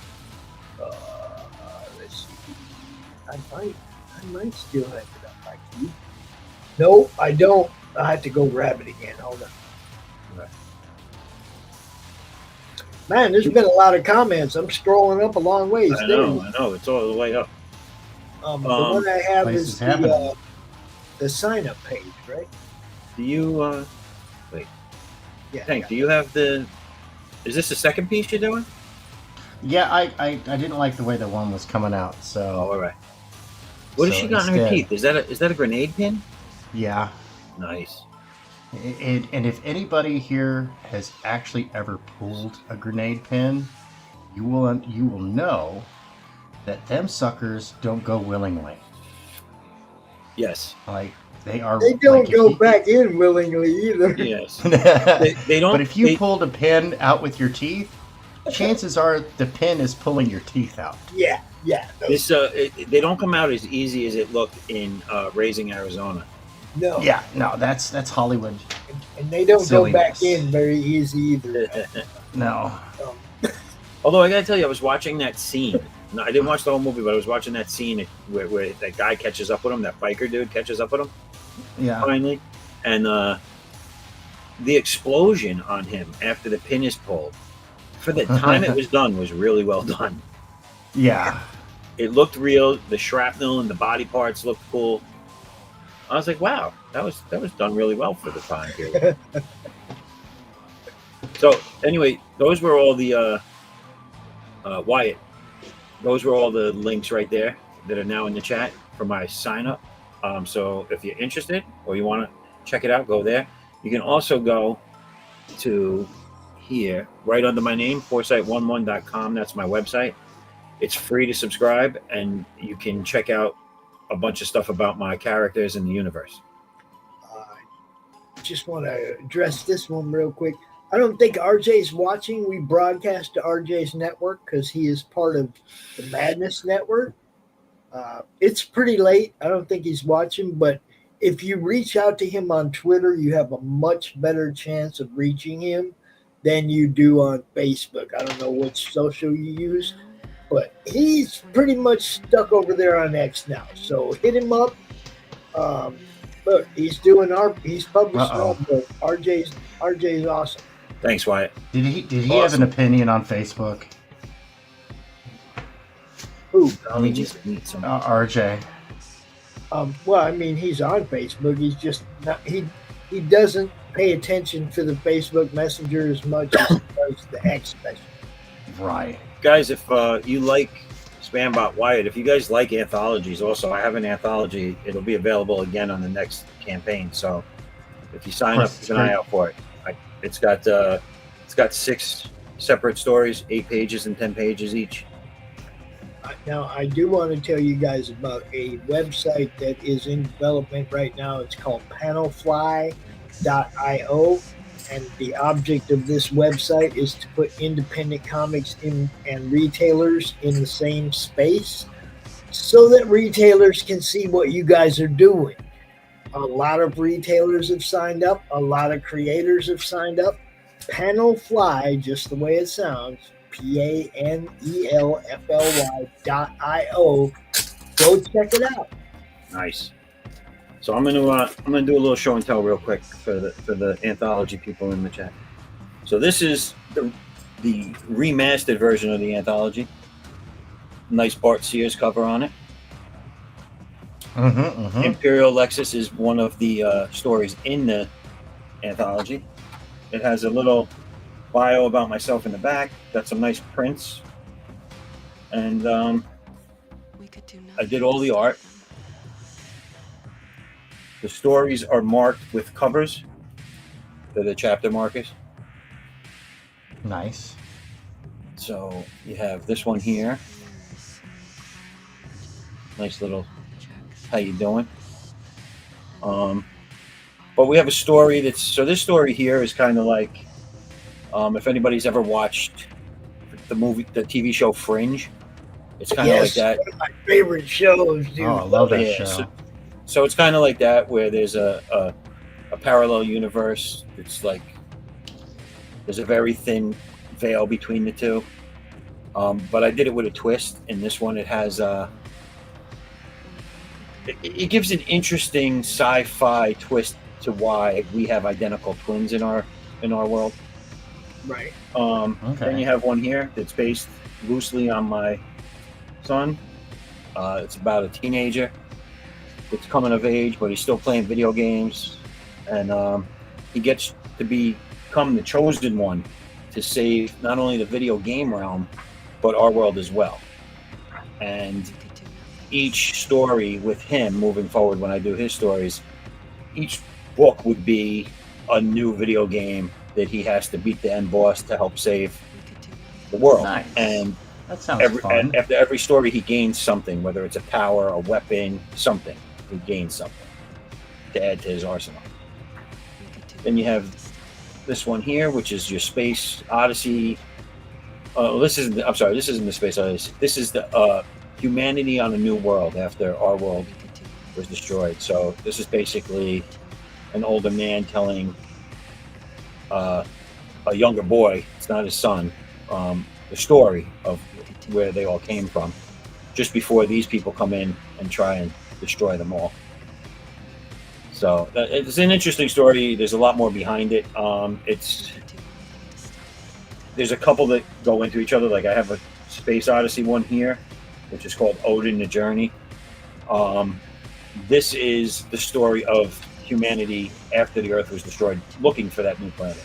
So there's different stories. There's 3 different stories that are going to tell different sequences of it. One is this takes place over thousands of years traveling to the new planet. So everything here takes place on the Odin arc, is what they call it. And it's as big as, it can house as many people as a small continent like Australia. Like it's just an immensely big space travel ship. And then you have, these are, Imperial and Lexus are 2 super heroic kind of characters, but they're lab based, and they used God DNA to create them. A lot of my universe revolves around mythology, Greek and Norse, and so my superheroes aren't necessarily superheroes per se. They're kind of like half breeds between God and human, but they don't know that. And that's the anthology. Love it.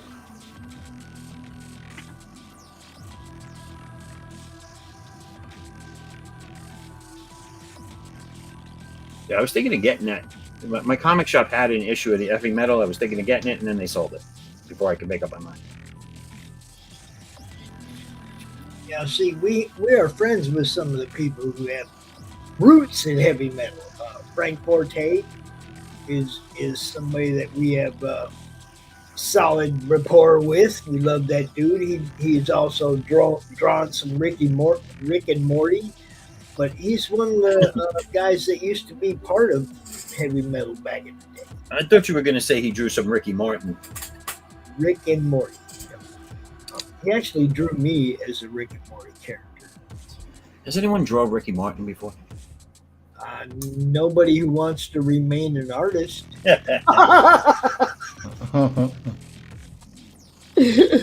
Oh man, I just spent a whole bunch of time trying to find something that I couldn't find. That sucks. Don't you hate that? Yeah, I have so many files, dude. It's impossible. It's just impossible. But I probably, yes, I can find that thing.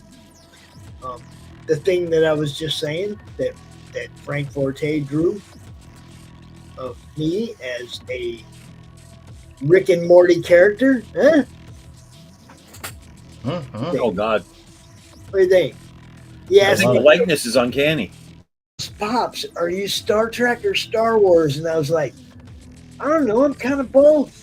So he gave me a phaser in one hand and a blaster in the other. Is that cool? Heck yeah. Yeah, good stuff, man. I love this whole community, this whole indie nation. There's some awesome people out here doing awesome things, man. Wistmore. Yes, he is. Wait, what are we doing? He is relaunching the heavy metal. He is the guy that's leading the charge on relaunching it. That's cool. I like to consider that he's a friend of mine. Well, I wish him luck because I tuned out of heavy metal a while ago. Yeah, They lost sight. He was one of the people from the beginning. One of the people Nice. that you were watching it or were reading it for. And Nice. he's bringing back the real deal. I can't believe I only threw myself out of the stream twice tonight. I'm getting better. Only You are twice? getting better. You are No, hold on. I want to go back. So we have a bunch of people here. We have people doing anthologies. We have people doing folklore-inspired comics. Y'all, if you're all drawing, can you all get in here and draw? Yeah. That Let's is send you why the we're- link. that is why I myself am about to the point where I'm getting too drunk to be talking.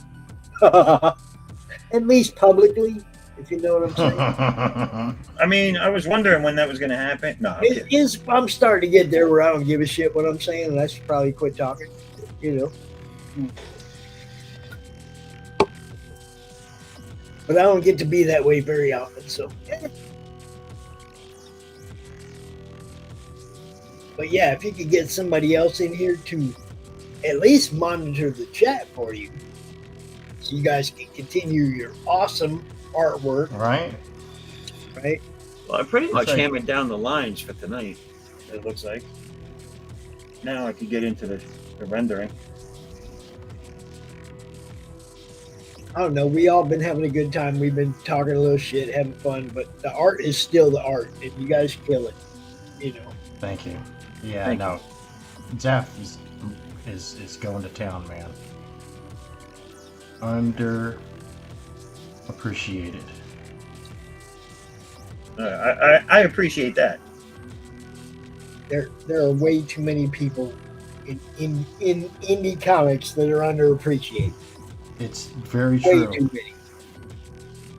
Because most of y'all are kicking the big two's ass. I'm just saying.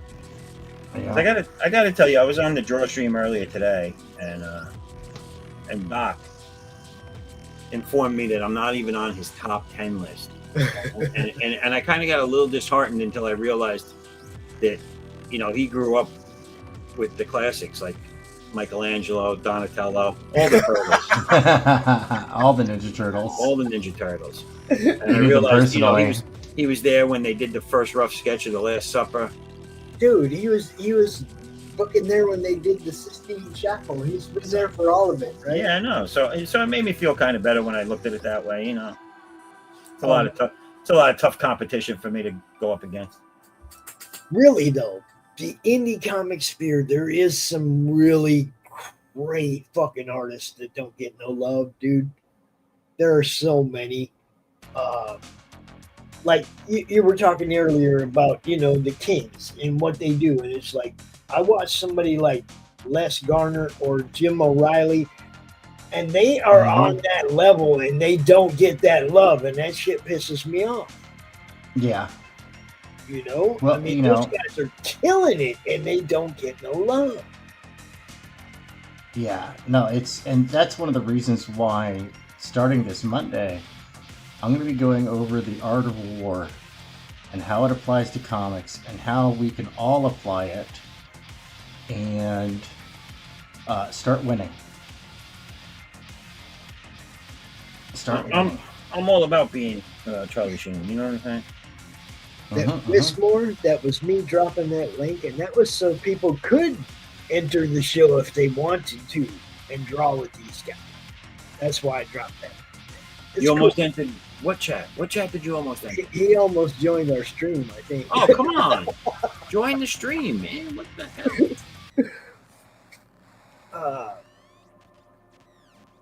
So love the terrible ones too.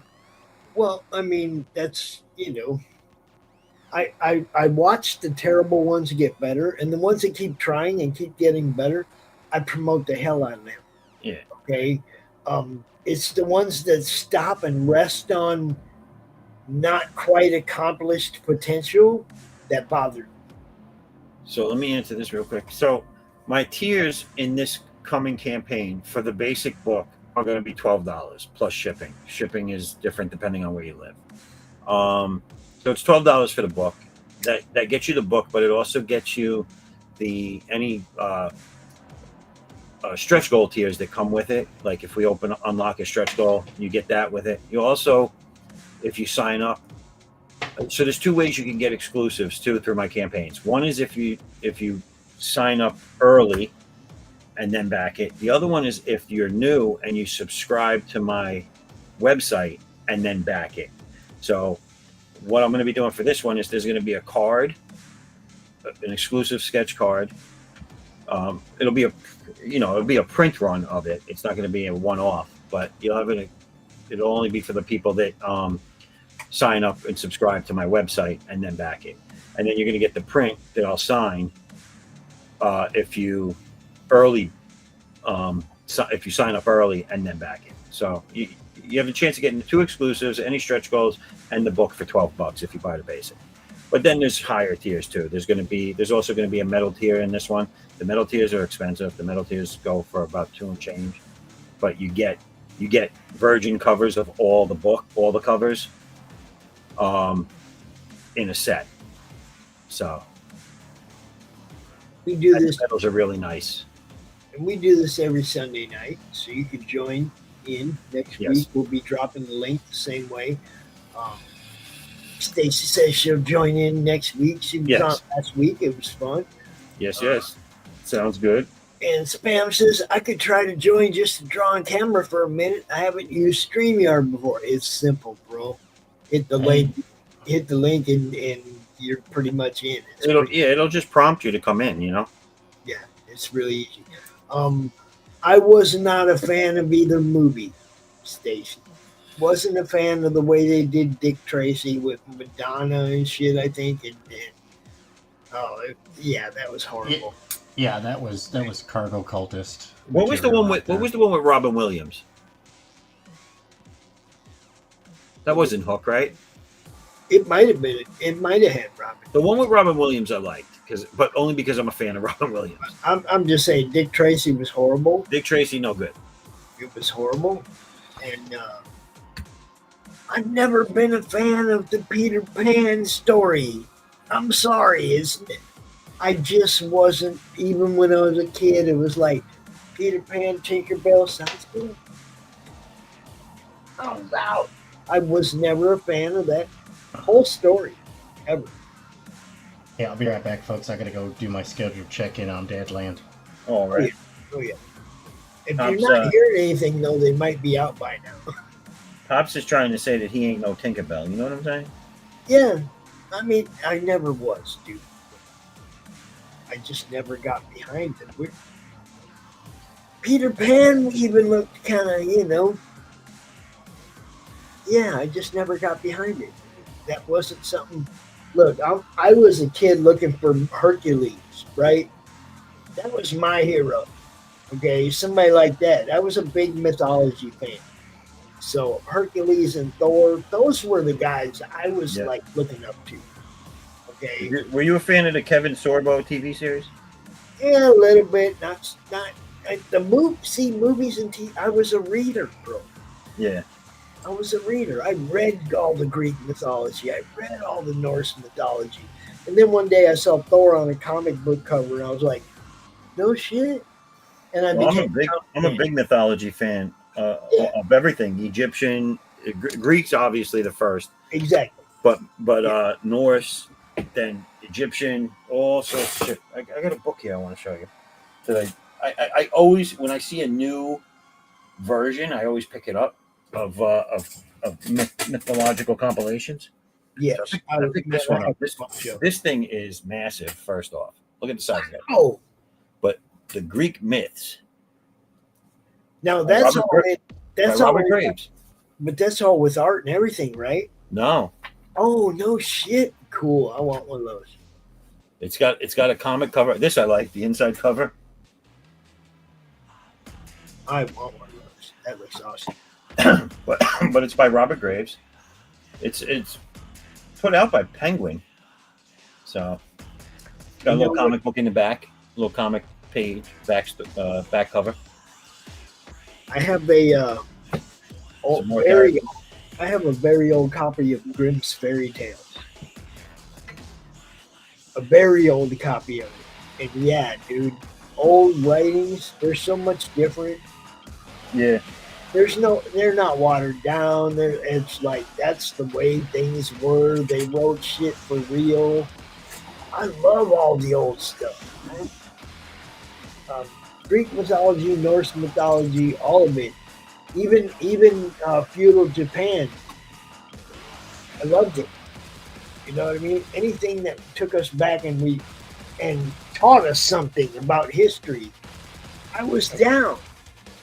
I wasn't even a comic fan until I saw Thor on the cover of a comic book, and I can even tell you the exact comic book.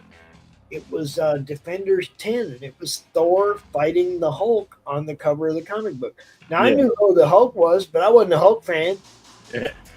You see what I'm saying? I was a Thor fan, though, because I loved mythology. And that's what pulled me into comics, was mythology. Well, I'll tell It you, had Marvel these- too. Marvel pisses me off because Marvel downplayed the power of uh, Ares, the god of war. right? They downplayed the power of Hercules, and they scaled back the power of Thor over the years. Well, see, that's just it. I was a fan of Thor back then when he Yeah. was, as Stan Lee said, the baddest dude around, right? And I was a huge fan of Thor. But the thing was, is I had read all this Norse mythology, and then Marvel Comics, when they were doing the Thor books, they were doing Tales from the Scar, which was all new Norse mythology, right? Right. It was stories that weren't part of Norse mythology, but could have been. It was what if for Norse mythology. It was wonderful. I loved it. And I became hooked on comic because of that. Because of Tales from a Scar. Right. It was awesome, dude. And yes, the Iliad is hardcore. And I was talking about that earlier today with Doc, too. As when he was talking about, books that change or have major impact in your life. The Iliad was awesome. I like it 10 times as much as the Odyssey. I loved it, the Trojan War. Well, It had everything. Well, Doc was on the boat with him, wasn't he? Huh? Was it Doc on the boat with him during the Yeah, Iliad? I'm pretty sure he was. He wasn't on the boat for the Golden Fleece. I was on that one, but he was on the one for the alien. just so he can't use it against me later, right? Oh no, he's gonna say, Zaffo, you were talking all sorts of shit on your stream about me. Oh, here we go. Worldwide entertainment at low prices. Subscribe to Madden Entertainment Group. Thank you, Tank. We're doing it all. We're doing our best. We also have a website called themeg.tv where our store and the poll is for the thing we were talking about earlier, and all kinds of other stuff. Our weekly schedule, everything is on themeg.tv. Right, so I'm going to do one more commercial break real quick. Right. Because I can't believe I'm still here at 3:12 a.m. I know. On Mother's Day. What the fuck? I'm going to get beat up, but I don't care. I got one more beer in me. I'm going to run this one. So, stand by.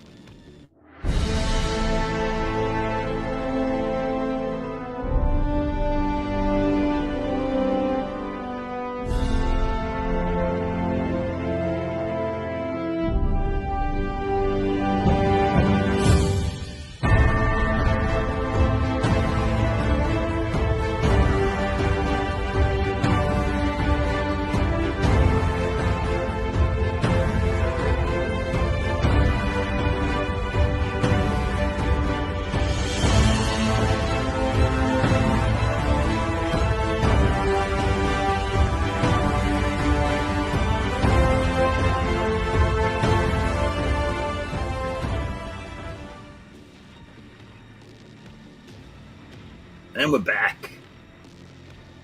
Oh, I'm loving the chat tonight. This is great. No, Indiana should not have a Major League Baseball team. Let's see. I have been rearranging my office, otherwise I would be drawing for sure. He scored an awesome drawing table, and he's looking forward to trying it out. And I'll nice. do it Very on nice. the show. That would be awesome. And Wistmore says, back in the day, kids were well-read and myths drew them in. Then they downplayed the Creative Commons characters because they couldn't monopolize the name. And that makes a shit ton of sense. If you're drunk. No, I mean, it really does. I'm serious. And Stacy says, was Noah's Ark a fun boat ride? And, of course, I have an answer for that. Only if you were Greek. No, Noah was not a good captain. We butted heads. Okay? Butted heads. Nice. I like that. How about that? There's a pure Doc answer for it. I like that. We butted heads, man. He wasn't that cool. Sign up for Neon Revenant right there at that link. You're gonna have to tell me something about that, Tank, because I do not know what that is. I'm glad I made you laugh. That was the job. Yes, a new drawing table for our friend. That's cool. And Warren Beatty surrendered Dick Tracy, let it go. Yeah, that dude in Madonna, the casting for that show, the casting for that movie was fucking stupid. There you go. Well, Madonna was only in it because wasn't he doing her? It doesn't matter, does it? It was. No, I'm saying, but that's the only reason.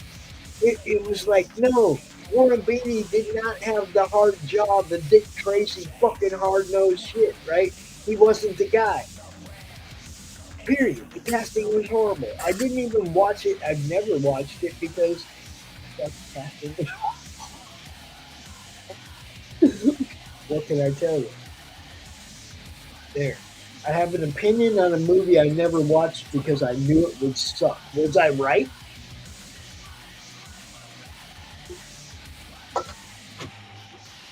Did it suck? Oh, sorry, I had to walk away for a second. What's up?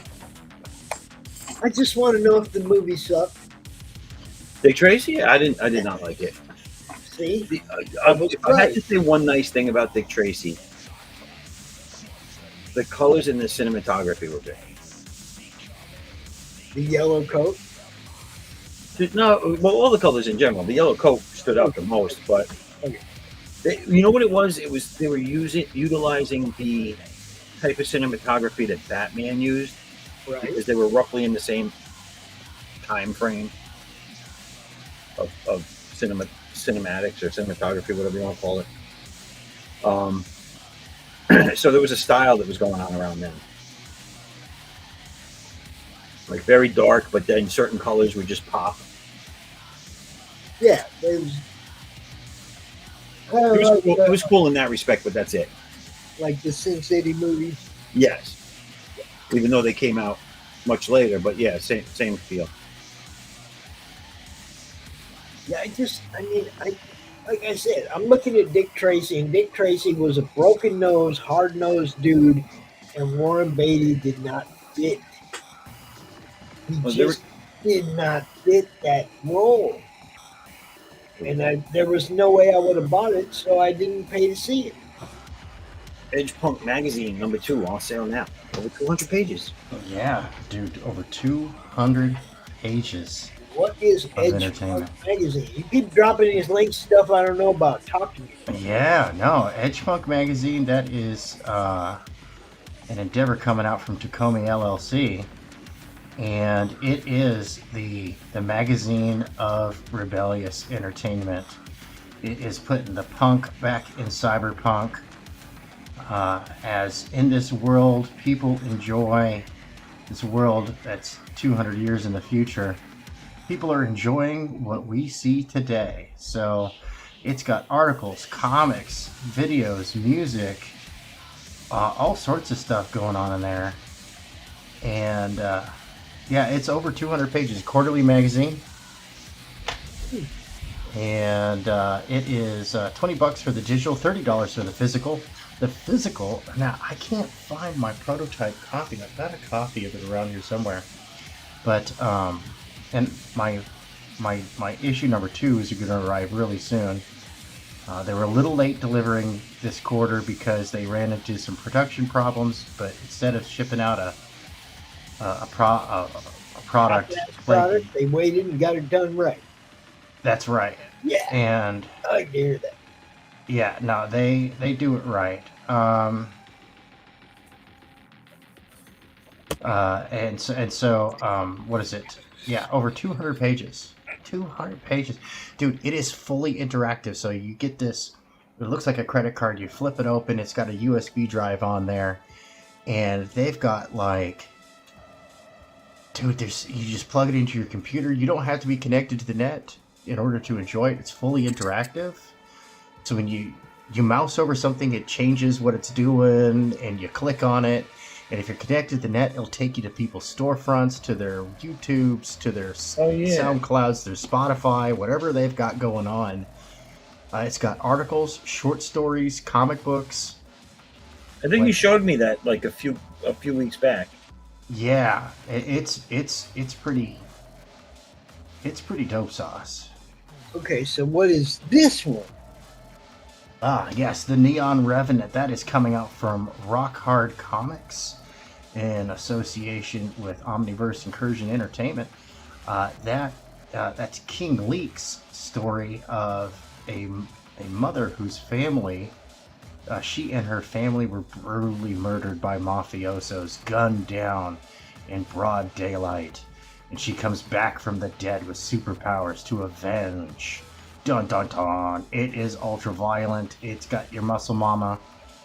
Because before she was killed, she was a competitive powerlifter. She and her husband were both kind of like, they're physical fitness nuts. They were gun nuts, both active duty military personnel. So, they were all sorts of hard charging American. And dude, it's not for kids. It's going to be a brutal one. Cool. Uh-oh. I just heard something I should not be hearing at this hour. Dang it, He's man. going after the kids again. Here we go. Yeah. Go get him, I'll Dad. be right back. My goodness.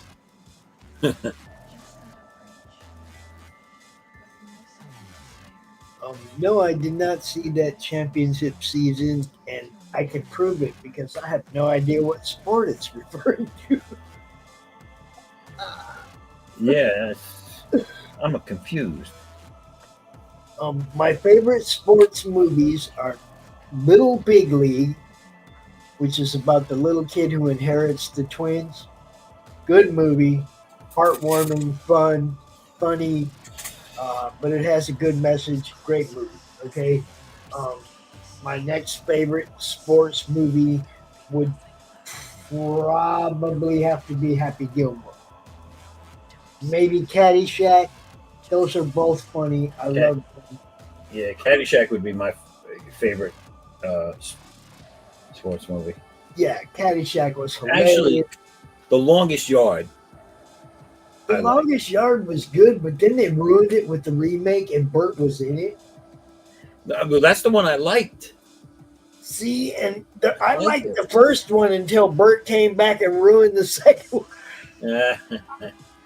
It's I, like if he hadn't have been in the second one, you know what I mean? all right. So, other than your hatred for Bert, No, I liked Burt in the first one. He shouldn't have been in the second one. right?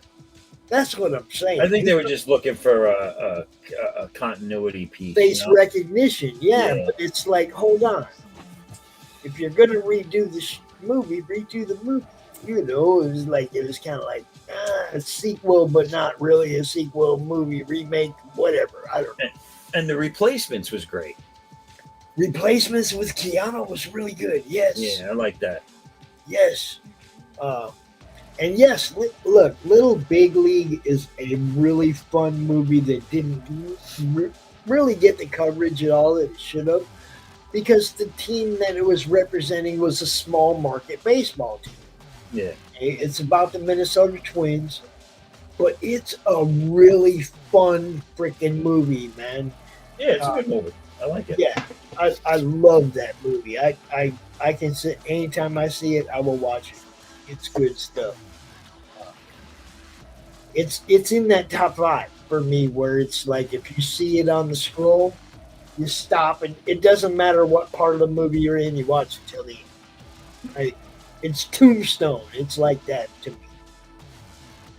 I love that movie, and not just because I'm a Twins fan. Oh, because you were there during Tombstone. You're not just a client. You're also the president.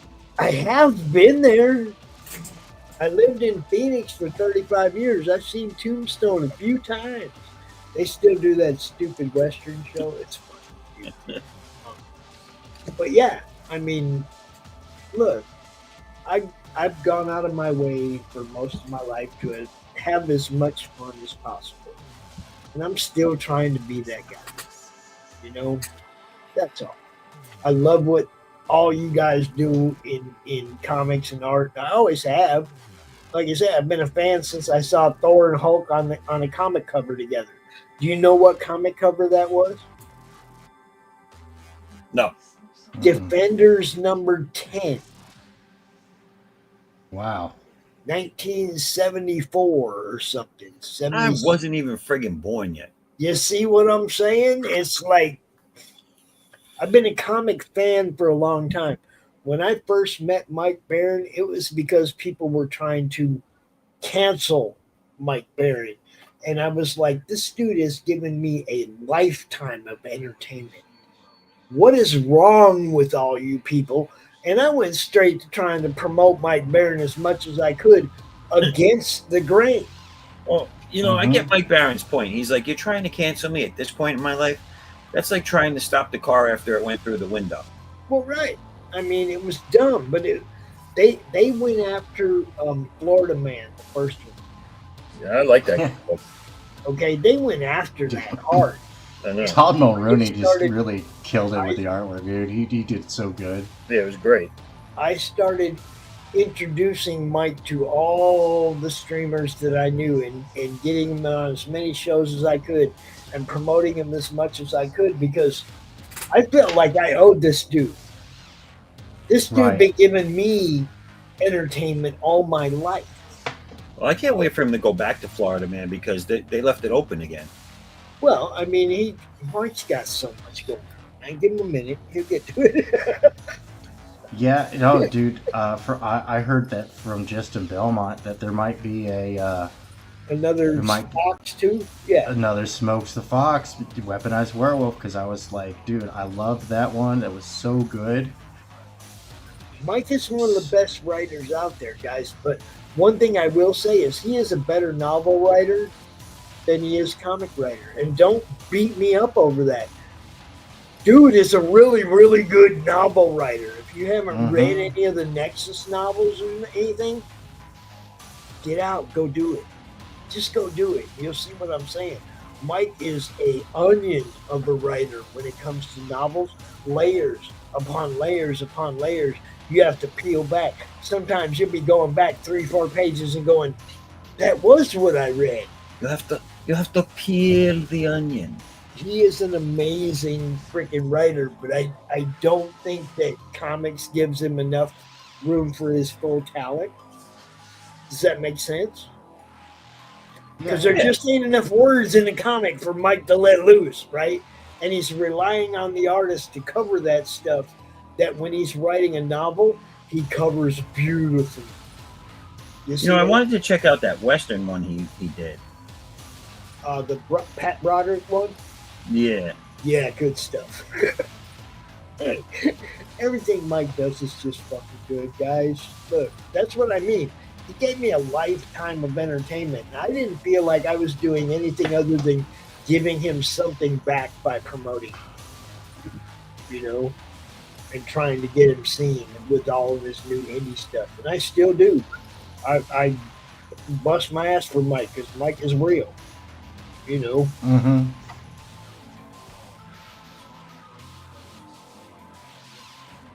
11 p.m. Saturday nights Eastern. Yes, that's when this show will be always once the Jim O'Reilly and Christian show starts.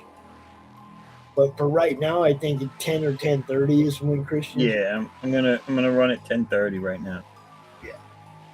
But once him and Jim O'Reilly start the 9 o'clock draw stream, which is going to be awesome. Draw stream and sculpt stream, whatever they decide to do is going to be awesome because they're both talented as hell. That's why we do this, to show people off. And I put the show back to 10:30 tonight, so I was like, all right, cool, I got an extra half hour. And then the Chinese food came, and then 10:27 rolled around, and the Chinese food wanted to leave. So I know no Chinese food before stream. That's fun. There are a few things that I can't eat unless I'm at home, because I know it's going to run right through me. You know what I mean? Yeah. There's a couple things. I do not eat McDonald's on the road. I will bring it home before I start eating it. And I very rarely will eat McDonald's, but you know what I'm saying? That's one of them things you don't eat on the road. You buy that shit in the drive-thru, you take it home, then you eat it. Some really nasty food the government let people sell us over the last 100 years. Do you? Okay, I'm a prime example. Chef Boyardee spaghetti. When I was a kid, that shit tastes good.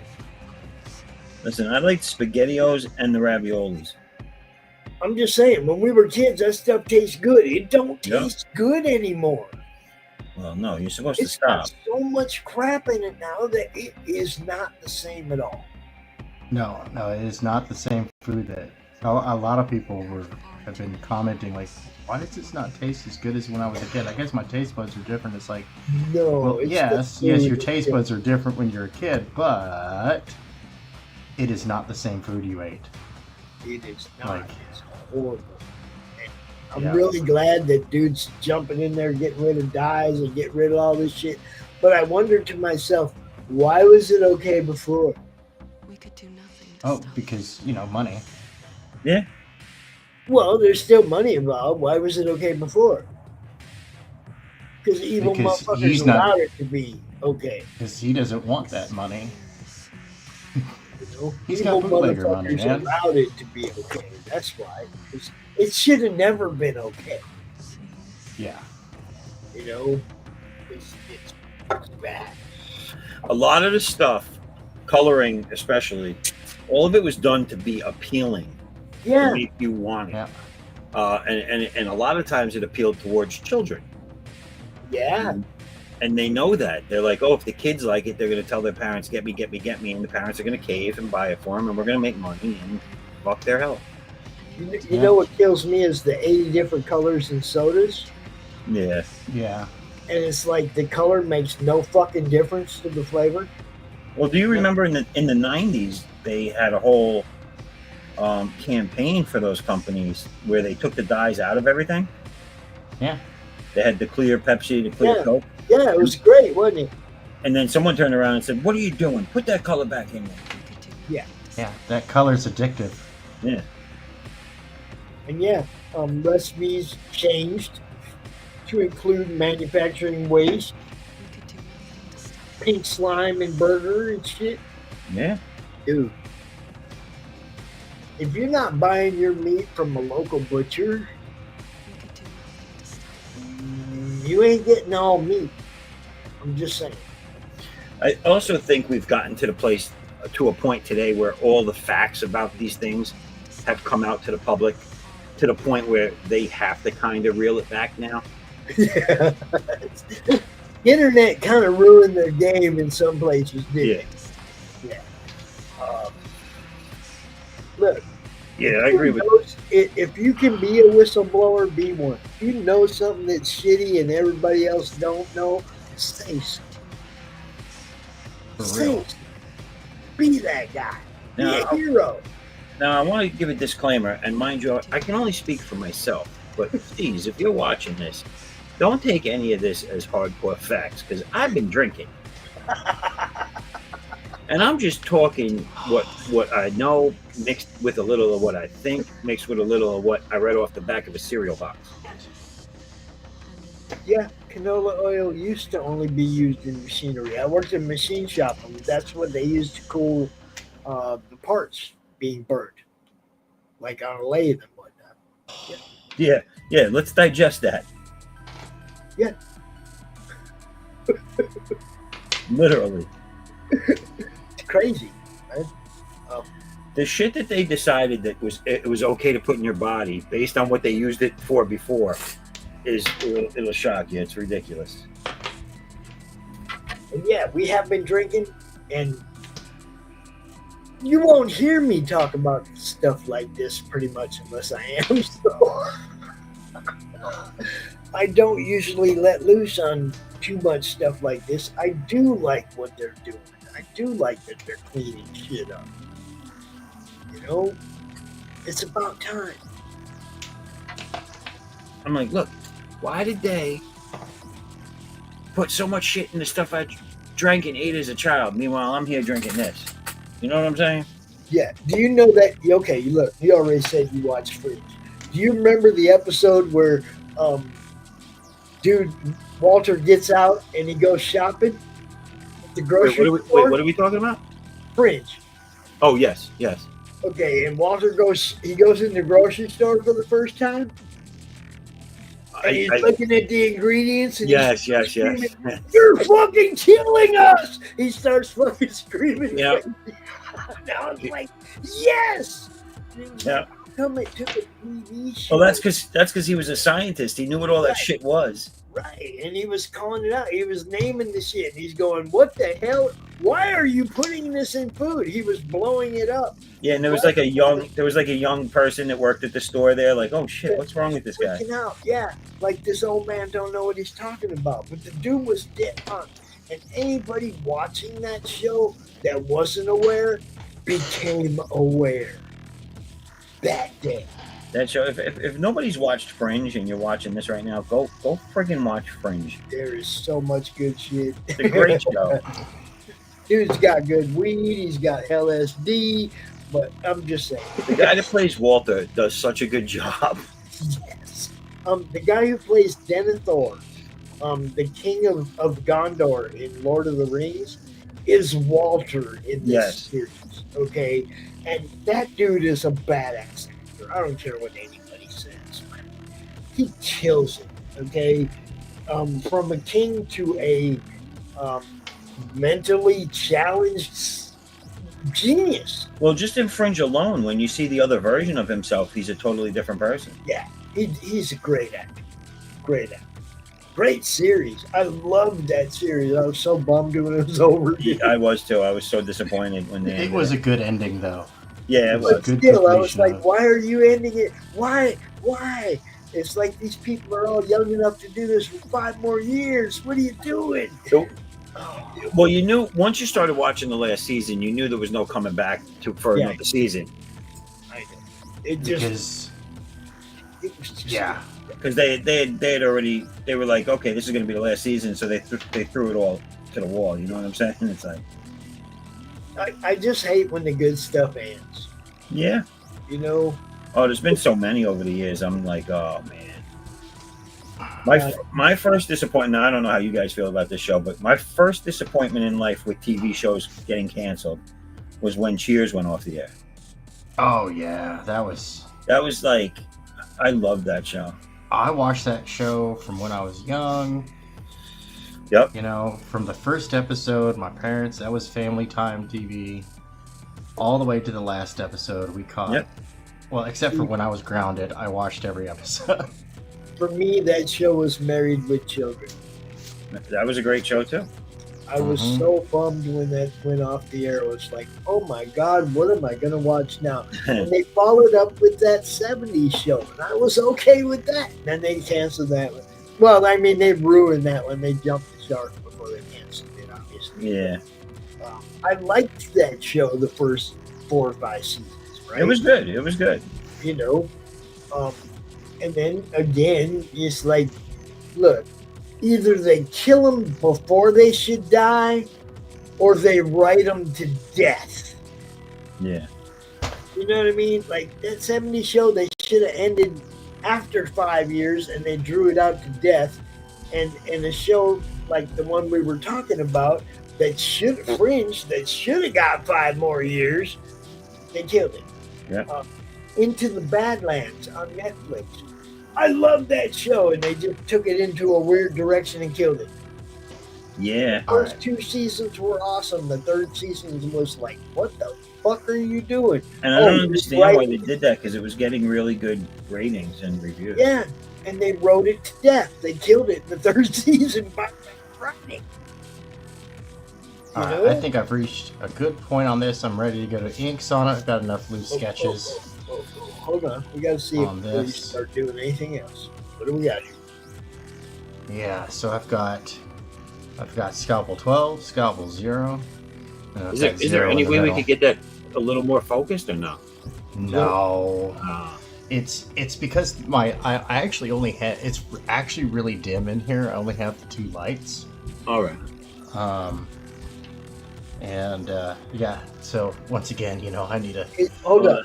Is it taped down, or can you angle it for the camera a little bit? Let's see if I can angle it better for the camera. There See the you camera go. is like- That's what I'm talking about. Yeah, Nice. that's what. Unfortunately. Yeah, let's see if I can. Gosh, this. I like the amount of detail in the pin. Oh, thank you. Yeah, I have a little bit of experience with grenade pins. This one time in Baghdad. You're still here with us, so they're all good experiences. Well, not Yeah, necessarily, We'll but go with that. he experienced them from the inside of the tank, right? No, I wish. I was a tanker without a tank when I was in Iraq. Oh shit! You can put that acronym together. Tanker without a tank. Oh, And that no. is what we refer to ourselves as. We were TWATs. That was kind of a dig at infantry. Because, you know, what tanker's going to pass up a good opportunity to make fun of infantry? Even when we're doing their job. Right. So, Were you like minesweeping in front of a buddy's tank? What were you doing? yeah, no, we were urban operations, and we were in the south You end were of kicking Baghdad. indoors. Sometimes, most of the time, you know, friendly knock, you know, bang, bang, bang, coalition forces. Right. right? I worked in the headquarters platoon of Alpha Company, Company A, for all you normies out there. And I volunteered for his. You know how they say in the military, never volunteer for anything. Dude, I volunteered for every combat patrol I could get my hands on. I think that's what Navy stands for. Never again volunteer yourself. Yeah, that's right. And no, it's dude, you got to get out there. I actually, I tried to. I tried to stay over there to finish out my service. I was like, nope, this is what I What you this is what I signed up. signed up to do. Yeah. You know, Yeah. This is the job I picked, and you know what? If I spend the rest of my time here, I was like, dude, I'll even re-enlist. I'll even extend my enlistment just to keep doing this, because what we had done was such a good job. I mean, people voted for the first time in their life while I was there. We did good Yeah. work, man. We made Americans proud to be represented, and unfortunately, that paperwork was denied, and I was like, dang, man. But you know, I was there for a year.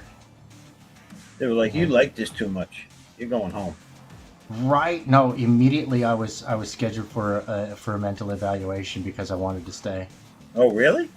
Yeah, I because don't that was kind of a red flag for them. And Yeah. I see where they're coming from, Right. but it was like, dude, you know, I I just want was- to jump in here and welcome Anthropocorus to the show. hey, welcome. What up, Auntie? What's up? Yeah, so Go ahead. Go That ahead. is some booty. Woo, where's woo. Okay. the booty? This beer is all natural. Oh, that is some booty. Yo, what's up? Anthropocorus. I should be ashamed Sounds of like a myself. humanoid I'm half Greek. I should dinosaur. be able to say that.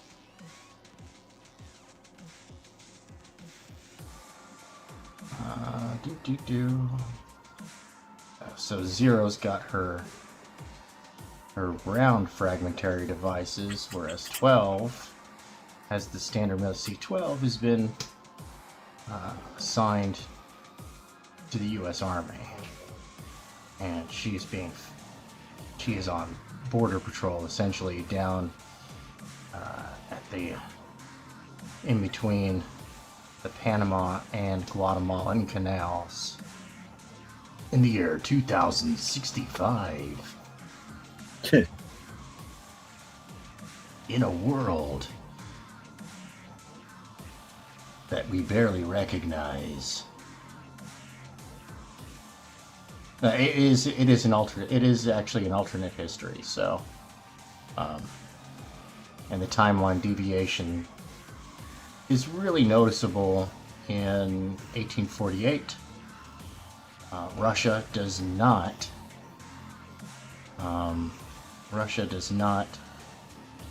sell Alaska to the United States. Instead, an expedition finds gold. Russia goes to war with the UK briefly in Canada and captures the Yukon territory.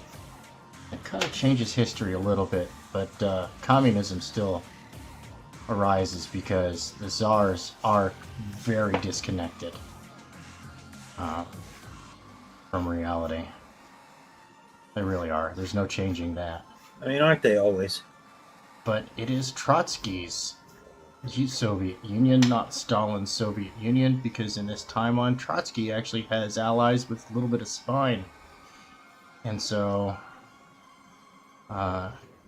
he doesn't die in Mexico in 1942 like he does in our timeline. Guys, I think I might have to check out. Alrighty, good sir. All right, Pops. It is that time, but you got a couple more people up in here with you, Christian. Have a good night. I will see you guys tomorrow about 1 o'clock, right? Isn't that our normal 1 time? o'clock? Today? Yeah, 1 o'clock. I'll be Alright. back. All right, later, pops. Thanks, guys. Y'all have a good Hey, night. have yourself a You great too. one.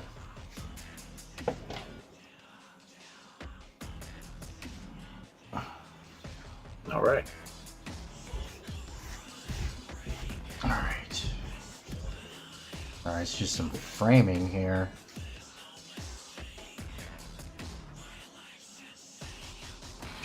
Oh, what we got going on here? One shot. All skill. Fuck. Raw skill. I love this song. This is from Legion Zero. Off of the new album coming out.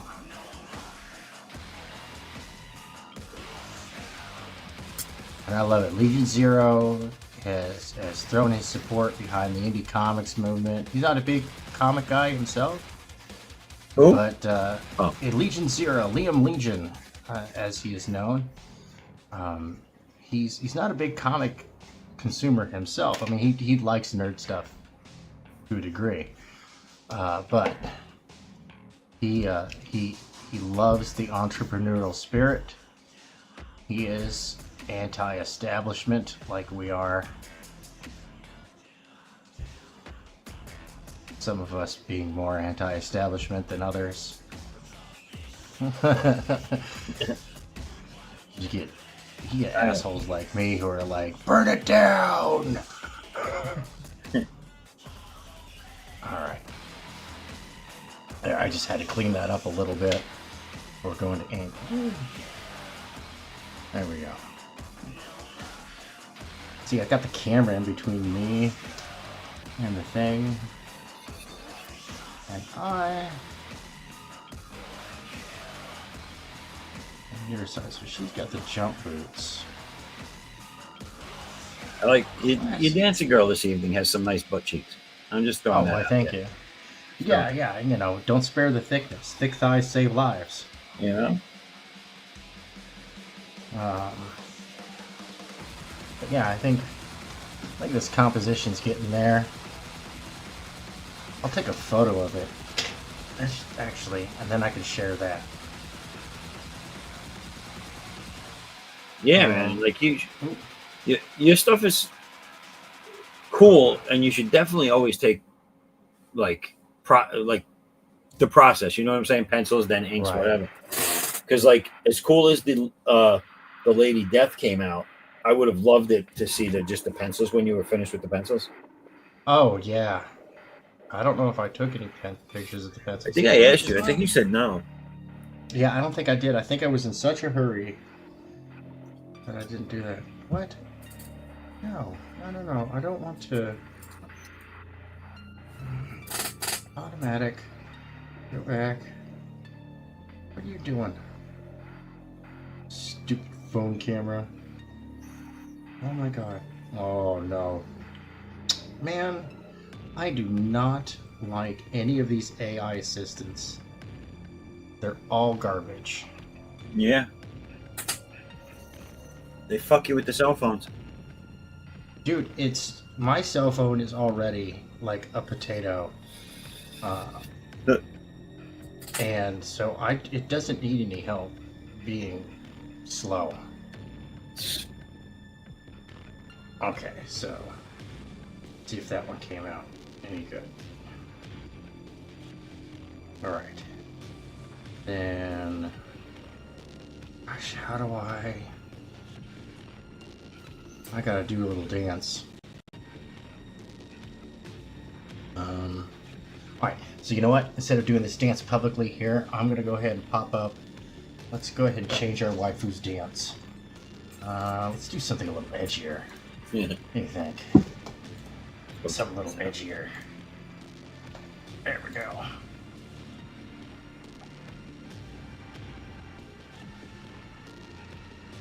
And I'll be right back. I gotta go do some shuffling. Oh, right. So I'm gonna make her big. Little shuffling. Little shuffling. Little fan service.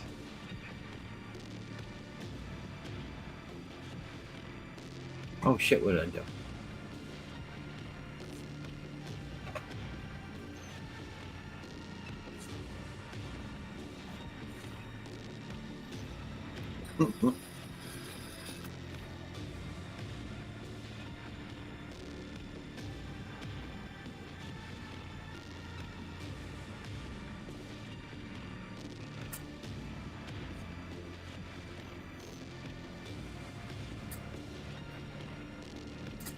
Put this like this for now.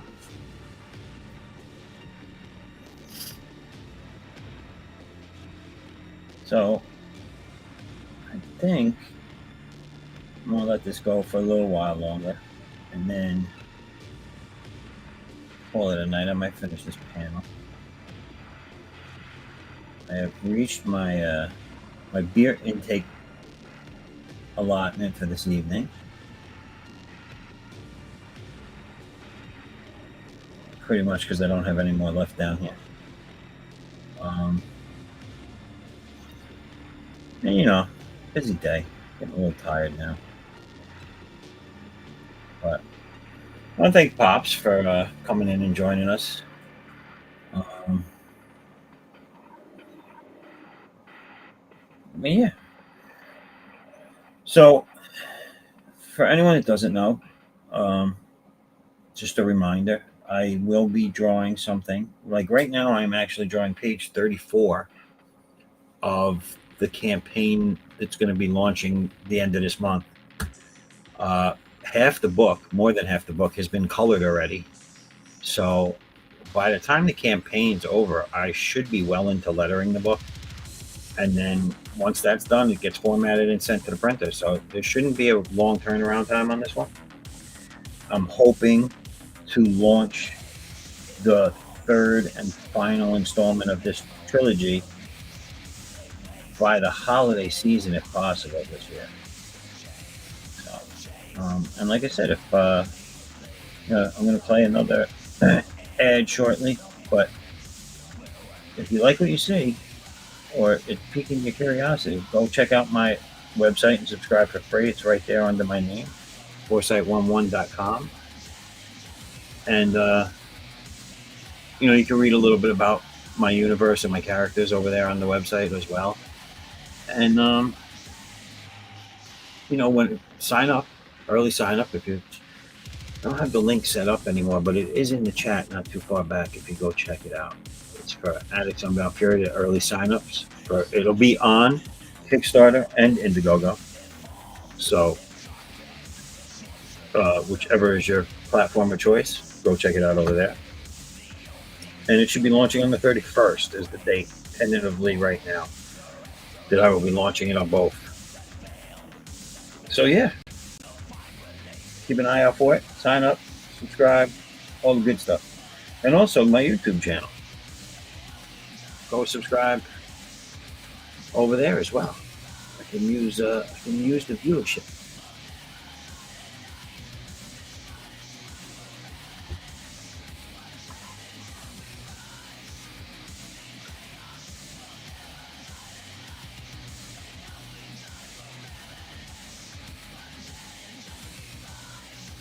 What up, Apex?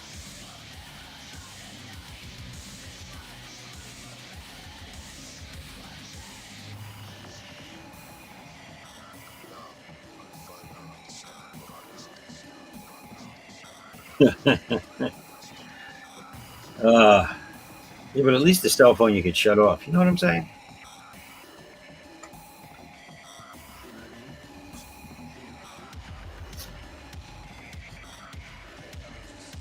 I would invite people still to come in. However, again, I don't think we'll be going much longer. So, but I'm here every Saturday. So, if you've missed this week, come back next week. And we'll be talking a whole bunch of more stuff next week. Enjoying all crazy stuff.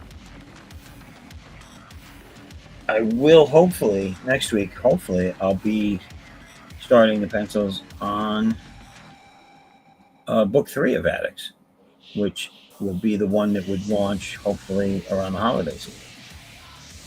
So you get to see some advanced artwork for that one getting done. And I'm gonna probably finish this this war cover that you saw me draw all night. Right here. I might finish that over the week, so I'll show you guys what it came out looking like. If not, I will be working on it again, at least at the start of the show next week. But you've seen the process here. It started off at the beginning of the show, just all blue line and bubble figures, and this is where it's gotten in the course of the show. So roughly, I think I finished this 20 minutes ago, 15 minutes ago. So a little over 5 hours to draw it.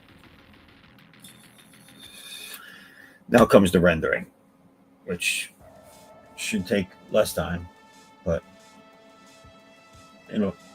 it's what pulls it all together, you know?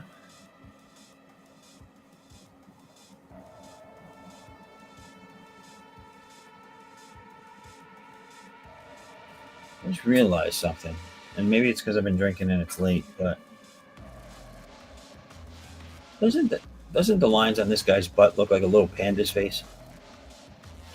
I don't know how that happened.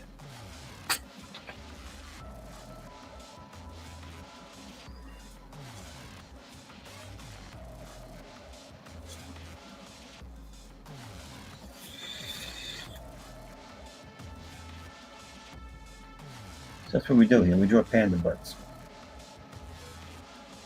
I guess.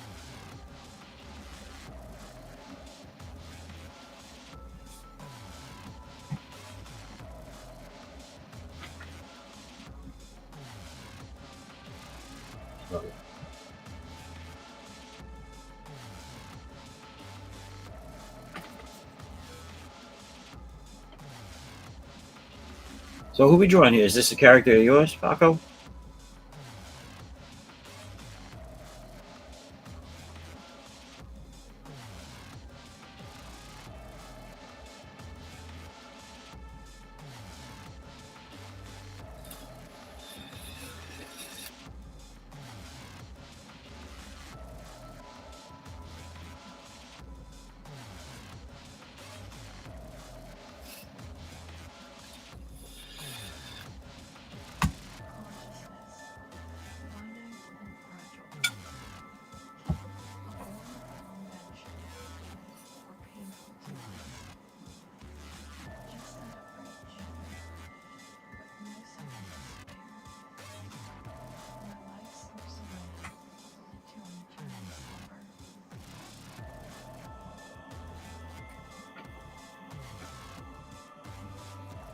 All right, all right.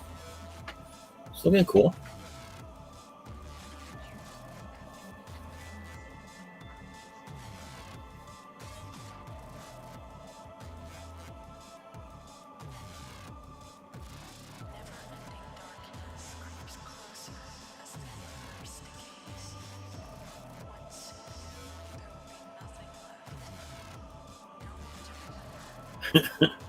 Kickstarter and indie non. Well, I would love to be able to do. I do use Fund My Comics for my second chances every campaign. I just can't sustainably go over there because there's not enough. There's not enough over there. If you have a big name, you could get a decent thing. If you're lucky, otherwise you could get a decent backing, but it's nowhere near what the other ones do. And for me particularly, I haven't had a great deal of success over there, so it wouldn't be somewhere for me to feasibly launch a campaign that I want to get funded, unfortunately.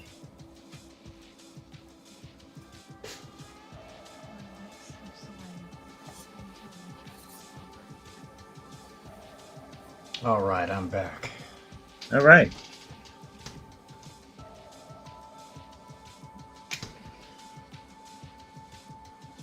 This is the issue. I gotta find out which of these pens is going to survive inking this. It's like a reality show. Yeah, I'm dangerously low on art supplies. So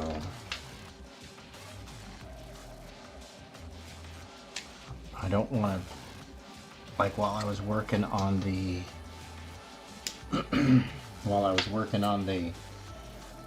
Maniac picture, I had like 3 pens, give up the ghost. Okay, dude, I got tons of excess ink. Well, I gotta get this stuff sold, because I've also got like a medical bill I've gotta like get sorted out, Yeah. because I am being raked over the coals and penalties right now on that. Well, where are you at? Where are you located? I'm in Illinois, and my health care was given to people who are here uninvited by my governor. Yeah. These uninvited people were given shelter in Chicago, and the government went and complicated the healthcare process.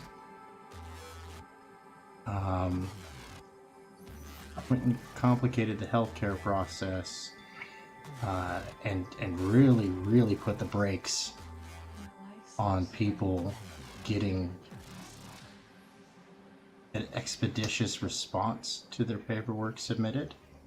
Right. And a lot of people lost their benefits. And those benefits went to people who are not supposed to be here. That's fucked up. Yep. And now they want to raise state taxes on the companies that provide the jobs in this state by over $6 billion. And it's unsustainable. Right. Right. So we're going to have an exodus of manufacturing. Luckily, it looks like the company my wife works for is still going to stay here. But other companies are saying, look, if you pass this tax bill, we are pulling out of your state. It will be cheaper for us to relocate than pay that bill. Right. And it's like, look, man, this tax and spend behavior has really got to come to an end. Like, it's just not, it's not sustainable. And so, and I would love to get this guy out of office, but he is, I mean, dude, he just got caught funneling state funds, right? State funds. These belong to the people. Yeah.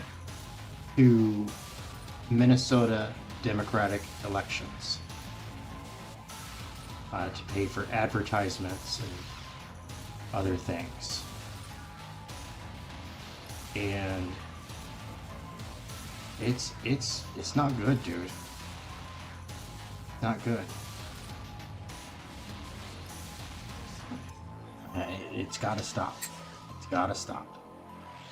And so the governor election is next year. I will be registering as a Democrat so I can vote in the primaries and vote for anybody but him.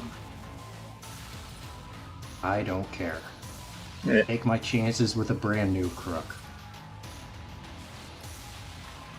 Because I'm not party affiliated. I don't do that. Right. Because that's how you get political corruption. Is they get comfortable, like, oh nope, see, this party's always going to win, so we can just put whatever scumbag who's going to make us rich. And for most of my life, I have been a registered Democrat, and I cannot stand them. Like, I don't like any of the political parties, but I really just cannot stand the Democratic Party. Like, Yeah, they're I've the always worst of the bunch. I grew up in a mostly Republican family. Mm-hmm. My father was a Democrat before I was born, and then changed over. So I've been around Republicans my whole life, but I've always been one of those people that I pay attention, and I don't vote for people just because they're Republican, but I got to tell you, I have not seen in my life anything that would have made me sway to the other side. Now, Yeah. And again, that's just me, but I don't. I think No, I'm with you. you I'm might with you you might entirely. disagree with where, I don't Like I know. said, I've never met a Democrat politician Yeah. that I've liked. Like I look at it this way: a lot of things they talk about that they always put down the Republicans for is one, they constantly call them racist, they constantly do this, that, the other thing, and Yeah. I'm like, okay, in my entire life, you can always point out a person here or there that might fall in that category where you could say, yeah, I see what you're talking about, but as a whole, as a party, I haven't seen it. I mean, Nope. Republicans are the party of civil rights. you're right, and not only that, but there's some things that just are factual in life, and one of them is that the person that's trying to stop you from speaking, the person Yep. that's trying to tell other people not to listen to you, they're generally the bad guys. In every story, they're the bad guy. In every thing you can think of, they're the ones that are doing something wrong. The side that's like, okay, well, we're going to tell you this, that, and then you make up your mind for yourself. Those are probably the people that are all right. Now, granted, is everything they do right? No, but you're never going to get a Right. perfect. Even if you went with an independent, or you know what I'm saying, Yeah. libertarian or whatever you want to call it, you're not going to get 100% what you want. You're not going to get 100% of what the people deserve.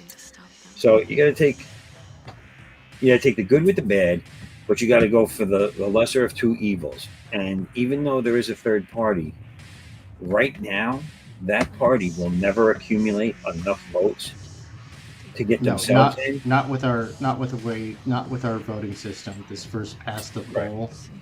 Well, the Nonsense. Democrats are very happy with there being a third party, because all that party has managed to do over the years is take votes away from the Republicans. Yep. So it helps them out. Because a lot of those people are like, well, I don't side with the Democrats, but I don't want to join the Republican Party, so I'm going to go middle of the road. Okay, but by going middle of the road, you're now splitting the Republican vote, or taking votes away, not splitting it. But and then the Democrats aren't losing anybody to you. So Yeah. No, and I love the principles of the Libertarian Party, but I find that most libertarian stuff, it's like, that's not how money works, dude. That's I think not with how... the way the political system works, libertarians would be more beneficial to libertarians and their cause to join the Republican Party and try to change certain things to their liking. Well, I mean, that's what the socialists did with the Democratic Party. Yeah, absolutely. They did. They totally did. They hijacked. I mean, it was already like scummy beforehand, but I just, you know what, especially in the last 3 elections, what really solidified where I am politically is I want people to stop taking my money. I want people to stop taking my rights, and I want people to stop fucking with our kids. It's that simple. Oh yeah. And if you can't do those things, then I'm never voting for you. Yeah, no, and it's well known that I homeschool, and We could do nothing to right now on the ballot is a very unfriendly to homeschooling measure Yeah. that is, it's once again, it's a slippery slope thing. It's like, well, now that we've done this, we can go further. And most of my state geographically is rural. Yeah. So, and that's, they go, oh, well, like most of the voting population is in Chicago. It's like, yeah, but that's not who you're going after. Well, New York State's Democrat because of 3 cities. Mm-hmm. Literally.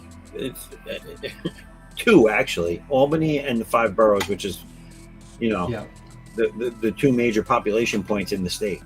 The rest of the state, if you drive through the rest of the state, you'll see a ton of Republican towns, little cities, neighborhoods. But because the population is so great in those cities, that gives them all the power. Yep.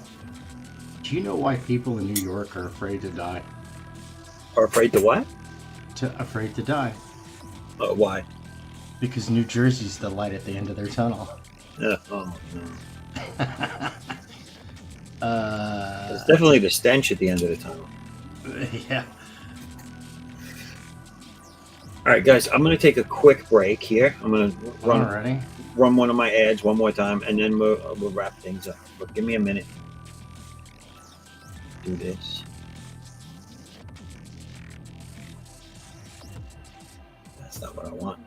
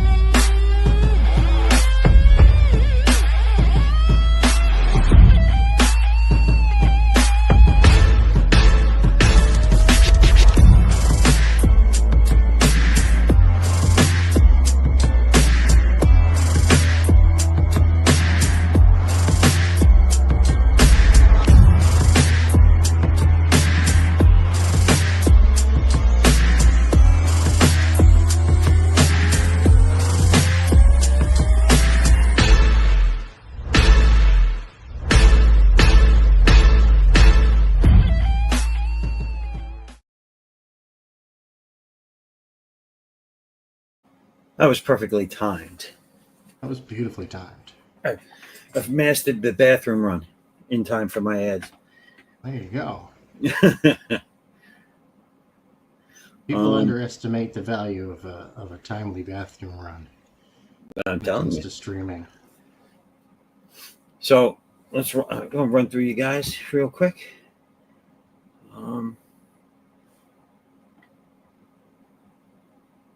Paco, this looks Look cool, at man. that. Looks cool. Yeah. I mean, listen, I wouldn't generally go for her, but a couple of guys at work I know would love to meet this woman. That is awesome. I like it.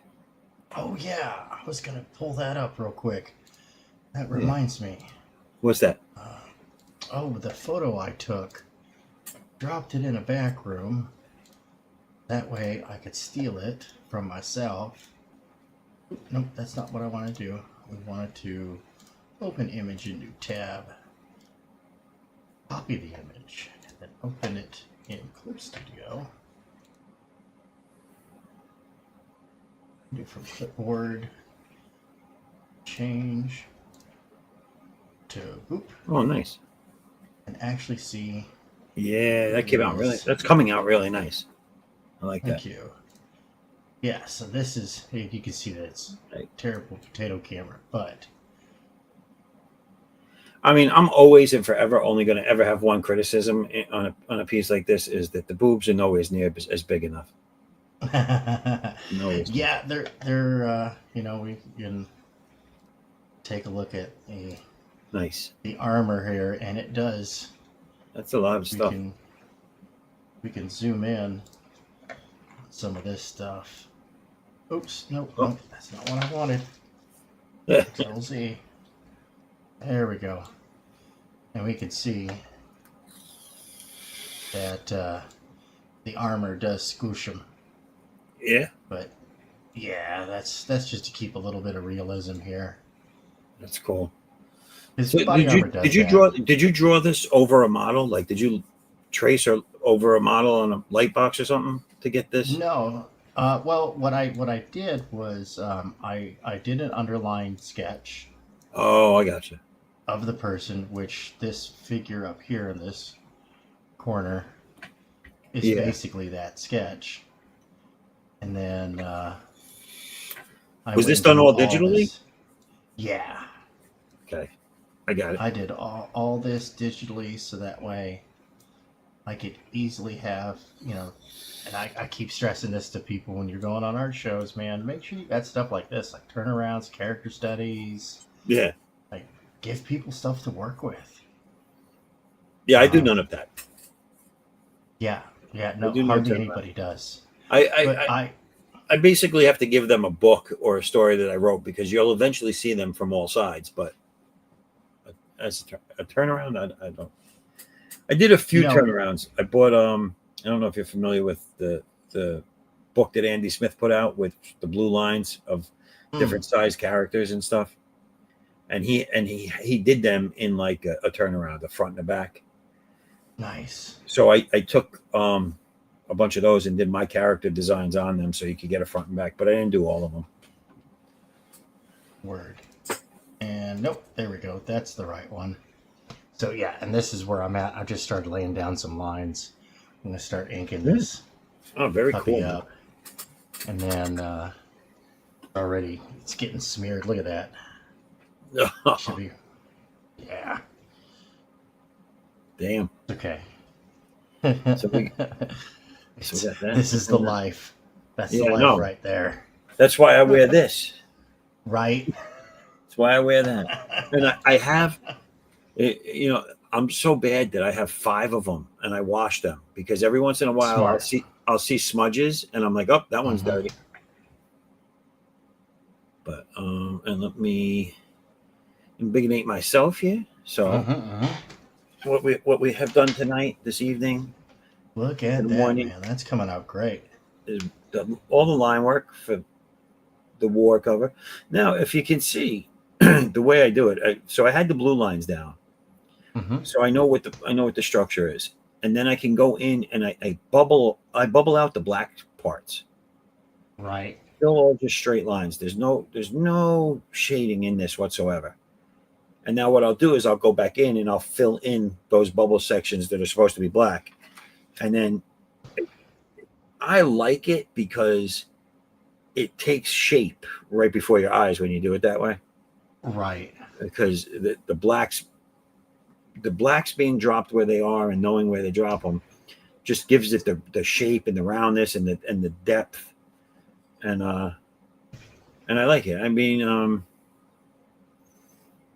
yeah, I remember someone saw a page like this. So the page, as you can see, like this panel's done. So it's got a little 3D depth to it. You know what I'm saying, on the body. But the whole page is done like what I just said with the blocked out. Right. So all this is blocked out. So it has some depth because it's finished drawing. Oh, and this panel I did too. But nice. I remember I showed someone, and it wasn't on a stream, it was just online. I showed them an image of page work or something I was doing. And they were like, oh, you fucking traced that, man. Look at the lines. And I was like, all right, dude. If you say so. Hey, being accused of tracing is They an honor. had a hard time understanding how I could do the spacing for the blacks without putting the blacks in, and how I would know that how do I differentiate what's going to be black later and what's not. And I was like, it's my artwork. I know where the blacks go. Right. I'm like, I don't know how to better explain it to you. But yeah, that's why I took this from beginning to end tonight. Well, beginning to here. And then I'll probably finish this If I don't touch it during the week, then you'll get to see me finish it next week. But I might finish it over the week. I don't know. Yeah, I'm probably going to get some work done on this week on the digital bullpen, because a lot of the stuff that I'm working on right now is not for public viewing.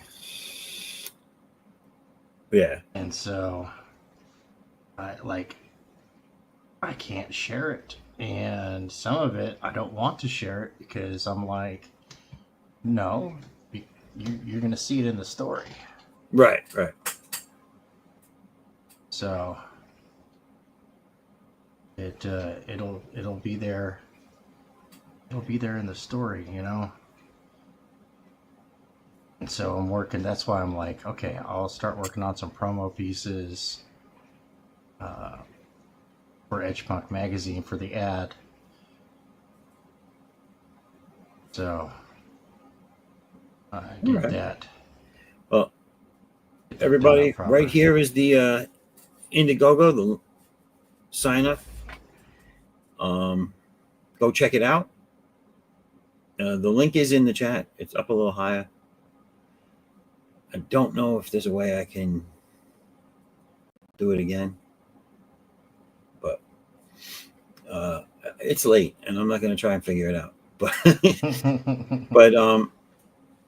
check me out on go to my website right there under my name and foresight11.com. Subscribe, and the tomorrow the link will be there for these sign up pages. I have not put it on the website yet, but I will do that tomorrow sometime. But go subscribe for now and then check back frequently, and the campaign will be up there as well when it launches. We will be doing a launch somewhere. I don't know where. And just if you like it, let me know. I'm on YouTube. All my links are there too, by the way. If you go to my website and subscribe, or even if you just go there to browse it, all my social links are there. Facebook, YouTube, and Twitter or X. And go check those out. Subscribe to me there. However they call it, depending on where you go. Do it. Do friend request, like, whatever. Just go do the thing, yo. Do it. But yeah, so I want to thank you guys for coming on, Tank. I know you had a very busy evening and you got on late. Hey, I appreciate it. I appreciate you just coming in. Paco, yo, nice meeting you, man. Your stuff looks good. Thanks for joining us. Yeah, for real. Come back again. Love to have you on. And for all you people that have stayed in the chat all night. I mean, that's fine, but come on in. The water's fine. That's right. It's alcoholic water, but it's still fine. It's fine. It's fine. You'll be all right. You'll be okay. Just don't drink it. Just you please don't drink it. I cannot be held responsible for anything that happens to you. Yes, I know, right, Philbo? That's how I roll. We're almost at 6. My longest was 6 in like change, like maybe 6:15, 6:11. So we're not going to break that tonight, but we came damn close. All right, everybody. Well, thanks for joining. Thanks for being here. Paco, have a great one, and I will see you soon. And have a good night, everybody, or good morning. Later.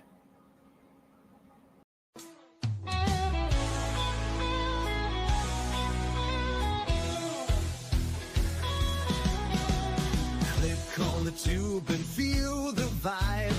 Every show you crave right here live. Heroes and villains clash in the night. Madness Comic Network sets it right. Scroll through the list, find what you need. Epic battles and fast-paced speed. From capes to cosmic space delight. Tune in and and watch your favorites ignite. On Facebook, share the thrill so grand. On X, the buzz across the land. Madness Comic Network all around. In every episode, joy is found.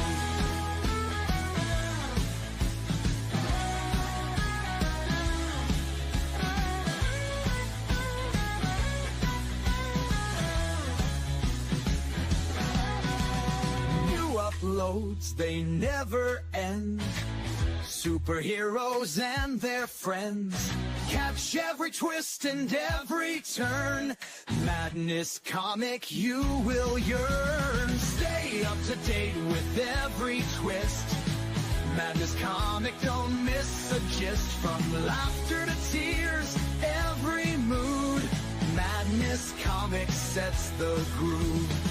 Click that button and subscribe. Catch the wave and ride the tide. Join the fun, join the craze. Madness Comic brightens days. Hey!